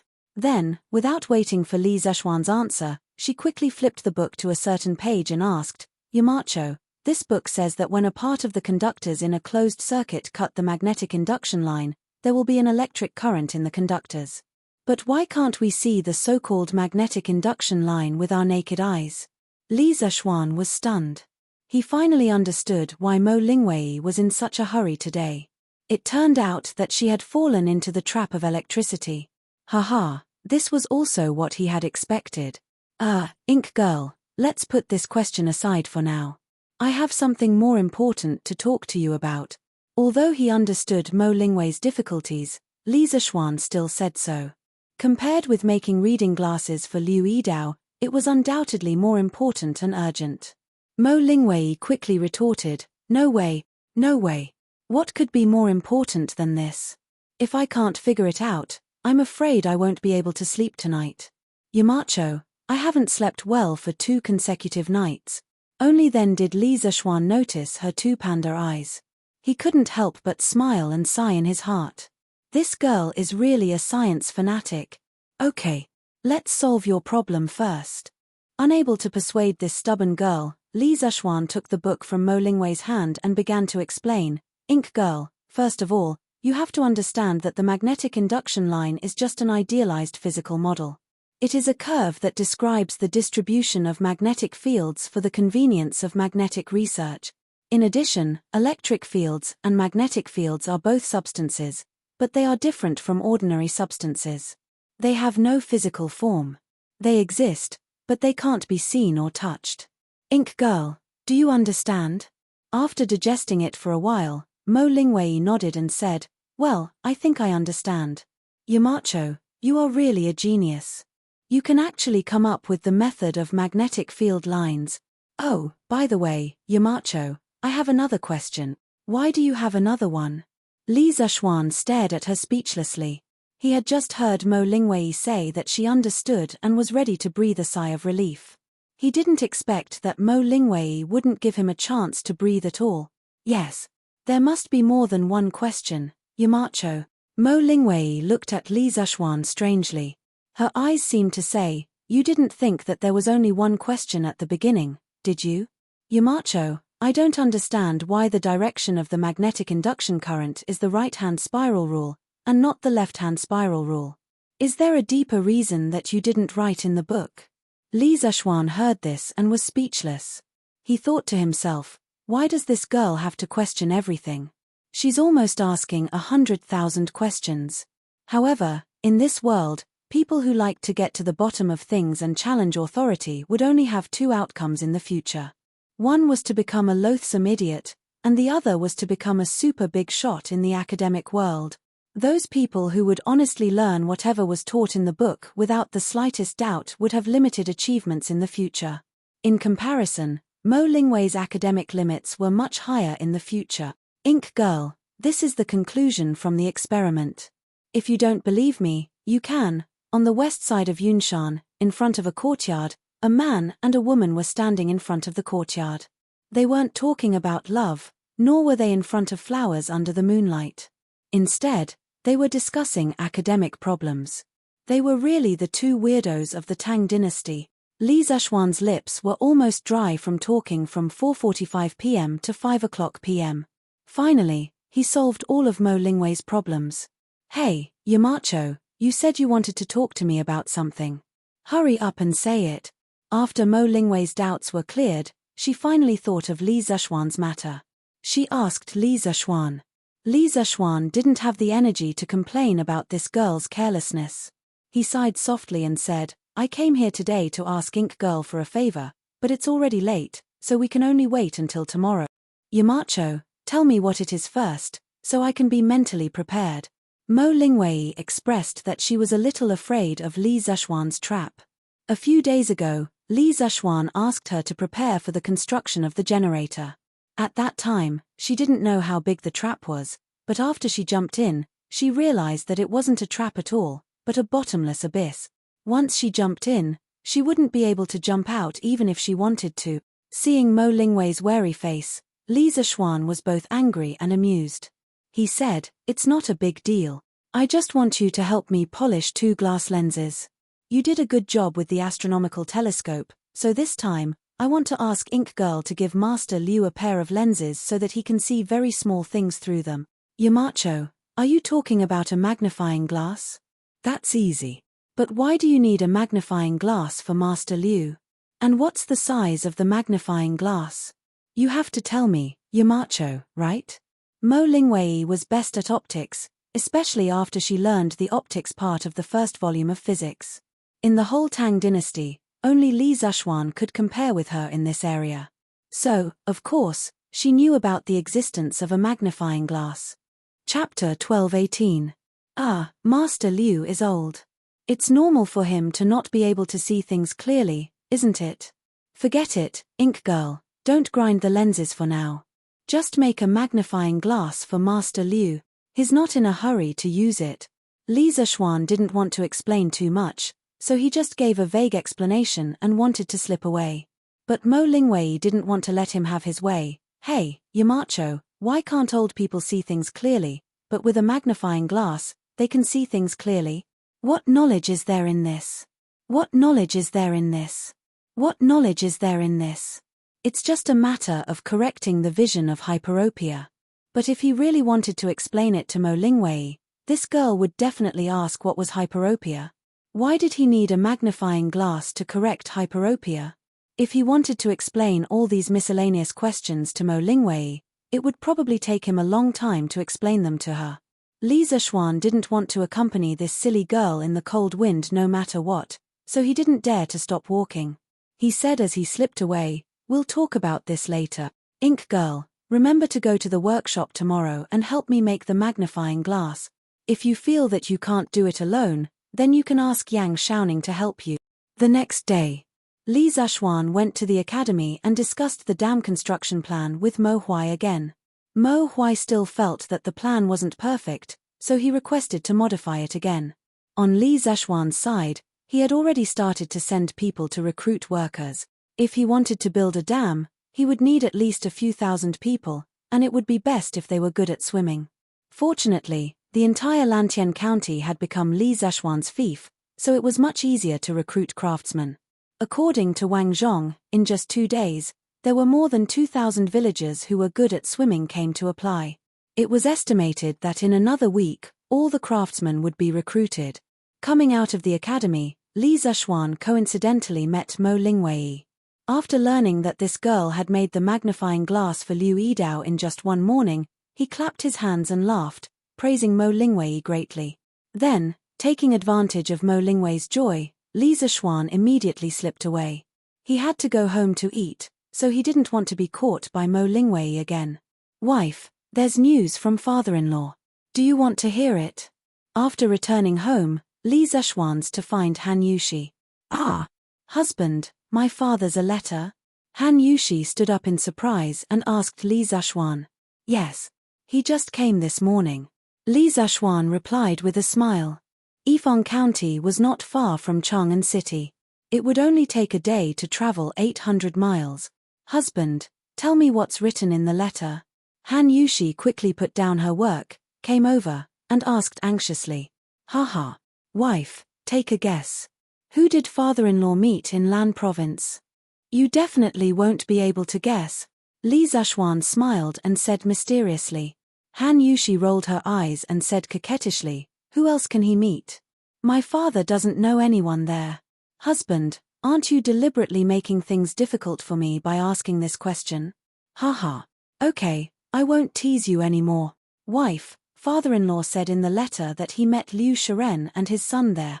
Li Zishuan took out a piece of paper full of writing from his sleeve, handed it to Han Yushi, and said with a smile, "It's quite a coincidence. Speaking of which, it's a coincidence. Father-in-law originally planned to buy the 3 farmsteads that he told me about before, but he didn't expect Liu Shiren to be living in one of them. Moreover, this fellow was chased out of Plum Village last year, but his evil intentions didn't change. After he went to Willow Village, he still bullied the people and kidnapped the women of the village. Now that he has been arrested by the county magistrate of Yifeng County, he really deserves to be punished. Yes, yes. This father and son have finally received the punishment they deserve." Han Yushi said with a gratified smile. After lunch, Li Zishuan went to take a nap. Spring was sleepy, autumn was tired, and hibernated. Especially during the transition between winter and spring, if he didn't take a nap at noon, he would feel uncomfortable in the afternoon. When he woke up, it was already 2 o'clock in the afternoon. Han Yushi came over to tell him a piece of news. "Husband, Forbert sent someone to tell me that the steel you want has been refined, and it has been handed over to Master Liu to draw patterns on it." Li Zishuan said in surprise, "Oh? So fast. That's great. According to this progress, he should be able to receive the finished drawing of the banknote master tomorrow." In fact, the real progress was faster than he had expected. In the evening, when night was about to fall, Liu Yidao personally carried the mother plate of the banknotes he had drawn up to Yunshan and personally handed it to Li Zishuan. "Young master, all the patterns on the mother plate have been drawn. Tomorrow, I will begin to carve the seal you asked me to do." "So fast. Master Liu, you've worked hard." Li Zishuan took a small package from Liu Yidao and said in surprise. Liu Yidao stroked his beard and said with a smile, "It's mainly because of the magnifying glass you asked Ink Girl to make, Marquis. It's really useful. With this thing, I can do twice the work with half the effort. Haha, I have to go back quickly. Otherwise, it will be completely dark in a while." Li Zishuan said with a smile, "Take care, Master Liu." The night in Yunshan was quiet. It was past midnight, but there was still a room in the number 1 courtyard that was still lit. It was the study room. Li Zishuan was carving in the study room at the moment.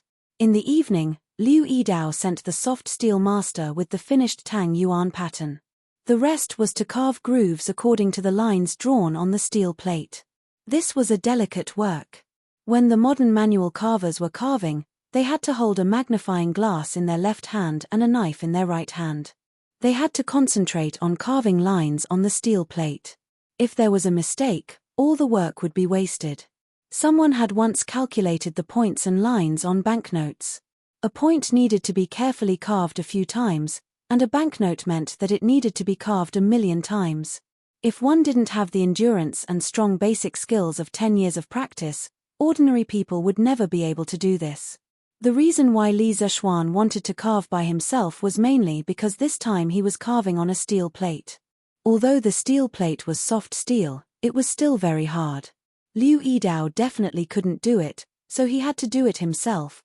At this moment, he was holding the tip of the wind-chasing sword 3 inches above it, and using the sword as a pen, he was concentrating on painting on the plate. The wind-chasing sword could cut iron like mud. Facing soft steel, it was almost like cutting tofu. At this time, the master plate with fine lines in Li Zexuan's hand had been carved with many grooves, but it was still far from being completely carved. Because the patterns on it were too complicated, even with Li Zexuan's abnormal speed, it would take him a whole night to carve it. Chapter 12:19. Li Zexuan spent an entire night carving the mother version of the banknote from nightfall to sunrise the next day. If it weren't for his strong inner strength, he wouldn't have been able to hold on for such a long time. Moreover, it would have been impossible for him to finish carving the mother version of the banknote in just one night. Even so, when he finished carving the last stroke, he couldn't help but feel dizzy and exhausted. Li Zexuan called Pang Feiji over and asked him to deliver the mother version of the banknote to the workshop personally. After that, he quickly went to bed. He really couldn't take it anymore. Logically speaking, this was his first time carving the mother version of a banknote. In his previous life, he didn't have the opportunity, the conditions, the ability, and even the courage. In this life, he was going to personally design the first banknote for Tang Dynasty. It would be a lie to say that he wasn't excited. It was because of this excitement that he worked overtime last night to carve the mother version of the banknote. Of course, it was also because of Liu Yidao's hard work. If it weren't for Liu Yidao drawing the pattern of the banknote on the soft steel plate, Li Zexuan wouldn't have been able to carve the mother version of the banknote in such a short time even if he had the wind-chasing sword that could cut through iron like mud. In the workshop, when Forbert received the mother version of the banknote from Pang Feiji, he couldn't help but be shocked. Obviously, he didn't expect Li Zexuan to work so hard and stay up all night to carve the mother version of the banknote. From this detail, Forbert also understood how important Li Zexuan was to this matter. Therefore, he suddenly felt a sense of urgency in his heart. Xiaoxi, Xiaoxi. Forbert carefully kept the mother version of the banknote and shouted towards the outside of the house. Hey! Manager Fu, you're here. Song Xiaoxi quickly ran in from outside the house and bowed. Forbert asked, Xiaoxi, is the water pattern roller done at the steel mill? Regarding the water pattern paper that Li Zexuan had told him about yesterday, he had already sent someone to buy the materials. Now, he only lacked the water pattern roller to modify the paper machine. This step was the most crucial step in the production of the water pattern paper. Manager Fu, please wait a moment. I'll go take a look now. Song Xiaoxi responded and quickly ran out. When Liu Yidao learned that Li Zexuan had sent the soft steel master plate to the workshop this morning, he was both shocked and stressed. That was because Li Zexuan, a layman who knew nothing about engraving, could engrave such a large piece of soft steel master plate with so many complicated patterns in just one night. As an old guy who had been engraving for decades, if he was too slow, how could he face Li Zexuan in the future? It just so happened that he had a stand-mounted magnifying glass in his house. The condition was much better than before, and there was no reason for him to slow Li Zexuan down. Therefore, Liu Yidao immediately began his closed-door training and began to carve the anti-counterfeit seal that Li Zexuan asked him to carve. On Yunshan Mountain, Li Zexuan slept all the way until evening. Around 5 p.m., he slowly woke up from his sleep. He felt a pain in his head. This was the after-effect of staying up late. Last night, he was not only mentally exhausted, but also physically exhausted. He couldn't help but rub his temples. After a long time, he finally felt a little better. Husband, you're finally awake. Are you hungry? I've made some congee with pork and century egg. Have some to fill your stomach. Han Yushi's voice came faintly.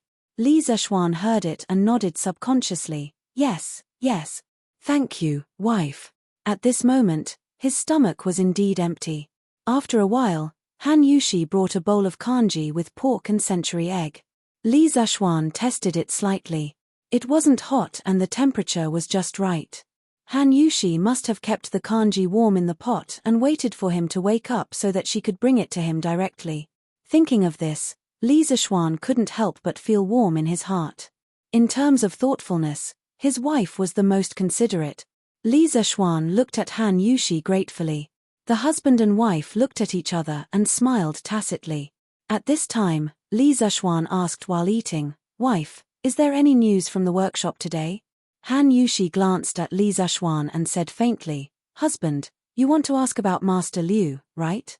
Don't rush them too much. I heard that in order to help you carve the seal, Master Liu didn't leave the house for the whole day. If you rush them again, Master Liu will be exhausted. Even if it's urgent, it doesn't have to be in a hurry for 1 or 2 days." "Ah, wife, you're right." Li Zishuan touched his nose embarrassedly. After listening to Han Yushi's words, why did he feel that he had become an evil capitalist who desperately exploited his employees? "And you, husband, I've heard you persuade me before that staying up late is not good for your health. But why did you stay up so long last night? Our family doesn't lack anything now. Husband, why do you have to be so anxious to do things?" Han Yushi sighed faintly again. Li Zishuan was even more speechless at this time. Han Yushi's words were reasonable, and he couldn't find a reason to refute them. In fact, his habit of staying up late when something happened was completely in his nature. In the 3 years of his graduate studies in his previous life, because of the research tasks assigned by the teachers above, he didn't know how many nights he had stayed up late. Especially when it was close to graduation and rushing to finish his thesis, he would stay up late almost every 2 or 3 days. That was simply putting his life on the line. This was the persistence of an engineering student. It was also the most admirable thing about the scientists who struggled on the front lines in his previous life. In this life, Li Zishuan vowed to let the scientific researchers enjoy the best treatment. His original intention of founding Yanghuang College was also for this. Ahem. Good, good, good. My wife is right. Your husband will not stay up late in the future. The strange thing was that after Han Yushi rambled on for so long, Li Zishuan didn't feel annoyed at all. Instead, he felt a little warm in his heart. Perhaps this was the unique advantage of a beautiful woman when it came to preaching. The next day, Li Zishuan saw that there was still no news from the workshop. In order not to pressure Forbert and Liu Yidao, he didn't go over. Thinking of some things that Lantian County's county magistrate he told him a few days ago, Li Zishuan wanted to personally go to Lantian County to take a look. But he suddenly remembered that his confinement period wasn't over yet, so he could only give up on it. Since he couldn't leave Yunshan, Li Zishuan could only stay in the study room to plan his Marquis mansion in Lantian County. This was the true Marquis mansion of Yong'an. After all, it was built on his fief in the name of the government. Last year, he had planned to wait until the new year to expand the side courtyard on Yunshan.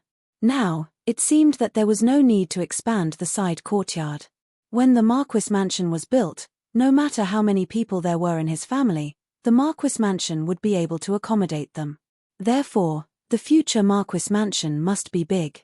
Li Zishuan planned to build his Marquis mansion into a luxurious mansion with an ancient manor as its foundation, but with modern-style interior facilities. After all, as a Marquis mansion, its appearance should be more formal. Therefore, he didn't use the style of the Academy's high-rise buildings, but used the style of the Tang dynasty's manor. As the manor's blueprints flashed through his mind, the content on the Xian paper on the table gradually became richer. Chapter 1220. An official with a luxurious manor, if placed in modern times, would definitely be seen as a symbol of corruption in the eyes of many people. However, Li Zishuan wasn't afraid of this kind of criticism because every penny he earned was clean. He wasn't afraid of being investigated. Anyway, a person worked hard to earn money, didn't he just want to enjoy it? He spent his own money to build a manor for himself. What could others say about it? In the afternoon, Song Xiaoxi finally sent news that everything in the workshop was ready. They were waiting for Li Zishuan to personally instruct them on the next step of the task. Li Zishuan was overjoyed. He quickly put on his cloak and went down Yunshan with Song Xiaoxi. They went straight to the workshop. Young master, you're here? When Uncle Fu saw that Li Zexuan had finally arrived, he hurriedly went up to greet him. Li Zexuan smiled, looked at Forbert and Liu Yidao, and said, "Well, Forbert, Master Liu, I heard that everything is ready. You've worked hard these 2 days." The two of them said that it was not hard. Liu Yidao was a little ashamed. He said, "Marquis, it took me nearly 2 days to carve this seal. Compared with Marquis's speed, my nickname, Liu Yidao, seems to be undeserved." Li Zexuan shook his head. "Master Liu, you're just wasting time on an insignificant problem. It's because this Marquis is skilled in martial arts that I sometimes move a little faster than ordinary people. Master Liu, for you to carve this seal in 2 days is already not easy. In all of the Great Tang, the number of people who can do what you have done can be counted on one hand. Marquis, you're flattering me." When Liu Yidao heard this, a smile appeared on his face. Then, he quickly replied modestly, "Ahem. Young master, a batch of watermarked paper has been made this morning. Some of them should have been dried by now. What do you think next?" Fu Bo coughed dryly and got down to business. Li Zexuan nodded and said, "Forbert, come with me to take a look." They came to a factory on the east side, where the workshop made paper. "Young master, this is the water pattern paper. Please take a look and see if the talisman meets the requirement," Forbert said to Li Zexuan as he pointed at the sheets of white paper hanging under an old locust tree in the courtyard. Li Zexuan took a few steps forward and found a piece of dried paper. He took it down from the shelf and looked at it carefully under the sunlight. He saw that on the white paper, there were neatly arranged dark characters, Tang. After spreading the paper flat, the dark words disappeared again. People who saw it for the first time might find it magical, but for Li Zexuan, a modern person, it was not strange at all. However, he was quite satisfied with the quality of the paper. Just the texture alone was not comparable to that of ordinary paper. "Yes, that's right. Forbert, next, use the soft steel master plate I gave you yesterday to imprint the pattern on it. The material used to press the steel plate must be heavy. The heavier the better. Otherwise, it won't show the effect." Li Zexuan nodded with satisfaction, put down the water pattern paper in his hand, and said to Forbert, "Yes, I understand young master's meaning. I'll arrange it now." Forbert replied with a smile. Now that the printing technology in the workshop was quite mature, the most difficult part of the concave printing technology was the engraving of the plate. The actual imprinting process was not complicated, so when Li Zexuan roughly explained it, Forbert understood what to do. Forbert used an hour to set up a temporary concave imprinting workbench. The water pattern paper to be imprinted was fixed. The soft steel master plate was also attached to the bottom of a square boulder. After the master plate was dipped in green ink, it was manually pulled to control the boulder to press on a specific position on the water pattern paper. After the ink in the groove of the master plate had dried, the boulder was pulled up and the first side of the water pattern paper was imprinted. Using the same method, the second side was quickly imprinted. The tailor in the workshop carefully cut off the imprinted banknote and handed it to Li Zexuan. 1 Tang Yuan, Great Tang's Yanghuang Bank. After seeing the well-printed 1 Tang Yuan banknote in his hand, Li Zexuan felt a sense of accomplishment in his heart. This was the first edition banknote of Great Tang, and also the first edition banknote in the history of China. He could really leave his name in history. The color of the Tang Yuan banknote was mainly green, and the patterns on it were very dense. 1 Tang Yuan was written on the bottom left corner, and Great Tang's Yanghuang Bank was written on the top of the back. The 1 Tang Yuan banknote was a little similar to the modern 1 Yuan, but there was no portrait on it, so it looked much simpler. "Young master, this old man forgot to ask earlier. What does the 1 Tang Yuan written on it mean? And what is Great Tang's Yanghuang Bank?" Forbert also felt that the banknote in Li Zexuan's hand was very exquisite, but he had some doubts about the words on the banknote. Li Zexuan's expression turned serious. He dismissed his subordinates and said in a deep voice, "Forbert, Master Liu, come here. I have something to tell you." The issue of banknotes was no small matter. The workshop had to make thorough arrangements. In Forbert's office, Li Zhuan told Forbert and Master Liu about the banknotes in Yanghuang College. The two of them were obsessed with technology their whole lives, but they were not good at economics. Therefore, they did not comment on Li Zhuan's actions. Young master, although it is indeed more convenient to use Tang Yuan to replace the copper coins in the college, we have to strictly control the workshop. Otherwise, if someone with ulterior motives steals the mother version or the printed banknotes, it will be a big loss for you. Having personally experienced the production and printing of banknotes, Forbert knew very well that it was no different from a fantasy for others to imitate banknotes. He was worried that there would be greedy people in the workshop. Li Zhuan nodded and said, "Forbert, this is also what I want to tell you. In the near future, Forbert, you should organize a group of trustworthy people as soon as possible and set up a separate team to print Tang Yuan for me. You will personally take care of the mother version of Tang Yuan. As for the seal engraved by Master Liu, I will take care of it. In the future, every batch of Tang Yuan will be printed with a number. Forbert, you will regularly check according to the number to prevent someone from secretly stealing it." Forbert agreed with him and said, "Young master, this is a brilliant method. In this way, we can prevent many cases of Tang Yuan being stolen." "Master Liu, Forbert has a lot of work to do. In the future, you will have to take care of this team of Tang Yuan printing," Li Zhuan said to Liu Yidao. Old Liu had been in the workshop for nearly a year and was considered an old man. In terms of loyalty, there was no doubt. "Okay. This old man will," Liu Yidao replied with a smile. Li Zhuan nodded and chatted with the two for a while. Then, he left the workshop with the world's first Tang Yuan and went to Yunshan. Chapter 1221. Yamacho. After leaving the workshop, Li Zhuan went straight to Yanghuang College and asked someone to call Li Ku over. Have a seat." Li Zhuan pointed to the sofa opposite him.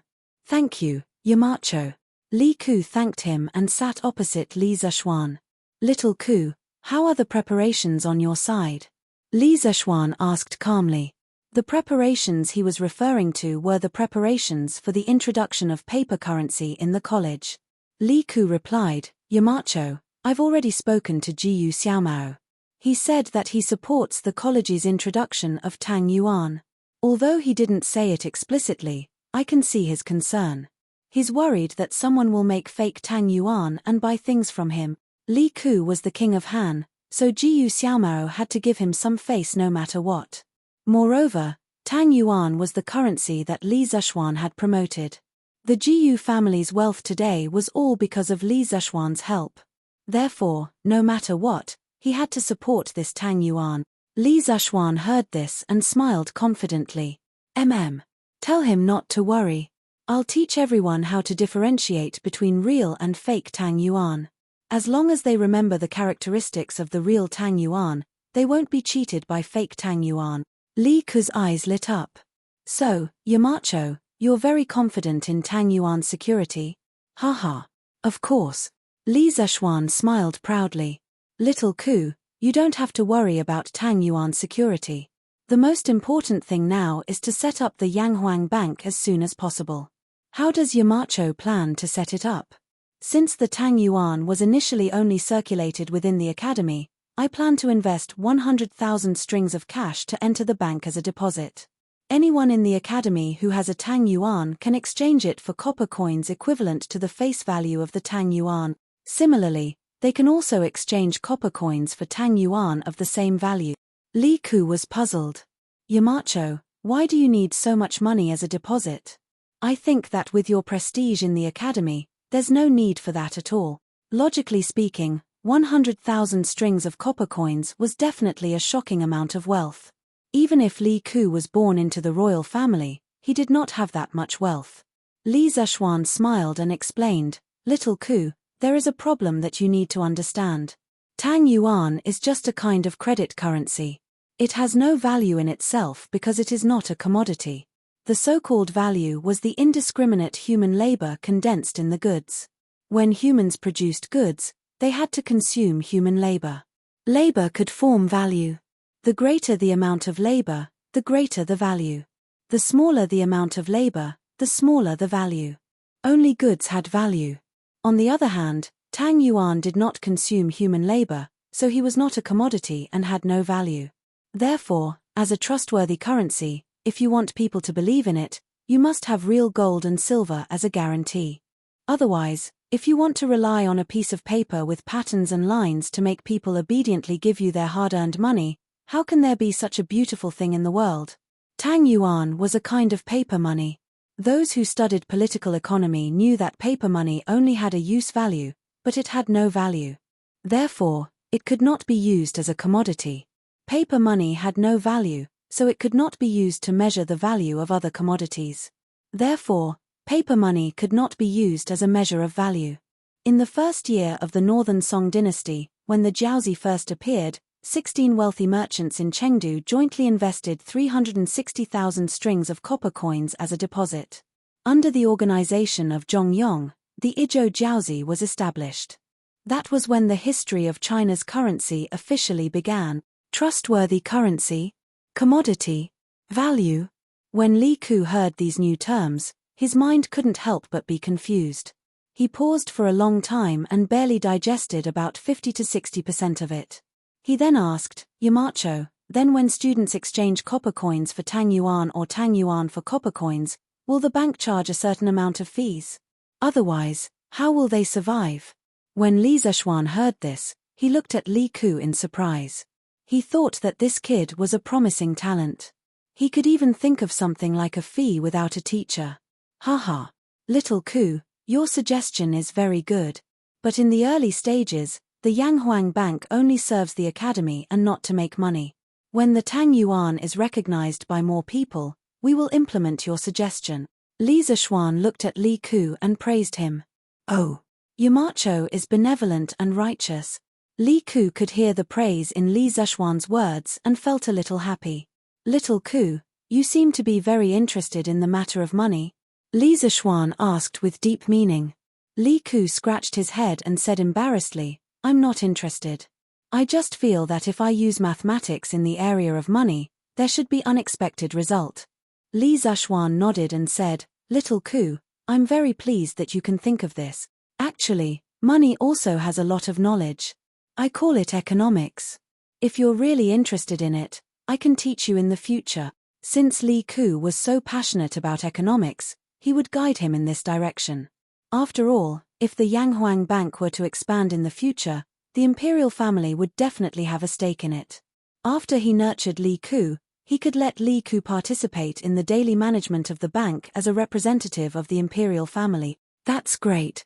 Thank you, Yamacho. Li Ku stood up in surprise and clasped his hands to Li Zishuan. Li Zishuan waved his hand and said, I can't teach you much. At most, I can bring you under the tutelage. However, I hope that you remember that economics is broad and profound. It's a powerful sword, but at the same time, it's also a scourge. If used well, the country will be rich and the people will be strong. If you act recklessly because of a moment of greed, the powerful sword will turn into a scourge and cause the Tang Empire's economy to collapse.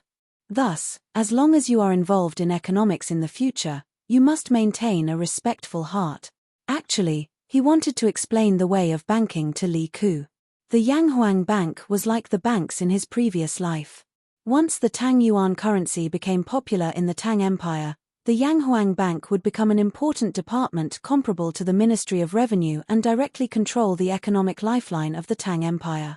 At that time, if someone couldn't resist the temptation of money and started to issue excessive amounts of money, the Tang Empire's economy would definitely collapse. Wasn't the Ming dynasty's banknotes the same? Li Ku said seriously, Yamacho, I will remember what you said today and never forget it. Li Zishuan nodded and said, Then you can go and do your work. The Tang Yuan and the bank will be activated in 2 days. You can come over to help then. Yes, Yamacho. Chapter 1222. Zhongguan First Year, February 5th, Yanghuang College Calendar, Friday. When it was close to noon, thousands of ox carts carrying brand new copper coins suddenly entered the gates of the college. A copper coin weighed about 5 to 6 catties. 100,000 strings of cash would be 500,000 to 600,000 catties. If they were to be transported by ox carts, wouldn't they be carrying thousands of ox carts? Such a huge commotion naturally attracted the attention of many students, especially those who were sitting by the windows facing the entrance of the academy. The students who were sitting by the windows and in the middle of class immediately saw the spectacular scene below Guanghua Tower. F***CK. There's so much money downstairs. Our academy is going to be rich. On the second floor of Guanghua Building, Class 1, Wang Meng was sitting by the window. At this time, he was already hungry and was looking forward to getting out of school to eat. Inadvertently, he glanced out of the window and caught a glimpse of a vast number of ox carts pulling copper coins. He couldn't help but cry out in surprise. The teacher who was lecturing in the classroom and the students who were listening to the lecture all turned their gazes in this direction in an instant. Wang Meng, stand up. Who allowed you to make such a racket in class? Class 1's lesson was mathematics. The teacher was Xu Hongji. Old Xu's expression was very ugly. Any teacher who encountered such a troublemaker in their class would have an ugly expression. Ah, Mr. Xu, I was wrong. There's really a lot of money outside. There are thousands of ox carts, right? Look if you don't believe me. Wang Meng shrunk his neck, but he couldn't help but glance out the window. F***CK. There's really a lot of money. Isn't that Yamacho? Why did he suddenly bring so much money to the college? Cheng Chumo half-squatted and stretched his neck towards the window. When he saw the countless ox carts outside, he couldn't help but make a fuss. As the saying goes, 3 people make a tiger. After the 2 of them said that, the students in the classroom couldn't sit still, especially those who were sitting by the window. One by one, they stretched their heads to look outside. Wow! There's really a lot of money. There's hundreds of carts, right? Hundreds. There should be thousands. Thousands. Oh my God, how much money is that? The previously quiet classroom was immediately filled with buzzing sounds of discussion. Many of the students sitting in the middle stood up and stretched their necks to look out the window. Quiet. Be quiet. Xu Hongji angrily glared at Cheng Chumo and Wang Meng, and hurriedly spoke to maintain order. Similar situations were happening in the other classes as well. Originally, there was only the sound of teachers lecturing in Guanghua Building. However, when it was close to the end of the school day, there was suddenly a burst of noise. However, this noise was quickly suppressed by the teachers in the various teaching buildings. Clang, clang, clang tilde. After waiting for a long time, the students finally came to the end of class. When the bell and drum sounded, the students of each class swarmed out of Guanghua Building, not to compete for food, but to see the money. It wasn't that they hadn't seen money before, but most of them had never seen so much money. Thousands of carts of copper coins. This scene was too spectacular.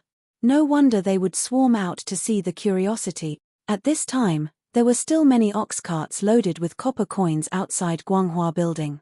After all, it was impossible to store so many copper coins in the warehouse in such a short time no matter what. Damn, where is all this money being transported to? The students quickly discovered that the ox carts were slowly lining up and moving in one direction. They couldn't help but follow behind, wanting to find out what was going on. It wasn't that they didn't think of asking the people beside the ox carts. However, the ones pulling the ox carts today weren't the academy's guards, but the soldiers of the Right Marquis Guard. Li Zishuan had borrowed them from Yuqi Jingda. Most of them wanted to ask, but they didn't know the others. How could they ask? However, there were always people who knew them. Hey, Big Brother Shen, why are you here? Yuqi Baolin hurriedly asked when he saw someone familiar. His father was the great general of the Right Marquis Guard. It wasn't surprising that he knew a soldier of the Right Marquis Guard. Young master, Marquis wishes to transfer 100,000 strings of copper coins from Chang'an to the academy. The great general has ordered us to escort him along the way. The soldier cupped his fists and said, 100,000 strings of copper coins? Why did the Yamacho suddenly transfer so much money? Cheng Chumo couldn't help but ask. The soldier replied with a straight face, this general doesn't know. Hey, look. These copper coins are all transported to this building. The students followed the ox carts and finally found the final destination of the 100,000 strings of copper coins. It was a small 3-story building near the academy's library. It hadn't been used since it was built. Today was the first time they saw someone enter this building. Yanghuang Bank. What's that? The attentive students suddenly noticed the huge signboard in front of the building. The words Yanghuang Bank were written on it. After they saw it, they were all puzzled. Little Ku, I see that you've been looking for the Yamacho a lot recently. You should know what this Yanghuang Bank does, right? Li Tai also came to see the commotion. When he saw the words Yanghuang Bank, he turned to Li Ku and asked. Li Ku didn't hide it from him and said frankly, yes, the Yamacho intends to introduce a paper currency that can replace copper coins in the academy. This Yanghuang Bank is the department in charge of exchanging this currency. Paper currency? What's paper currency? Li Tai didn't understand. Li Ku and Li Zhuan had talked so many times that they often used professional terms. At this moment, he thought for a moment and explained, Qingqiu, you can understand it this way. This paper currency is a certificate that can be exchanged for copper coins. It's mainly to make it convenient for everyone to buy things. They don't have to carry a bag of copper coins all day. Oh, that's a good thing, Tilda. Li Tai's eyes lit up with excitement. Yamacho, why are you bringing so many copper coins to the academy? After class, Yang Sailu found Li Zhuan and asked. There was a hint of dissatisfaction in his voice because Li Zhuan's flaunting behavior had affected the academy's normal teaching in the morning. Li Zhuan smiled and said, Mr. Yang, I was just about to look for you. Please inform all the teachers in the academy to gather in the conference room for a meeting at noon. I have something important to announce. You'll know the answer to the question you asked just now in a while. Yang Sailu was stunned for a moment and could only reply, okay, I'll go inform the teachers in the academy now. After that, he didn't ask any more questions and turned to leave. Chapter 12:23. Yamacho, everyone is here. At noon, in the large conference room on the first floor of Yanghuang College, the teachers of the college walked in one after another. Seeing that everyone was present, Mo Zhong went up to Li Zhuan and whispered, Let's start the meeting now. Li Zhuan slapped the table and said in a deep voice. The teachers in the conference room all looked over. They were all waiting for Li Zhuan to give a reasonable explanation for the large amount of copper coins that the college had brought over this morning.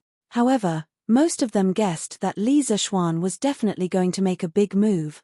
At this time, Mo Zhong brought over a plate of paper with green lines printed on it. Li Zhuan ordered softly, distribute it. Under everyone's puzzled gaze, Mo Zhong gave everyone in the room 10 strips of paper with patterns printed on them. Li Gang held the paper in his hand and looked it up and down. After seeing the intricate patterns and Chinese characters on it, he took the lead and asked, Yamacho, what does this mean? Li Zhuan saw that everyone had received 2 pieces of Tang Yuan. He smiled and said, all right. Everyone must have received 10 pieces of paper. Hehe, these pieces of paper are not ordinary. From today onwards, these pieces of paper will replace the copper coins in the college and become a new currency. What? This thing replaces the copper coins? Then what does Tang Yuan and Tang Jiao mean? And what is Tang Yanghuang Bank? I know about this. The 100,000 strings of copper coins that Mountain Elder brought over today are in a house with the plaque of the Yanghuang Bank in the academy. As soon as Li Zhuan's voice fell, there was a burst of whispers in the room. It wasn't that they were making a fuss, but that the copper coin was already deeply ingrained in their minds. Now that Li Zhuan suddenly announced that he would use this thin piece of paper to replace the copper coin, how could they accept it in such a short time? Ahem. I know that all of you are confused, but it is imperative that we replace the copper coins with Tang Yuan in the academy. Oh, I call the paper in your hands Tang Yuan. There are 10 different denominations of Tang Yuan. The smallest is 1 Tang Jiao, which corresponds to 1 copper coin. There are 5 Tang Jiao, 10 Tang Jiao, 50 Tang Jiao, and 100 Tang Jiao, which correspond to 5, 10, 50, and 100 copper coins respectively. Above that were the Tang Yuan. 1 Tang Yuan corresponded to 1 copper coin. Above that were 5, 10, 50, and 100 Tang Yuan. They corresponded to 5, 10, 50, and 100 copper coins respectively. In order to convince everyone of Tang Yuan's value, I have decided to personally invest 100,000 strings of cash as a deposit to establish the Yanghuang Bank. These 100,000 strings of cash have all been deposited today. I believe everyone has seen it.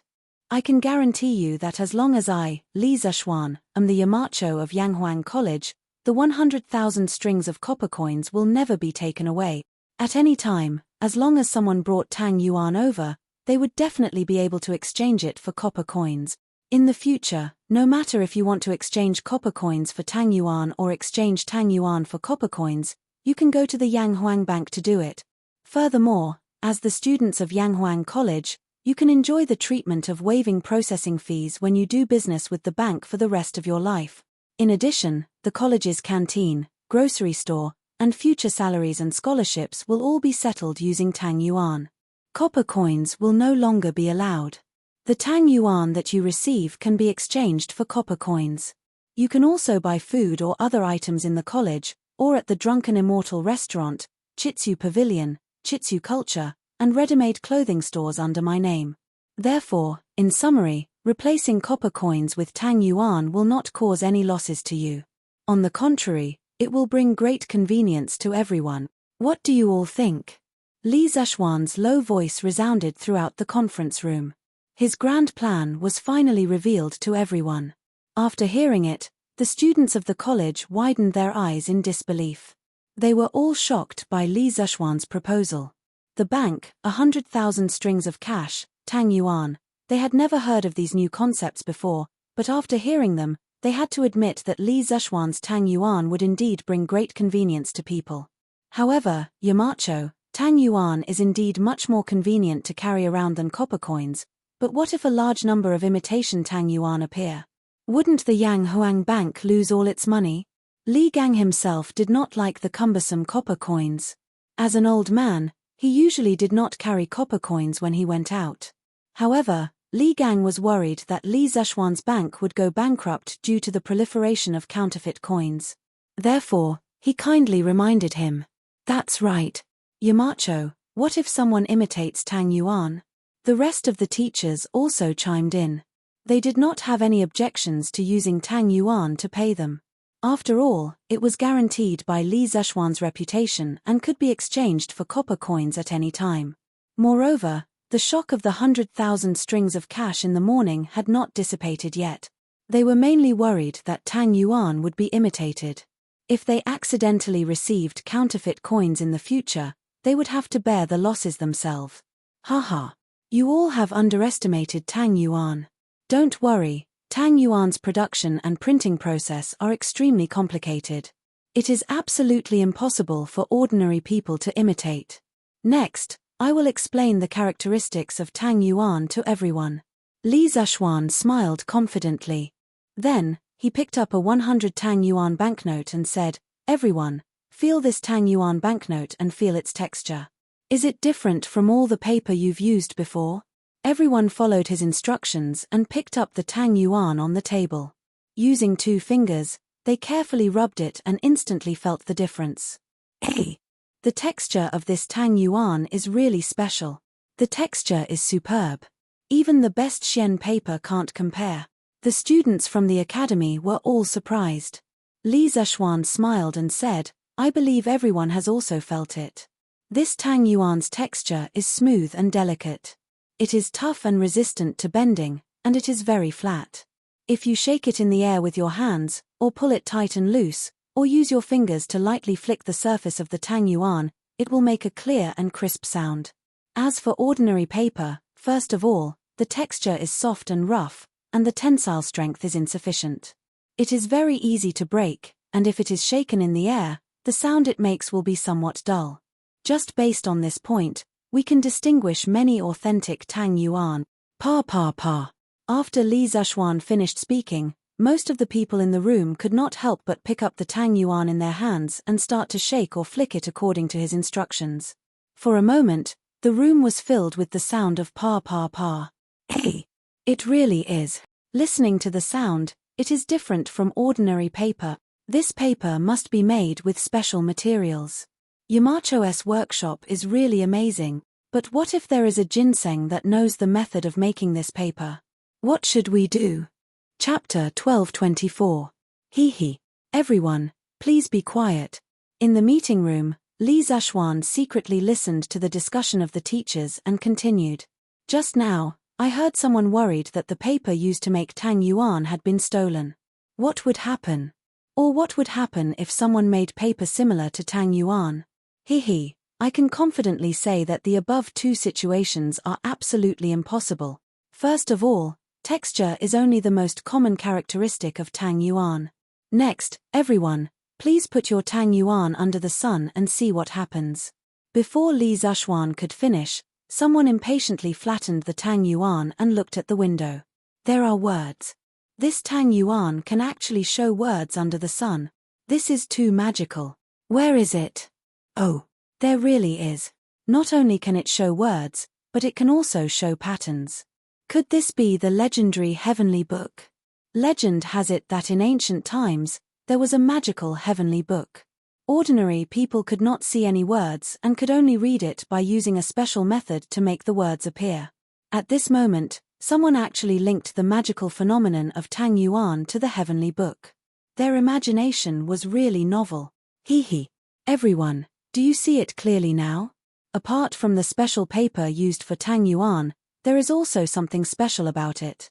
Also, touch the surface of this Tang Yuan. Don't you feel a bumpy texture? Just based on these 2 points, it is definitely not something that can be produced by an ordinary workshop. In the future, Yanghuang Bank will also provide you with the service of verifying the authenticity of your currency for free. If you receive any suspicious Tang Yuan, you can take it for verification. The bank will have a special method to verify the authenticity of your Tang Yuan. In addition, every Tang Yuan will have a unique number and an anti-counterfeiting seal from the bank. This seal is also difficult for outsiders to copy. Mo Zhong, distribute a magnifying glass to each of the teachers. Having said that, Li Zhuan suddenly turned his head and instructed Mo Zhong. Yes. Yamacho. Mo Zhong responded and took out a cardboard box from behind the door. Inside the box were all handheld magnifying glasses. Mo Zhong gave one to each of the gentlemen. Besides Li Zhuan and Mo Huai, it was the first time the others had seen such a thing, and they couldn't help but be greatly surprised. Li Zhuan gave them a simple explanation of how to use it, then said, "That's right. Gentlemen, please use this magnifying glass and take a closer look at this seal. You will definitely find an unexpected surprise." To be honest, after experiencing so many surprises before, the teachers of the academy felt that no matter what happened next, they would not be surprised anymore. However, after magnifying the seal several times with a magnifying glass, many people still could not help but exclaim, "Oh tilde! Oh my God! There are over 100 words in this small seal. The Tao that can be Tao is not an ordinary Tao. The name that can be named is not an ordinary name.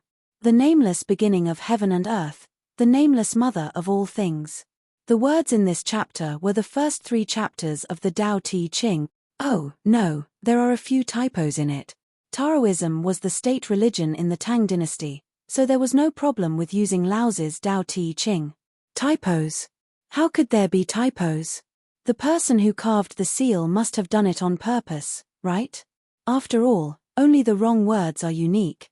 That's possible. Overall, this Tang Yuan is too difficult to imitate. At this moment, everyone was convinced. They were completely convinced by the many black technologies hidden in Tang Yuan. They felt that Tang Yuan, with so many black technologies, was even harder to imitate than copper coins. Haha.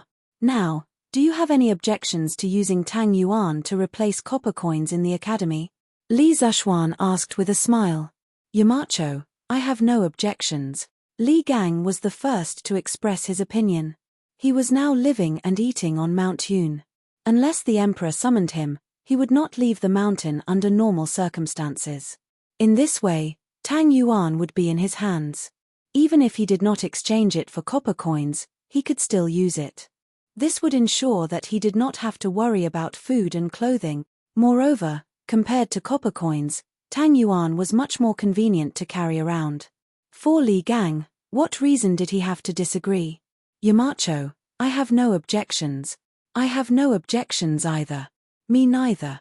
For a moment, everyone in the meeting expressed their opinions. No one objected. Tang Yuan was not only convenient to carry around, but also difficult to imitate. Moreover, with Li Zishuan as the guarantor, it was also very valuable. They would not agree unless their brains were short-circuited. On the other hand, the monthly salary of the teachers in Yanghuang College was relatively high.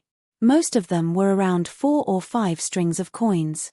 If Li Zishuan did not recommend Tang Yuan, their annual salary would probably be a few £100 of copper coins. It was not easy to find a place to store them, let alone carry them around. Since that is the case, I announce that from today onwards, all monetary transactions in the college will be conducted using Tang Yuan. Not only for the teachers, but also for the students. Alright, today's meeting has come to an end. Everyone, please hand over the Tang Yuan and magnifying glasses in your hands. Each class's form teachers can leave the Tang Yuan and magnifying glasses behind. In the afternoon, you will take a class to convey the contents of this meeting to all the students in the class. Moreover, you must teach the students how to distinguish between the real Tang Yuan and the fake Tang Yuan. You must teach them seriously. I will also do random checks later. Remember to return the Tang Yuan and magnifying glasses after teaching them. Dismissed. When everyone heard this, they were all stunned. They thought that Li Zishuan would give all the Tang Yuan to them. They did not expect him to take them back. This was the first time they had seen such a stingy Li Zishuan. Li Zishuan caught a glimpse of everyone's expression and almost vomited blood. How could he be considered stingy? Everyone in the room had close to 200 strings of Tang Yuan. If he did not take them back, wouldn't it be asking for his life? Even if he was rich, he could not make such a big fuss. These Tang Yuan added up were equivalent to a year's salary of all the teachers in the college. How could he waste them like this? Yes. Yamacho. The teachers in the college also knew that the Tang Yuan in their hands was not a small number. Therefore, other than the form teachers of each class, the rest of the teachers handed over their Tang Yuan and left the meeting room one after another. Speaking of which, they did not even have time to eat lunch in order to participate in this meeting. Sigh.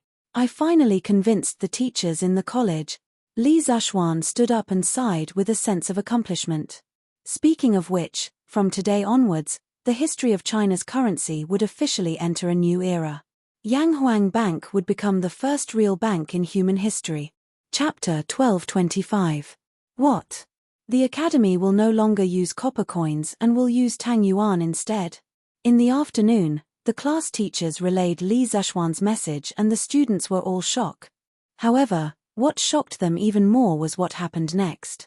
Because right after that, the head teachers talked about Tang Yuan's unique characteristics that were difficult to imitate.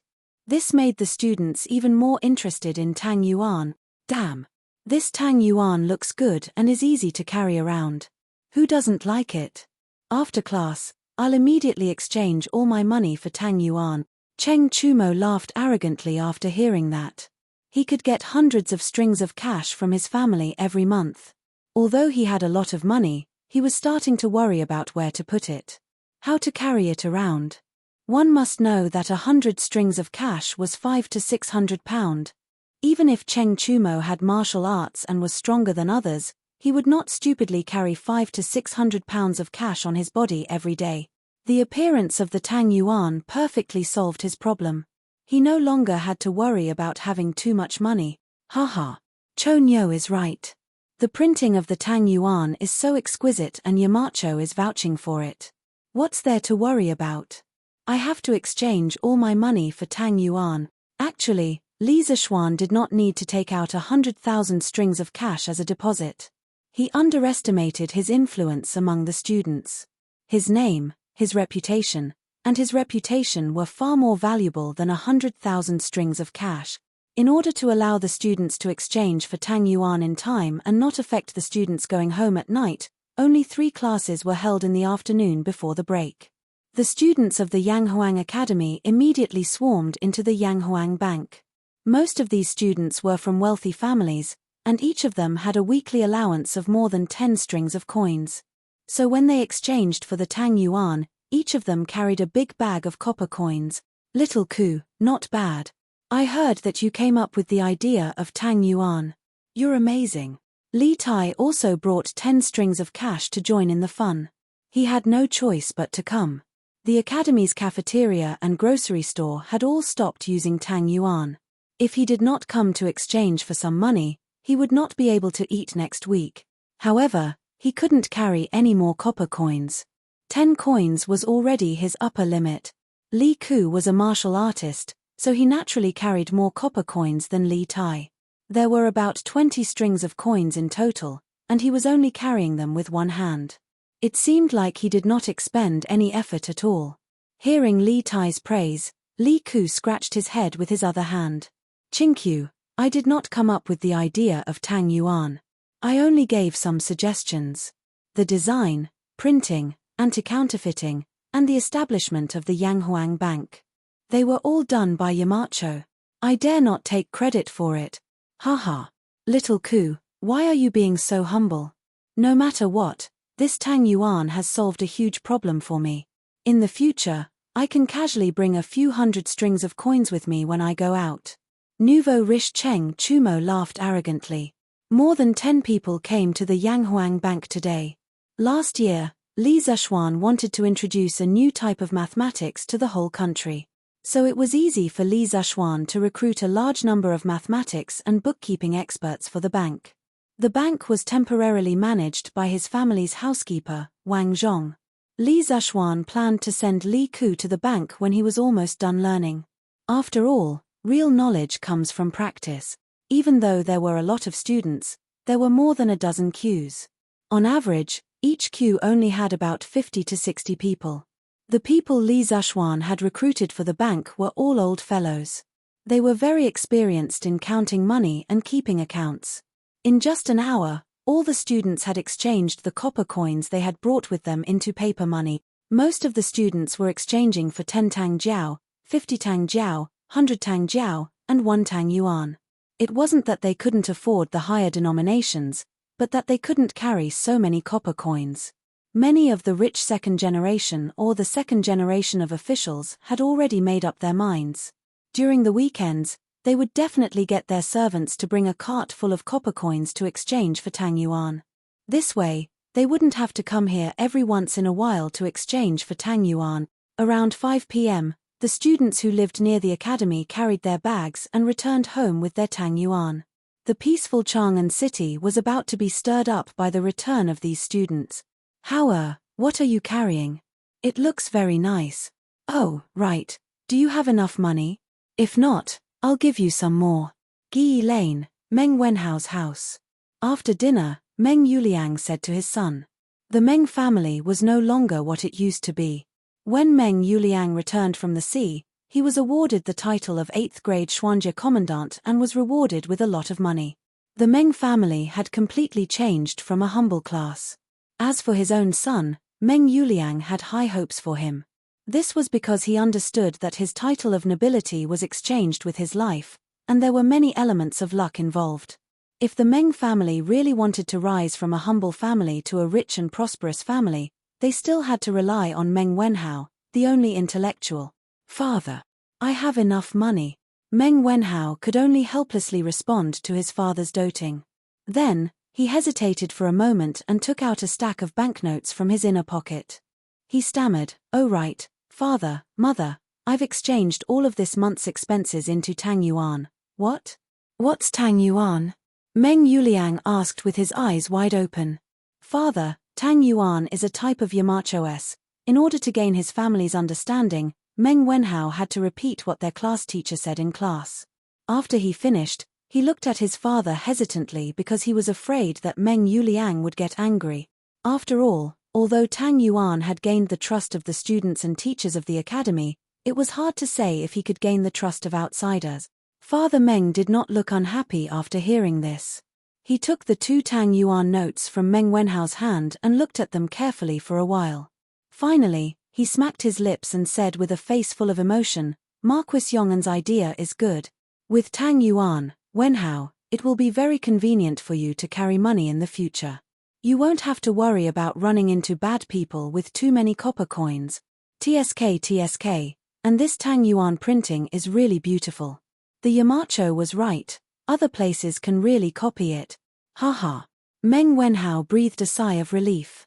Just as he was about to speak, he heard Mother Meng say, "Husband, Hao has exchanged copper coins for Tang Yuan. In the future, will he, TSK? What do you know? Don't interrupt, you woman. What kind of person is the Marquis Yong'an? Why would he compete with the students? What he did will only benefit Hao and the rest. There will be no harm." Chapter 12:26. Wu Yun, bring a few people with you to bring 2 carts of copper coins to the academy tomorrow and exchange them all for Tang Yuan. Do you understand? In Duke Lu's mansion, Cheng Chumo, who had just finished his meal, was lying on the armchair and humming to his little attendant. Jiang Wu Yun was dumbfounded. He suspected that his young master had eaten too much, so he asked uncertainly, "Ah? Young master, you want to use 2 carts of copper coins to buy Tang Yuan? How long will it take for our mansion to eat? If master and madam know, they'll. It was not Jiang Wu Yun's fault for misunderstanding. It was mainly because Cheng Chumo's pronunciation was too inaccurate. Cheng Chumo glared and said angrily, "It's Tang Yuan, not Tang Yuan. What is going on in your head all day long?" "Ah, young master, I'm talking about Tang Yuan. What's wrong?" CK. I'm too lazy to talk to you. Here, come and see. It's Tang Yuan. Tang Yuan. Did you see it clearly?" Cheng Chumo was extremely helpless. He could only take out a few pieces of Tang Yuan, pointed at the words on them, and gnashed his teeth. "Oh, it's Tang Yuan," Jiang Wu Yun suddenly realized. He scratched his head and wondered, "Young master, although the patterns on these notes are very beautiful, they're not worth 2 carts of copper coins. If master and madam know, go away, don't use my parents to pressure me. Do you believe that I'll beat you up if you continue to dawdle? Besides, this money is originally my monthly expenses. I'm just using it to exchange for Tang Yuan, not for a chicken or dog fight. What can my parents do if they know?" Cheng Chumo was really impatient. He kicked Jiang Wu Yun's butt and said angrily, "Ha! Ugly bull, what are you doing? You're sneaking around and not letting me know? Tell me, I'll see if I should beat you up." At this moment, Cheng Yaojin walked in with a majestic gait. His loud and clear voice shook the dust off the tiles. When Cheng Chumo heard this, his face was full of black lines. What did he mean by "tell me, then see if I should beat you up"? It turns out that you're treating beating your son as your own pleasure. What? Why didn't you say anything? Go on. Tell me, what did you do? Father, I didn't do anything. Cheng Yaojin sat opposite Cheng Chumo and stared at Cheng Chumo with a burning gaze. Cheng Chumo could only say helplessly, "I just changed all the money my family gave me for this month to Tang Yuan." Tang Yuan? The one in your hand? What were they doing? Bring it over and let this old man take a look. When Cheng Yaojin heard this, he did not immediately scold him. Instead, he looked at the few pieces of green paper in Cheng Chumo's hand and said, "Father, Tang Yuan is a new toy that Yamacho tinkered with. It is used to replace copper coins. In the future, the academy can only use Tang Yuan and not copper coins. Father, don't underestimate copper coins. Let me tell you, this toy." When Cheng Chumo saw that his father's attitude was not bad, he was happy to tell him more about Tang Yuan. After half an hour, Cheng Yaojin clicked his tongue and said, "Little Xian has thought of another good way to earn money. Ugly bull, go back and ask Little Xian if his bank is short of money. If he is short of money, this old man can invest 50,000 strings of coins." "Ah! Father, you..." Cheng Chumo's eyes widened. He suspected that he had heard wrongly. He stuttered, "Father, this bank doesn't make money. Now, the students and teachers of the academy don't need to pay extra to exchange copper coins and Tang Yuan. Why do you still need to invest so much money?" Cheng Yaojin pursed his lips and said to Cheng Chumo angrily, "You brat, what do you know? Not collecting extra money now doesn't mean that we won't collect extra money in the future. In this old man's opinion, Little Xian's bank will definitely have great prospects in the future. Moreover, It will be a huge profit with little capital. Chongren Lane, Zhongsun Wuji's residence. I have to say, this Li Zishuan's idea is really strange. Using paper Tang Yuan to replace the heavy copper coins. This idea is bold, but it is also a wonderful idea. This old man dares to conclude that this lad must have a big plan. It is definitely not just a plot of land in Yanghuang College, Zhongsun Wuji said emotionally as he held the Tang Yuan that Zhongsun Chong brought back from the academy. Father, do you mean that Yamacho might promote Tang Yuan to people outside the academy in the future? Zhongsun Chong asked with uncertainty. He really didn't think about it in this direction. Zhongsun Wuji shook his head and said, It's not a possibility, but a certainty. Although Li Zishuan didn't say it clearly, this old man dares to conclude that he wants to gradually replace copper coins with Tang Yuan in the entire Tang Empire. The younger generation will surpass us in time. The younger generation will surpass us in time. When Zhongsun Chong heard this, he swallowed a mouthful of saliva and said in disbelief, Father, if that day really comes, won't Yanghuang Bank become the richest bank in Tang Empire? Not only the richest. It will also be the most profitable place in the entire Tang Empire. If Cheng Yaojin could think of this, how could Zhongsun Wuji not think of it? He also predicted that Yanghuang Bank would definitely start to collect service fees when exchanging money in the future. Father, this bank can still make money. But when we were exchanging money in the afternoon, Yamacho didn't collect more from us. Zhongsun Chong subconsciously thought that Yanghuang Bank was just a product that specialized in serving the students and teachers of the academy and not for profit. That was why he was so suspicious. Even if this bank doesn't collect more from the people inside the academy, it will definitely collect more from the people outside the academy. At that time, to Li Zishuan, it wouldn't be an exaggeration to say that he would make a fortune every day. Zhongsun Wuji shook his head and sighed. He and Cheng Yaojin only thought of one way for the bank to make money, collecting service fees. They didn't think that Yanghuang Bank had an even more important way of making money. If that's the case, Yamacho is really a genius. Zhongsun Chong scratched his head and laughed. Zhongsun Wuji glanced at his son indifferently. Back then, he had sent Zhongsun Chong to Yanghuang Academy to study mainly because he wanted Zhongsun Chong to get close to and befriend Li Zishuan, the new favorite of the empire. He did not expect that after a few months, Zhongsun Chong had completely forgotten his original mission and had turned into a little bootlicker. He seemed to have been subdued by Li Zishuan's profound knowledge and powerful personal charm. Thinking of this, Zhongsun Wuji sighed helplessly. It wasn't that he was useless, but that the other party was too difficult to deal with. After a moment of silence in the study room, Zhongsun Wuji suddenly said, Chong after 2 days, when you return to the academy, privately ask the Duke of Yong'an to see if his bank is still lacking money. If it is, the Zhongsun family can take out 100,000 strings of coins to join Yanghuang Bank. Zhongsun Chong was immediately stunned.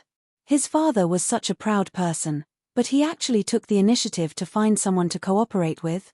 Was the sun going to rise from the west? Yes, father. Chapter 12:27. Since he couldn't beat them, then he would join them. To a certain extent, Zhongsun Wuji and Li Zishuan had the same party belief, protect the Crown Prince party. There was no need for him to deliberately fight with Li Zishuan. In the past year, Li Zishuan had used a series of methods to establish a power group with Yanghuang College as the core. That young lad who had just returned from Mount Longhu had become an existence that many people couldn't afford to offend. Since they couldn't afford to offend him, and they had a common interest, why not seek cooperation for mutual benefits? After all, no one would go against benefit. Also, Li Zishuan's workshop has been manufacturing bicycles and carriages. It should consume a lot of iron, right? Even if he has an iron mine in Hadong Road, I'm afraid he won't be able to supply it. Chong tell Li Zishuan that if he's willing to cooperate, I'm willing to let him mine the iron mine of the Zhongsun family. As long as he can give us half of the iron he refines. In the study room, Zhongsun Wuji's face revealed a sly smile. He stroked his beard and said to Zhongsun Chong, what was a win-win situation? This was called a win-win situation. Currently, Li Zishuan didn't seem to lack money, but he lacked resources. Things like iron mines couldn't be bought with money. Zhongsun Wuji giving his iron mine to Li Zishuan was exactly what Li Zishuan wanted. At the same time, the Zhongsun family wouldn't be at a disadvantage, because with the Zhongsun family's iron refining skills, it would take a few hundred years to refine all of their iron mine into iron. Speaking of which, why would Zhongsun Wuji care about what happened a few hundred years later? At that time, whether the Zhongsun family would still exist would be a problem. However, if the iron ore was given to Li Zishuan to refine, it would be completely different. With the smelting speed of the Strange Taste Pavilion smelting speed, the amount of iron produced in 1 year would be equivalent to the Zhongsun family's previous 4 to 5 years of production. Even if he gave half of it to Li Zishuan as remuneration, Zhongsun Wuji would still make a huge profit. This was a method that sacrificed future resources in exchange for current wealth, and it was a win-win situation. The old fox was indeed an old fox. He was probably the only one who could come up with such a smart idea. Father, you want to give our iron mine to Yamacho? Then wouldn't our family suffer a huge loss? Why would Zhongsun Chong think so much? He looked at his father in disbelief. Although he did admire Li Zishuan more personally, Zhongsun Wuji's image in his heart had always been one who prioritized the interests of the family. Now, the old man's actions made him a little confused. Haha. Whether it was a loss or not, he would only know after trying. Chonga, you just have to tell Li Zishuan this. Zhongsun Wuji stroked his beard and smiled. Oh. Okay, father. Although Zhongsun Chong was full of doubts, he still scratched his head and replied. The first time Tang Yuan met the world, he had already caused a lot of commotion. The main reason was that Tang Yuan was easy to carry around and difficult to imitate. This had attracted the attention of many people. However, most people only treated Tang Yuan as an extremely exquisite work of art. Only a very small number of people could be like Zhongsun Wuji and see the huge business opportunity behind Tang Yuan and Yanghuang Bank. Young master, just yesterday afternoon, the bank had exchanged Tang Yuan worth more than 6,000 strings of coins for the students. This is unbelievable. On the second day, Wang Zhong came to the courtyard and told Li Zishuan excitedly. Li Zishuan had just finished his meal. He wiped his mouth with a tissue and smiled. Haha, Uncle Wang, this is only the beginning. There are still many more things that you can't believe. Oh, right, the bank has so much money. Firstly, they have to pay attention to safety. If they don't have enough manpower, I will send more guards over. Secondly, they have to take out the copper coins to dry regularly to prevent them from rusting. This was the true meaning of having so much money, that it was rusty and moldy. Not only would iron rust, but copper would also rust. This was called copper rust. In ancient times, the circulation of money wasn't very frequent. Those rich families would often let their servants dry their copper coins regularly to prevent the copper coins from rusting and affecting their quality. Young master, don't worry. This old man knows all of this, Forbert said with a smile. Li Zishuan nodded and said, since that's the case, Uncle Wang, you can go and do your work first. Forbert clasped his hands and left. He still had to go to the bank for his duty. Husband, you have worked hard for so many days. Can you finally relax now? After Forbert left, Han Yushi walked over and handed over a cup of hot water with a smile. Recently, Li Zishuan had been running around for Tang Yuan and the bank. He even worked overtime and stayed up late. Han Yushi's heart ached when she saw this. She wished she could replace him. However, there were some things that she couldn't replace, so she could only worry by the side. Haha, I'm not busy anymore. However, now that my confinement period is over, it's time for me to go out and walk around. Li Zishuan had just finished his meal, and the cup of hot water that Han Yushi brought over was just in time. He smiled as he drank the hot water. Speaking of which, today was a good day. It had been exactly 2 months since he was confined by Li Er. Although he was an otaku, the feeling of not being able to go out when he clearly had something to do was really too uncomfortable for him. Oh, I almost forgot. Today is a good day for my husband to be released from confinement. My husband's memory is really good. When Han Yushi heard this, She came to a realization and then said with a hint of reluctance. In these 2 months, Li Zishuan couldn't go out, so naturally, he spent more time with her. However, she also knew that her husband was someone who did big things and couldn't be by her side forever. Therefore, her face didn't reveal the slightest bit of girlish emotions. "Ah, brother, can I go out and play? Lan wants to go out too." Lan immediately shouted after hearing the couple's conversation. She had been holding it in for the past 2 months. Although she also had a companion, Li Anren, on Yunshan, how could it be as lively as Chang'an? Haha. Okay. We'll go out in a while. We'll go to Uncle Qin's house for lunch at noon. Li Zishuan rubbed Lan Er's little head and said. Due to confinement, their family didn't go out to pay New Year's greetings during the new year. One had to know that Han Yushi had just married into the Li family last year and was considered a newlywed. A newlywed's return to the family in the first year was very important. However, it was precisely because Li Zishuan was confined that Han Yushi didn't even return to the family. Although the confinement period was over, Han Tianhu had gone to Lan province, and the Han family was basically an empty house. Fortunately, Han Yushi still had a pair of adoptive parents. If she went to visit and show her filial piety, she would more or less feel some comfort in her heart. Chapter 12:28. Around 9 in the morning, 2 carriages came down from the mountain path of Cloud Mountain. The carriage in front was filled with Li Zishuan, Han Yushi, and Lan while the carriage behind was filled with gifts. After all, this trip was considered half a return trip, so it should be more grand. Strange Pavilion's Don't Touch Me carriage drove on the cement road without any bumps.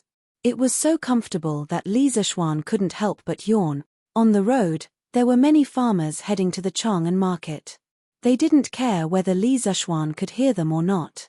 Once they saw Li Zishuan's personal horse carriage, they shouted, "Greetings, Marquis."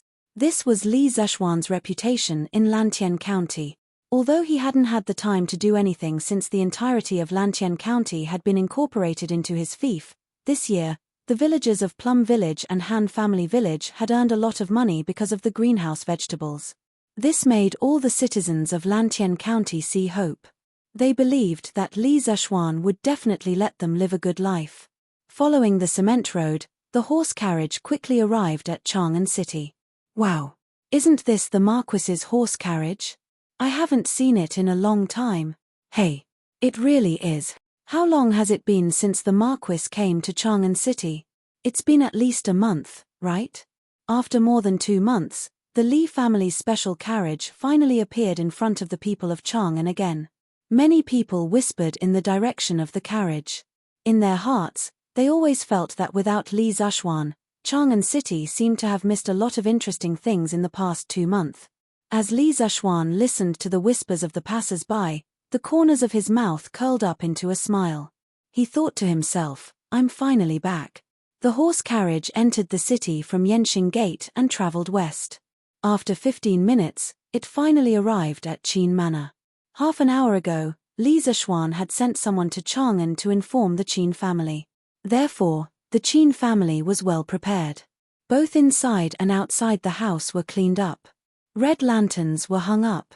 There was a red carpet on the ground at the door. It looked quite festive. As for the bride's return to her parents' home in the first year, first of all, it was the beginning of the new year and the whole family was reunited. Naturally, it was inconvenient for her to go back to her parents' home. The 15th day of the first lunar month was also the first full moon of the year. He was afraid that his daughter-in-law would not be able to reunite with her family when she returned. Therefore, they would usually return to their parents' home on the 2nd day of the first lunar month and the 16th day of the first lunar month, so as to take care of the reunion of both parties. The 2nd and the 16th of the first lunar month had already passed, but Madame Qin still wanted to create a grand atmosphere in the manor. She wanted to give face to her adopted daughter and make her feel better. Haha. Yushi, little Xian, you're here. Come in and have a seat. Madame Qin held Han Yushi's hand and smiled. Li Zishuan smiled and said, Auntie Qin, you and Yushi can go in first. Huayu and I will ask the servants to move all the things in the carriage inside. As for Lan The little girl felt that there were no friends to play with in the Qin family, so she went back to Yongle Lane. Hey, you two children, it's fine if you're here. Why did you bring so many things? Madame Qin said unhappily. However, although she said that, she also understood that these things were etiquette and were even more ostentatious. They had to bring them when they returned home on the new year. After chatting with Li Zexuan for a while, Madame Qin pulled Han Yushi's arm and walked into the house. Mother, did Godfather go to the morning court? Han Yushi supported Madame Qin and asked. Yes. If he knew that you and little Xian were coming in the morning, he would definitely have asked for leave today. Mother, that won't do. Godfather is the pillar of the country. He naturally has to prioritize national affairs. When it was close to noon, Qin Qiong finally returned from the palace. When he saw Li Zexuan and Han Yushi coming over, he couldn't help but laugh heartily. He said that he wanted to have a few drinks with Li Zexuan at noon. His old injury had already healed last year, and his alcohol tolerance had slowly returned to its previous state. Mrs. Qin was so happy that she personally cooked a large table full of exquisite and delicious dishes. For a moment, everyone was toasting each other, and it was extremely lively. After eating and drinking, Madame Qin brought Han Yushi to the backyard. Qin Qiong took the opportunity to talk to Li Zexuan about serious matters. Little Xian, I heard that you've set up a bank in Tang Yuan. I saw Tang Yuan last night. It's really not bad and very convenient. However, during the morning court today, someone accused you of privately minting coins and flouting the national law. When he heard the second half of the sentence, Li Zexuan's face darkened. He couldn't help but ask, Uncle Qin, what happened after that? Qin Qiong shook his head and laughed. Haha. At that time, I wanted to defend you, but who would have thought that there were two people faster than me? I could only wait patiently.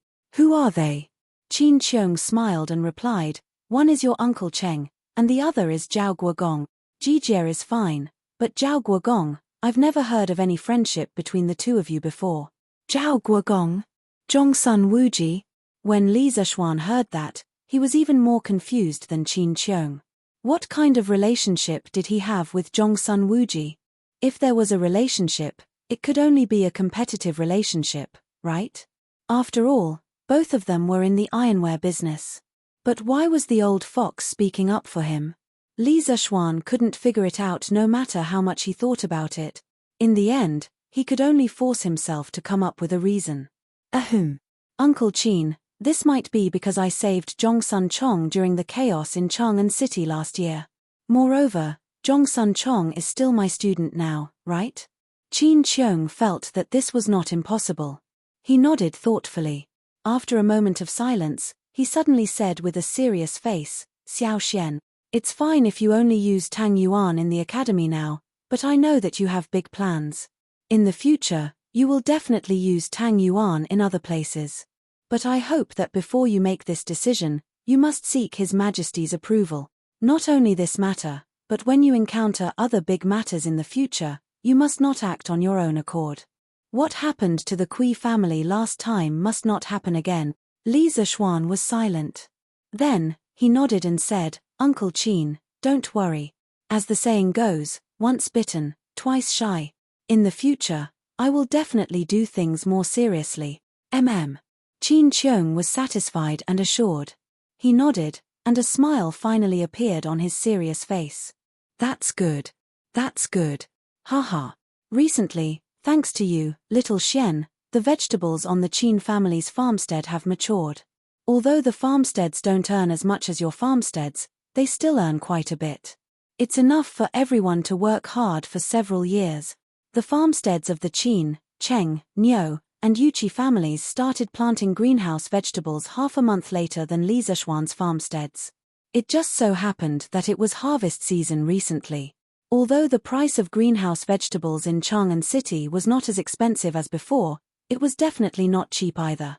The farmsteads of these four families could still make a profit. Haha. Uncle Qin, you're too serious. What does this have to do with luck? The money that the farmers earn is all earned with their own hands. It has nothing to do with this nephew. Chapter 1229. Xiao Xian, is your bank still short of money?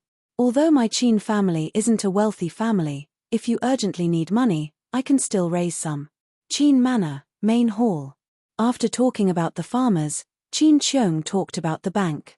Li Zishuan was silent for a moment and said, "Thank you for your kind intentions, Uncle Qin, but the bank is only running in the academy now, so I'm not short of money. When I'm short of money in the future, I'll be thick-skinned and ask Uncle Qin." In terms of family background, the Qin family was actually poorer than the Cheng family. After all, because they owned shares in the winery, the Cheng family's monthly dividends were comparable to the total income of the previous year. Qin Qiong had always been good to him, and he was Han Yushi's adoptive father. In the past, he might have neglected Qin Qiong when he had a business to make a fortune, but with the bank now, if there was a chance in the future, he had to bring the Qin family along. Qin Qiong glared and said, "What are you talking about, kid? The Qin family's things will not only belong to Huayu in the future, but also to you. I've always treated you as half a son. If you need anything from the Qin family, just ask. There's nothing to be thick-skinned about." These words were said sincerely. To Qin Qiong, Li Zishuan was not only his savior, but also half a son-in-law. Many times, Qin Qiong treated Li Zishuan as his own son. Some treatment, even Qin Huayu couldn't compare to. Li Zishuan was touched and said, "Uncle Qin, I appreciate your kindness. If I need anything in the future, I'll definitely not be polite to you." After having lunch at Qin Manor, Han Yushi returned to Yongle Lane to wait. Li Zishuan, on the other hand, went to Cheng Yaojin, Niu Jindar, Yuqi Jingda, Li Jing, Yang Lide, and Li Daozong's families. He sat for a while in each family. After all, it was not easy for him to get out of prison. Moreover, this could also tell others that he, Li Zishuan, had returned from Cloud Mountain. After they finished shopping, the sky was already dark, and it was obviously too late to return to Cloud Mountain. In an era without streetlights, it was not so easy to walk at night. Thus, the couple and Lan spent the night in the Yongle Lane residence. The next morning, the three of them set off for Cloud Mountain. "Wife, Lan, you two go back first. I still have some things to do." At the foot of the Cloud Mountain, Li Zishuan jumped off the carriage and said to Han Yushi and Lan who were in the carriage, "Husband, where are you going?" Han Yushi lifted the curtain and asked, "Haha. I will make a trip to Lantian County's Yamen and return before noon." Li Zishuan smiled and urged the two of them to hurry up the mountain. Now that they were in the territory of Cloud Mountain, he was no longer worried about Han Yushi and Lan's safety. That was why he could leave with peace of mind. After watching the carriage climb up the mountain path, Li Zishuan turned around and walked towards Lantian County in the north. It was already early spring, and there were traces of green on the road. Compared to the withering of all things in winter, early spring undoubtedly brought more hope and vitality to people. Along the way, Li Zishuan enjoyed the beautiful scenery of early spring. When he met the villagers who greeted him, he smiled and nodded. After about 45 minutes, he finally arrived at the foot of Lantian County. The green city wall was not tall, but from afar, it looked quite imposing. Two guards stood at the city gate, inspecting the pedestrians entering and leaving the city. With Chang'an City next to it, there were very few pedestrians entering and exiting Lantian County. For those who were doing business or wanted to enter the city to buy things, Chang'an City was definitely their first choice. Anyway, Chang'an City was not very far for them, so they might as well take a few more steps and go to Chang'an City to sell things for a higher price or to have better choices. In any era, a super city had a huge siphon effect on the surrounding counties. Chang'an City in the Tang dynasty was no exception. As such, Lantian County's position was a little awkward. Because of its natural geographical disadvantage, in terms of development prospects, it was almost impossible to get close to Chang'an City. At most, it could only follow behind Chang'an City and eat soy sauce or drink soup. Therefore, the county magistrate of Lantian County did not ask for no merit, but to not make any mistakes. It was because the structure of Lantian County was set, and it was difficult for there to be any big development.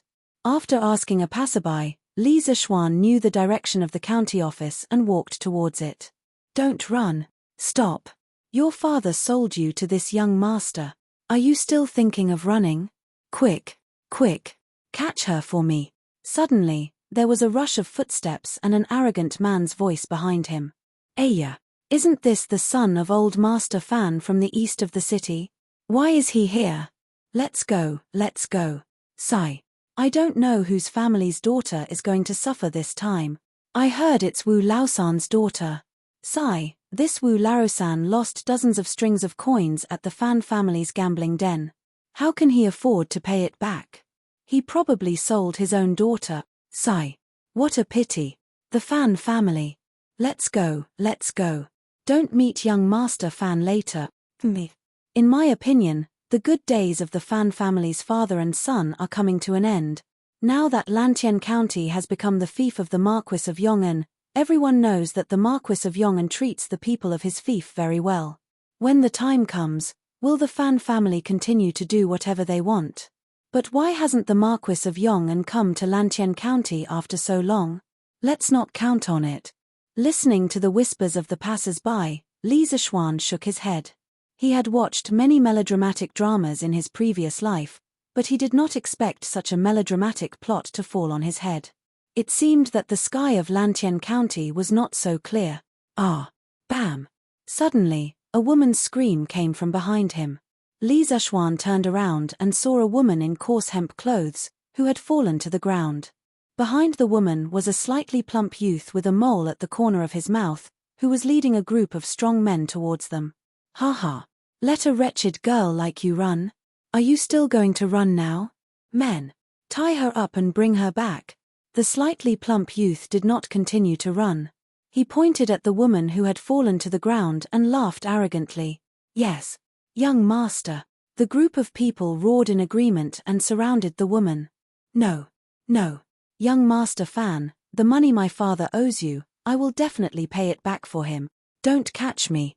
The woman wanted to get up from the ground, but perhaps because she had fallen too hard, before she could get up, she was lifted up from the ground by the group of people behind her. Her face was full of tears, and as she struggled, she complained bitterly to the slightly plump youth behind her. Hee hee. You still want it? What are you going to use to pay it back? 30 strings of coins. Even if you don't calculate the interest, you won't be able to pay it back in your lifetime. Hee hee. Why don't you follow me back and pay with your body? Ha ha. Chapter 1230. No. No. Save me. Save me. On the streets of the county town of Lantien County, the young girl's face was immediately filled with horror when she heard the young man say the words "pay with my body." She struggled desperately with tears in her eyes. Ha ha. Save me. Look at what this is. The chubby young man took out a piece of paper from his sleeve and laughed coldly. This is a slave contract. Now that you're my maid, instead of serving me properly, you want to run away from home. Do you believe that I'll send you to the authorities for punishment? In ancient times, the lowest status was a slave. This young girl was sold to the young man with the surname Fan. According to the Tang dynasty's laws, she could not run away as she pleased. Under such circumstances, the young man with the surname Fan would definitely win the case even if it was brought to the authorities. Furthermore, the young girl might even be tortured in court. Slaves, those who had no thoughts and only knew how to serve their masters wholeheartedly were called slaves. Their lives were in the hands of their masters, not to mention running away from home. Now, that slave contract had completely pushed the young girl to the bottom of the abyss. No, I didn't sign this. I didn't draw it. The young girl's tears fell like rain as she desperately tried to resist. However, how could her little bit of strength be a match for the group of burly men around her? Even if she tried her best, she would not be able to cause them any trouble. Bah! Why are you talking so much nonsense? Hurry up and follow me back. The chubby young man waved his hand and said impatiently. After that, he turned around and wanted to bring the little beauty home to enjoy, but who knew? Hey, where did this poor scholar come from? Get lost. Don't block my way. In the middle of the road stood a young man who looked like a scholar. Although his light blue clothes were not luxurious, they were clean and tidy. Compared to the luxuriously dressed young man, he had an even more extraordinary temperament. Fan Jianqiang, don't you know whose territory Lantien County is now? How dare you kidnap a girl here? Aren't you afraid that Marquis will punish your fan family? The blue-robed scholar said coldly to the chubby young man without fear. Fat. Fan Jianqiang? Strong and strong. When Li Zishuan heard the name of the chubby young man, he almost burst out laughing. As for the scholar who was blocking the road, he also recognized her. She was Yu Daijing from the Yu clan, whom he had met a few times before. However, because he was quite far away from Fan Jianqiang, Fan Jianqiang and the others, and there were many people in between them, although he could see Yu Daijing through the gaps in the crowd, Yu Daijing did not notice him. At this time, a manservant beside Fan Jianqiang came to his ear and whispered a few words. Fan Jianqiang laughed and said, I was wondering who it was. So it was elementary scholar Yu from the Yu family manor. You're asking me whose territory this Lantian county is? Haha, no matter whose territory it is fine as long as it is not yours. You, elementary scholar Yu, should go home and study hard. Wait until you've truly become an elementary scholar before you meddle in other people's business, right? Ha ha ha. You. The reason why Yu Daijing was called elementary scholar Yu by the villagers was because he had not been able to obtain the title of elementary scholar despite having taken the exam many times. However, he was indeed very knowledgeable, so the villagers called him that. Now that Fan Jianqiang had used this nickname to ridicule him, Yu Daijing immediately became angry. Fan Jianqiang, don't go too far. Let go of this girl, or I will go to the county Yamen to sound the drum and complain about the crime of forcibly kidnapping a civilian girl. Hee hee. Go ahead and sue. Go ahead and sue. I'll tell you the truth, even if the heavenly emperor comes today, don't expect me to let her go. Humph. Come, chase this sour scholar away with a stick. Don't hinder me from doing my business. Fan Jianqiang put one hand on his waist and waved the slave contract with the other. He had the feeling that with the slave contract in hand, the world is mine. He laughed loudly and said without fear. Haha. Young Master Fan, you remind me of someone who used to be as arrogant as you. Do you know how he is now? Just as Fan Jianqiang's two guards were brandishing their sticks and walking towards Yu Daijing, a faint but clear voice suddenly came from the street. When Yu Daijing heard this voice, his expression changed slightly. He was about to say something, but after thinking for a while, he decided not to say anything. What happened to him after that? Fan Jianqiang did not know why, but he followed the voice and asked this question. Whoosh! A gust of wind blew, and Fan Jianqiang could not help but squint his eyes. When he opened them again, there was suddenly another person in front of him. It was a handsome young man with a strong aura. Haha. After that, he ate celery for half a year, and his breath finally became fresh. The young man looked at Fan Jianqiang with a serious face. Fan Jianqiang? Fart. Ha ha ha. Yu Daijing was stunned for a moment, and finally could not help but laugh out loud. The more he laughed, the more he wanted to laugh. In the end, he laughed so hard that he could not even straighten his back. The girl who was caught by the Fan family guards, who had been crying a moment ago, could not help but want to laugh. Even when she thought about how she was in prison, she still wanted to laugh. Fart. In the end, she could not hold it in. With a fut sound, her tears turned into laughter. Her laughter was called a weeping beauty. You bastard. Me. The sun really rose from the west today. Here comes another ignorant person who dares to make fun of this young master. Men, beat him. Beat him hard. Don't beat him to death. Beat him until he's seriously injured, then bring him back for treatment. After he's healed, then beat him again. I want him to suffer a fate worse than death. Fan Jianqiang came back to his senses and realized that he had been humiliated by Li Zishuan. His face turned green and white, and then he pointed at Li Zishuan and gnashed his teeth. Yes. Young master. All the guards that Fan Jianqiang brought with him suddenly rushed towards Li Zishuan fiercely. Hey! Stop! Yu Daijing was just about to shout stop when he saw that Li Zishuan seemed to have made a hand gesture to him, indicating that he should not make a sound. He could only obediently shut his mouth. Facing the Fan family guards who were rushing towards him like hungry wolves, Li Zishuan suddenly disappeared from where he was. Following that, Yu Daijing and the rest only saw a blur in front of their eyes. Then, The Fan family guards fell to the ground with their faces paralyzed. They were either rubbing their arms, legs, or stomachs. A wave of wails filled the air. It could not be helped. These people's fighting abilities were on a completely different level compared to Li Zishuan's. It was too easy to deal with them. Seeing this, Fan Zhenqiang realized that Li Zishuan and the other 4 martial arts experts. He widened his eyes in shock and anger. Pointing at Li Zishuan, he said in horror, You, don't come any closer. My father is Fan Tong. Stop right there. You dare to hurt people on the street. Believe it or not, my father will send people to arrest you. Chapter 1231. Fan Tong. Li Zishuan paused for a moment, then laughed. Your father may have a good name, but I don't have any rice here. Why would a rice bucket like him want to catch me? Fan Zhenqiang was furious. His father's name had been mocked before, but ever since his father became famous in Lantian County, no one dared to make fun of this joke. When he heard Li Zishuan's mocking words, he was so angry that his face turned purple. You little bastard, you're done for. Smack tilde. Ouch tilde. As soon as Fan Zhenqiang cursed, he felt as if his face had been ruthlessly slapped by a piece of metal. At that moment, he even felt that his face was no longer his own. Following that, his entire body flew out and landed heavily on the ground. Silence. The entire street was silent.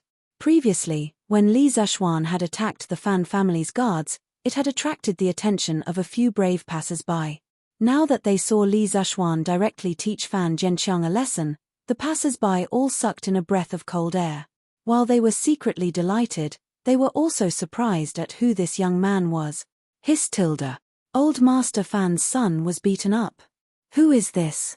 He looks unfamiliar, maybe he's from another county. There were many people who knew Li Zishuan, but there were even more who didn't know him. Oh my God! Isn't that the Duke of Yong'an? Why is he in Lantian County? Duke of Yong'an? Are you sure? Gulp. I'm sure. It's really the Duke of Yong'an. I saw him in Chang'an last year. That's great. The Duke of Yong'an is in Lantian County. Let's see how the Fan father and son can still be so arrogant. The onlookers were shocked at first, but when someone recognized Li Zishuan's identity, everyone cheered.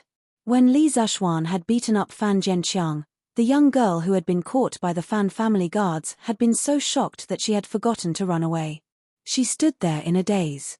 Now that she heard the crowd mention Li Zishuan's identity, her eyes suddenly glowed with vitality. I don't like people with foul mouths, so I suggest you eat more celery in the future. That way, your breath will be fresher. Li Zishuan slowly walked over and looked at Fan Zhenqiang, who was lying on the ground like a dead dog. You are Marquis Yong'an tilde? Fan Zhenqiang's face was swollen. After such a fall, he could no longer get up from the ground. Hearing the discussions of the surrounding commoners, Fan Zhenqiang's face was filled with horror. Clearly, he had heard the words Marquis of Yong'an from his father or others before. What? Didn't you just say that even if the Heavenly Emperor came, he wouldn't let her go? Now that I'm asking you to release him, are you going to release him or not? Li Zishuan squatted down and looked at Fan Zhenqiang's swollen face as he asked calmly. Marquis, I have her indenture contract here. She is now mine. Fan Zhenqiang raised his head and looked at the girl standing not far away as he said unwillingly. Swoosh tilde. Immediately after, Fan Zhenqiang felt a gust of wind blow past his ear. Then, the indenture contract in his hand was already in Li Zishuan's hands. Indenture contract. Where is it tilde? Li Zishuan's hand shook slightly, and that indenture contract instantly turned into pieces of paper. Then, it drifted along with the cold wind and landed on the street. You, Marquis Yong'an, you destroyed the evidence without permission. You are unreasonable. Fan Zhenqiang's eyes widened as he roared furiously. Haha, I forgot to tell you. This Marquis is a Marquis personally conferred by the Emperor. Lantian County is a fief that the Emperor personally bestowed to this Marquis. This is my territory, and I have the final say here. Li Zishuan smiled faintly. He was the true king of Lantian County. Here, as long as he didn't do anything treacherous like rebelling, he could always enjoy the highest treatment. Everyone had to listen to him. Whatever he said, it was what it was. For a small case like Fan Zhenxiang's kidnapping of a civilian girl, even if he didn't have any evidence, no one would do anything to him. At most, they would just scold him in private. Who asked the entire Lantian County to be his fief? There were ways to deal with cultured people. To deal with a bully like Fan Zhenxiang, there was a need to use more overbearing methods to deal with him. One had to let the bully experience the feelings of those who were bullied by them. Fan Zhenxiang was feeling aggrieved. He used to be able to do whatever he wanted in Lantian County, but now, he had fallen to the point where he was bullied. He wanted to reason with others, but the other party wouldn't reason with him. At this moment, he finally tasted the feeling of being bullied. Bang, bang, bang.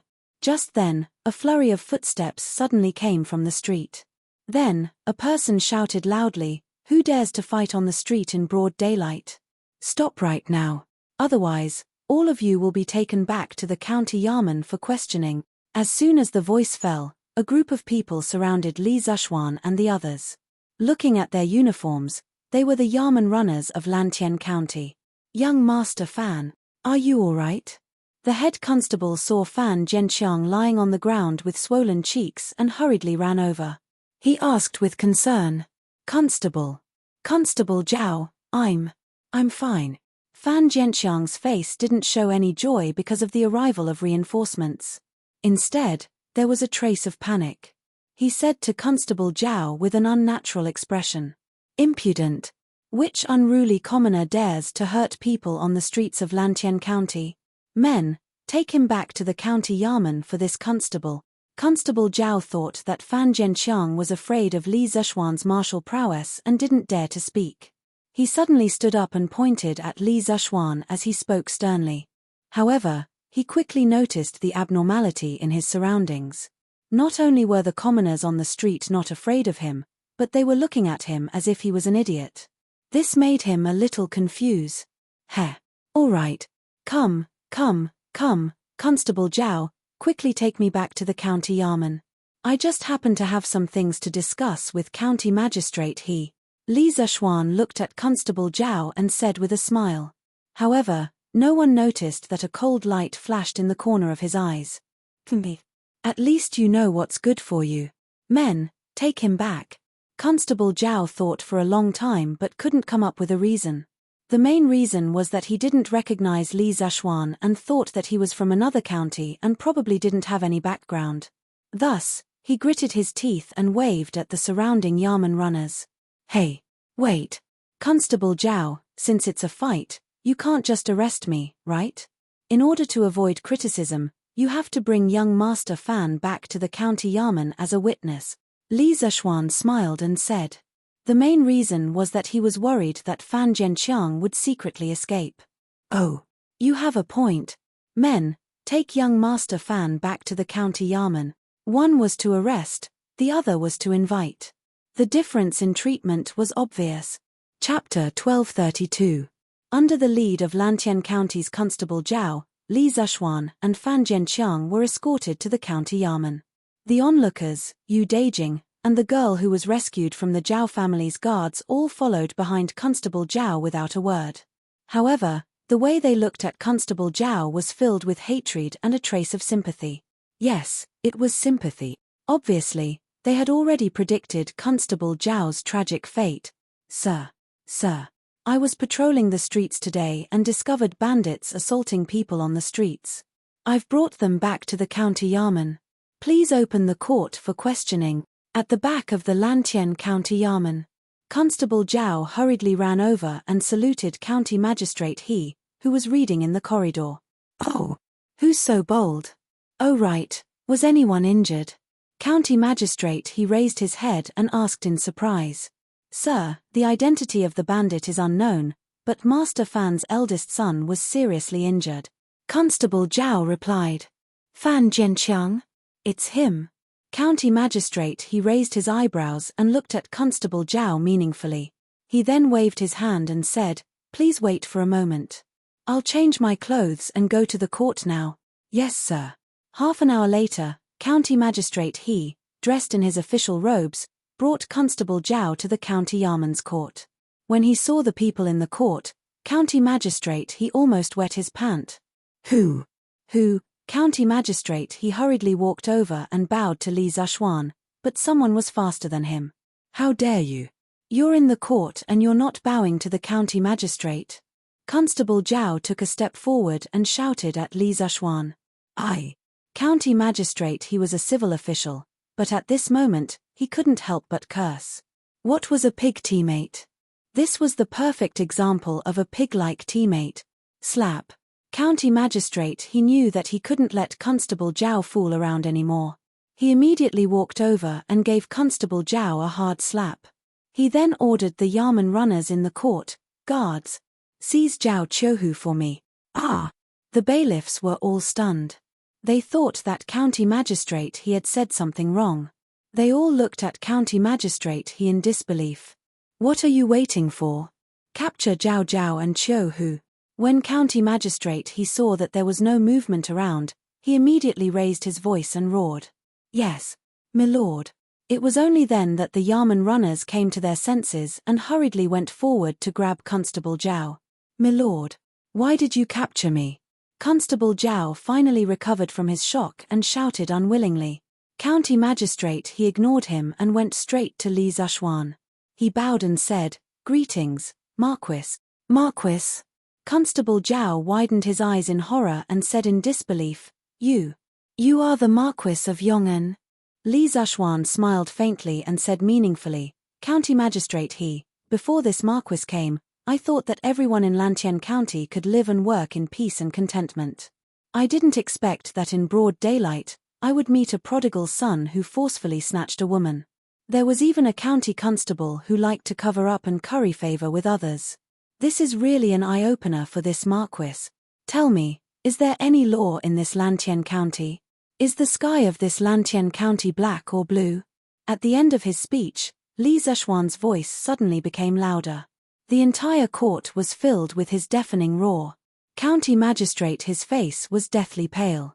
He trembled as he bowed and said, "This Marquis has not governed properly and caused the people to suffer. Evil people and officials run amok. This Marquis is guilty. Please punish me, Marquis." Constable Zhao's face was ashen. It was obvious that he no longer had any hope. Li Zishuan shook his head and took 2 steps forward. He came to the front of the court and sat in the seat that originally belonged to county magistrate He slammed the gavel and shouted angrily, "This Marquis originally trusted you and planned to entrust you with important tasks in the future. But this is how you repay this Marquis. The current emperor is diligent in governance and loves the people, but you do nothing and allow your subordinates to join forces with the tyrants to oppress the people and run amok. What qualifications do you have to be the parent official of tens of thousands of people?" To be honest, Li Zishuan had always had a good impression of county magistrate He. In his eyes, county magistrate He was a capable person. He could feel it from their previous interactions. But he didn't expect county magistrate He to be so inactive in governance. From the discussions of the people, it was obvious that the Fan father and son had been doing evil in Lantian County for a long time. But now, they were still at large and had not received any punishment. Such a mediocre official, no matter how capable he was, Li Zishuan wouldn't appoint him. This was because he knew better than anyone that his foundation was the tens of thousands of people of Lantian County, not some official. This Marquis is guilty. This Marquis is ashamed to face Marquis. Ashamed to face the Emperor. Ashamed to face the tens of thousands of people of Lantian County. County magistrate He cupped his hands sorrowfully. "Marquis, county magistrate He is a good official. Please don't blame him. Last year, county magistrate He donated several months of his salary to the charity." "That's right, Marquis. Not only did county magistrate He not impose additional taxes, he even built schools for the county and let our children go to school for free." "That's right, Marquis. County magistrate He is a good official. Please don't blame him." Just as Li Zishuan was about to condemn county magistrate He, the group of people who came with him suddenly shouted out. Li Zishuan's heart was suddenly at a loss. Things didn't seem to be exactly as he thought. Marquis, ever since county magistrate he took office, he has always been considerate of the people. Although he has made mistakes in some matters, he is definitely a good official. I beg Marquis to judge clearly. Yu Dajing shouted from outside the government office. Li Zishuan believed 70 to 80% in his heart. He thought that there might be more to the Fan father and son's matter. So he looked at county magistrate he and said, seeing that you have done good for the people, I will forgive you this time. If there is a next time, you will be punished. County magistrate he bowed and cupped his hands, saying, Thank you Marquis, I am ashamed. Li Zishuan then ordered the bailiffs in the hall. Fan Jianqiang instigated the servants and induced the people to participate in gambling. Today, he wanted to kidnap a woman. Men, lock him in the prison and choose a day to interrogate him. Yes, Marquis. The bailiffs had previously stood on the wrong side on the street. Now that they had a rare opportunity to perform, they all hurriedly responded loudly. The rest of you, quickly disperse. Li Zishuan waved his hand to the people outside the government office and then said to County Magistrate he, follow me to the back of the government office. County Magistrate he cupped his hands and said, yes. After that, the two of them went to the back of the government office one after the other. Chapter 1233. Speak. What is the background of the Fan father and son? Why are you being so timid? In the back office, Li Zishuan put his hands behind his back and asked in a low voice. As smart as he was, how could he not see the anger and hesitation in County Magistrate his eyes when he looked at Fan Jianqiang? It was because of this that he asked this question. County Magistrate his face froze for a moment before he smiled bitterly. Marquis, this Fan family started their business 4 years ago. In Lantian County, it can be said that they have deep roots. Their family owns thousands of acres of land, and they have dozens of shops in the city. They are involved in silk, clothing, jade, restaurants, gambling houses, and other businesses. They have thousands of tenants and hundreds of servants. They can be said to be the most powerful family in Lantian County. Not to mention other things, the Fan family pays thousands of strings of coins in taxes every year. It is because of this that I usually turn a blind eye to Fan Jianqiang, as long as he doesn't do things that are too out of line. When I took up my post in Lantian County last year, I also wanted to take down the Fan father and son who are full of evil. However, if the government took action against the Fan family, Lantian County would collect thousands of strings of coins less in taxes every year. In order to complete the Ministry of Appointments and Ministry of Revenues assessment, I could only impose this tax on the people. I didn't want to do it, so I could only hold back my desire to deal with the Fan father and son. I wanted to wait until the people of Lantian County were better off and all the children were in school before I took action against them. I didn't expect Fan Jianqiang to be so daring as to offend Marquis. I am guilty of covering up for a tyrant. County Magistrate he bowed deeply to Li Zishuan and did not get up. His face was full of guilt. Get up. Li Zishuan was silent for a moment and said, since there is a reason for this, and you are wholeheartedly concerned about the people, how can I blame you? Although it is pardonable, I don't agree with your way of doing things. Lantian County's conditions are not good and taxes are hard to collect, but indulging a tyrant is like drinking poison to quench thirst. It hurts the people's hearts. No matter what, I don't want you to do such things in the future. County Magistrate he cupped his hands and said with a gloomy face, Marquis is right. I was foolish. It was never too late to mend the pen after the sheep had been lost. From now on, all you have to do is to protect the people and live up to your title as the county magistrate. As for the tax revenue of Lantian County, you don't have to worry about it. With this Marquis around, the county's treasury will definitely have more than enough every year, and the people will gradually become richer. The government is still the government, relying on the tyrants in the city to maintain the government's operations. Can such a government be called a government? Might as well call them the lackeys of the rich. Immediately send someone to investigate the illegal activities of the Fan father and son over the years. After the investigation is done, hold a public trial. At that time, all the people in the county are allowed to watch. In the past, Lantian County still needed to complete the tax tasks given by the imperial court, but now, there was no need at all. This was because Lantian County had now become Li Zeshuan's private territory. The land, official appointments, and financial authority were all under Li Zeshuan's control. The taxes that were previously handed over to the imperial court would now be handed over to Li Zeshuan. To a certain extent, the current Li Zeshuan was no different from the feudal lords of the previous dynasties, just that the land was a little smaller. With Li Zeshuan's support, Magistrate his back straightened, and his previous misgivings were no longer present. He excitedly saluted and replied, "Yes, Marquis. This official will have someone investigate the Fan family thoroughly, sir. Sir. Not good. Not good. Lord Fan has brought many of the Fan family's guards to the front office and is making a scene in the front yard. They want us to release Fan Jianqiang immediately." At this moment, a Yamen runner hurriedly ran over, shouting as he ran, "Impudent!" Magistrate, his expression changed. The court was a solemn place, and Fan Tong had come to cause a scene. This was a slap to his face, especially when Li Zeshuan was watching from the side. This made County Magistrate his expression turn even uglier.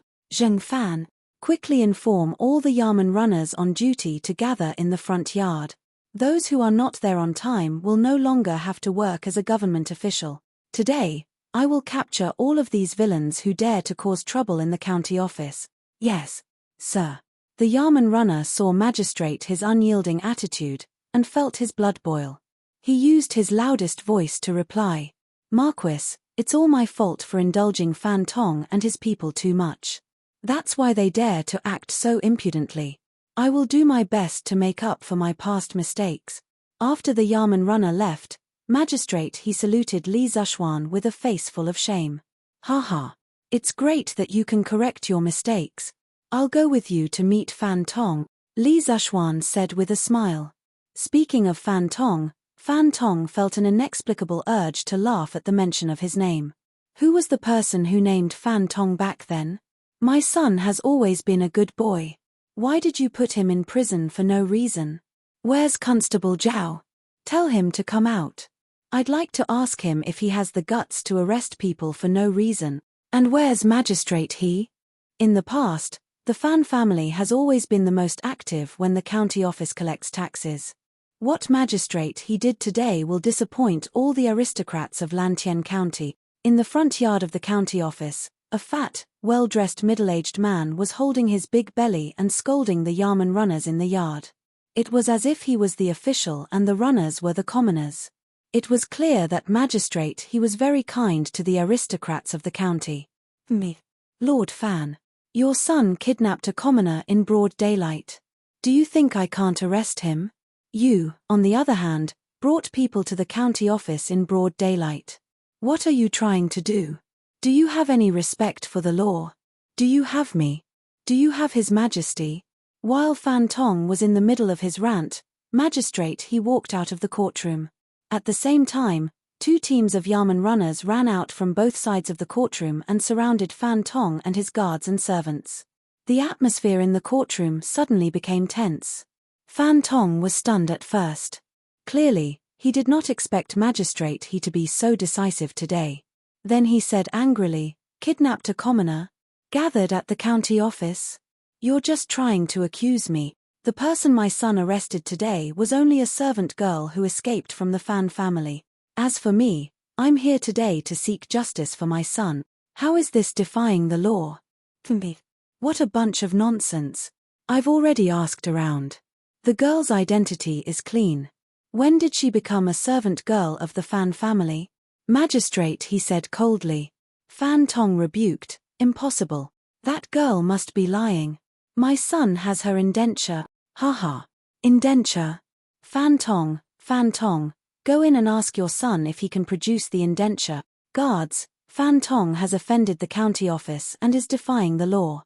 Take him to jail and interrogate him another day." Li Zeshuan, who was standing behind Magistrate he, did not want to waste any more time. He walked out and gave his orders. "Yes, Marquis." Chapter 1234. "Marquis? You are the Marquis of Yong'an?" Fan Tong looked at Li Zeshuan in surprise. Li Zeshuan did not want to talk to him, mainly because the old man's image was too unsightly. He waved his hand and said, "Take him away." Yes. Which of the Yamen runners did not know Li Zishuan? Who would dare to disobey Li Zishuan? Just now, Constable Zhao was a living example. Therefore, as soon as Li Zishuan finished speaking, the Yamen runners rushed towards Fan Tong. "Marquis, I am innocent. I was just in a moment of desperation, but I did not mean to offend the Yamen. I beg you, Marquis. The Fan family has contributed a lot to Lantien County over the years." The guards of the Fan family had wanted to resist, but now that all the Yamen runners had arrived and Li Zishuan was rumored to be a powerful martial artist, they were quickly subdued by the runners. Fan Tong, on the other hand, was being dragged away by 2 Yamen runners, but he was still unwilling to give up and yelled at the top of his lungs. "County Magistrate you have to hurry up with collecting evidence of the Fan family's crimes. I can only give you 2 days. After 2 days, the public trial must be held as scheduled. This matter may change if we delay." Li Zishuan said solemnly to County Magistrate after calming down the commotion in the Yamen. He was the most powerful person in Lantien County, and his words were law, but that did not mean he could do whatever he wanted. For example, although Li held the highest position in the Tang Empire, he still had to listen to the opinions of his officials, and did things within the rules. The Fan family's case had to be tried and convicted as soon as possible. Otherwise, if the other wealthy families and gentry in the city did not know the truth and joined forces to cause trouble, then County Magistrate and Li Zishuan would be in a difficult position. "I understand. This time, I will not let you down, Marquis." County Magistrate clasped his fist. Li Zishuan thought for a moment, then said, "As for the Fan family's dozens of shops, close them down if there are any problems, especially the gambling houses. They are simply harming the people. You don't have to worry about closing down so many shops. In the near future, I will use the Chamber of Commerce to do business in Lantien County. In the future, Lantien County may not be as big as Chang'an, but it must become the largest commercial county east of Chang'an. When that time comes, taxes and whatnot will naturally not be low." Attracting investment and developing business were his main goals for coming to Lantien County today. Dealing with the Fan father and son was just a coincidence, and it was just a casual move. Hearing this, County Magistrate was overjoyed. After all, this was a real benefit for Lantien County. "Marquis is wise. The Lantien County will finally have a good life. In addition, I plan to build a mansion in the city, as well as a dam at the Ba River in Plum Village. I will need a large number of craftsmen and laborists. When the time comes, I will prioritize hiring from Lantien County. The wages will definitely be generous, and when the time comes, I will be able to provide subsidies to many of the people." These were the 2 major projects that Li Zishuan was about to start. The dam was the most important, and although the mansion was secondary, it would still provide many employment opportunities for the people in the city. "Marquis is benevolent and righteous. I will definitely send people to the various villages to mobilize them." County Magistrate replied with a smile. Previously, he had been worried about the people's livelihood, businesses, and taxes. But now, Li Zishuan had solved all of them with just a few words. A huge rock in his heart had finally been lifted. The news of the Fan father and son being locked up in the county jail was spread by someone. In the evening, almost all the people in and out of the city knew about it. For a while, the people were discussing and celebrating in private. Many of the people who had been bullied by the Fan family before were running around to tell each other. Some even set off the leftover firecrackers from the new year. The entire county began to be immersed in a sea of joy. As for the rich, at this moment, they were a little uneasy, especially those who were close to the Fan family. Now, they were beginning to worry that Li Zishuan would one day be ruthless to them. However, these people now, other than secretly worrying, it seemed that there was nothing they could do, unless they completely moved out of Lantien County. But these people had big families and businesses, and their roots here. How could they move out in a short period of time? Besides, Li Zishuan had not caught them yet. If they directly escaped, wouldn't that be admitting to it? The next day. Yanghuang College Calendar, Monday. The students, who had rested for 2 days, finally returned to the college. But this time, they did not have to carry a big bag of copper coins as living expenses for a week at the college, because now they all had Tang Yuan. Many students who lived in Chang'an took advantage of the weekend to send people to the college with a lot of copper coins to exchange for Tang Yuan. For example, Cheng Chumo now had more than 100 Tang Yuan, which was enough for him to live in the college for a long time. Another example was Li Tai, who was even more ruthless. He sent people to exchange more than 1,000 Tang Yuan over the weekend. Even if he could eat, it was enough for him to live in the college for a year. It was worth mentioning that Chitsu Pavilion, Zuaxian Restaurant, and Chitsu Culture were all owned by Li Zishuan. Now that they could also exchange Tang Yuan, it caused quite a stir in Chang'an. After all, the things in Li Zishuan's shops were not cheap. How inconvenient would it be to use an ox cart to carry money every time you wanted to buy something? After seeing Tang Yuan, many people secretly planned to find time to go to Yunshan to exchange a batch of Tang Yuan. Hey! Wenhao, wait. What is this thing? Before class, in the classroom of Class 1, Cheng Chumo saw Meng Wenhao put a square, thick, black object on the table. He was curious and quickly asked, "Oh, Brother Cho Nyo, you're talking about this?" Meng Wenhao's face showed a bit of shyness. He said embarrassedly, "This is a small money bag that my mother sewed for me to store Tang Yuan in. My mother was afraid that the Tang Yuan would be too old from folding and folding, so she sewed this money bag with a double layer." If Li Zishuan was here, he would definitely shout, "Damn, isn't this a wallet?" Although Cheng Chumo had never seen a modern wallet, Meng Wenhao's special money bag still attracted his attention. He took the money bag from Meng Wenhao's hand and looked at it carefully. "Hey, this thing looks good. I'll ask my mother to make one for me later."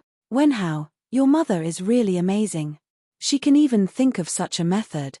When Li Tai heard this, he also came over with great interest. After understanding the use of the money bag, he said excitedly, "Haha, not bad, not bad. This thing is more suitable for storing Tang Yuan than the previous money bags. I'll ask someone to make a few later." In the little fatty's opinion, this money bag could not only store money, but also be used to show off.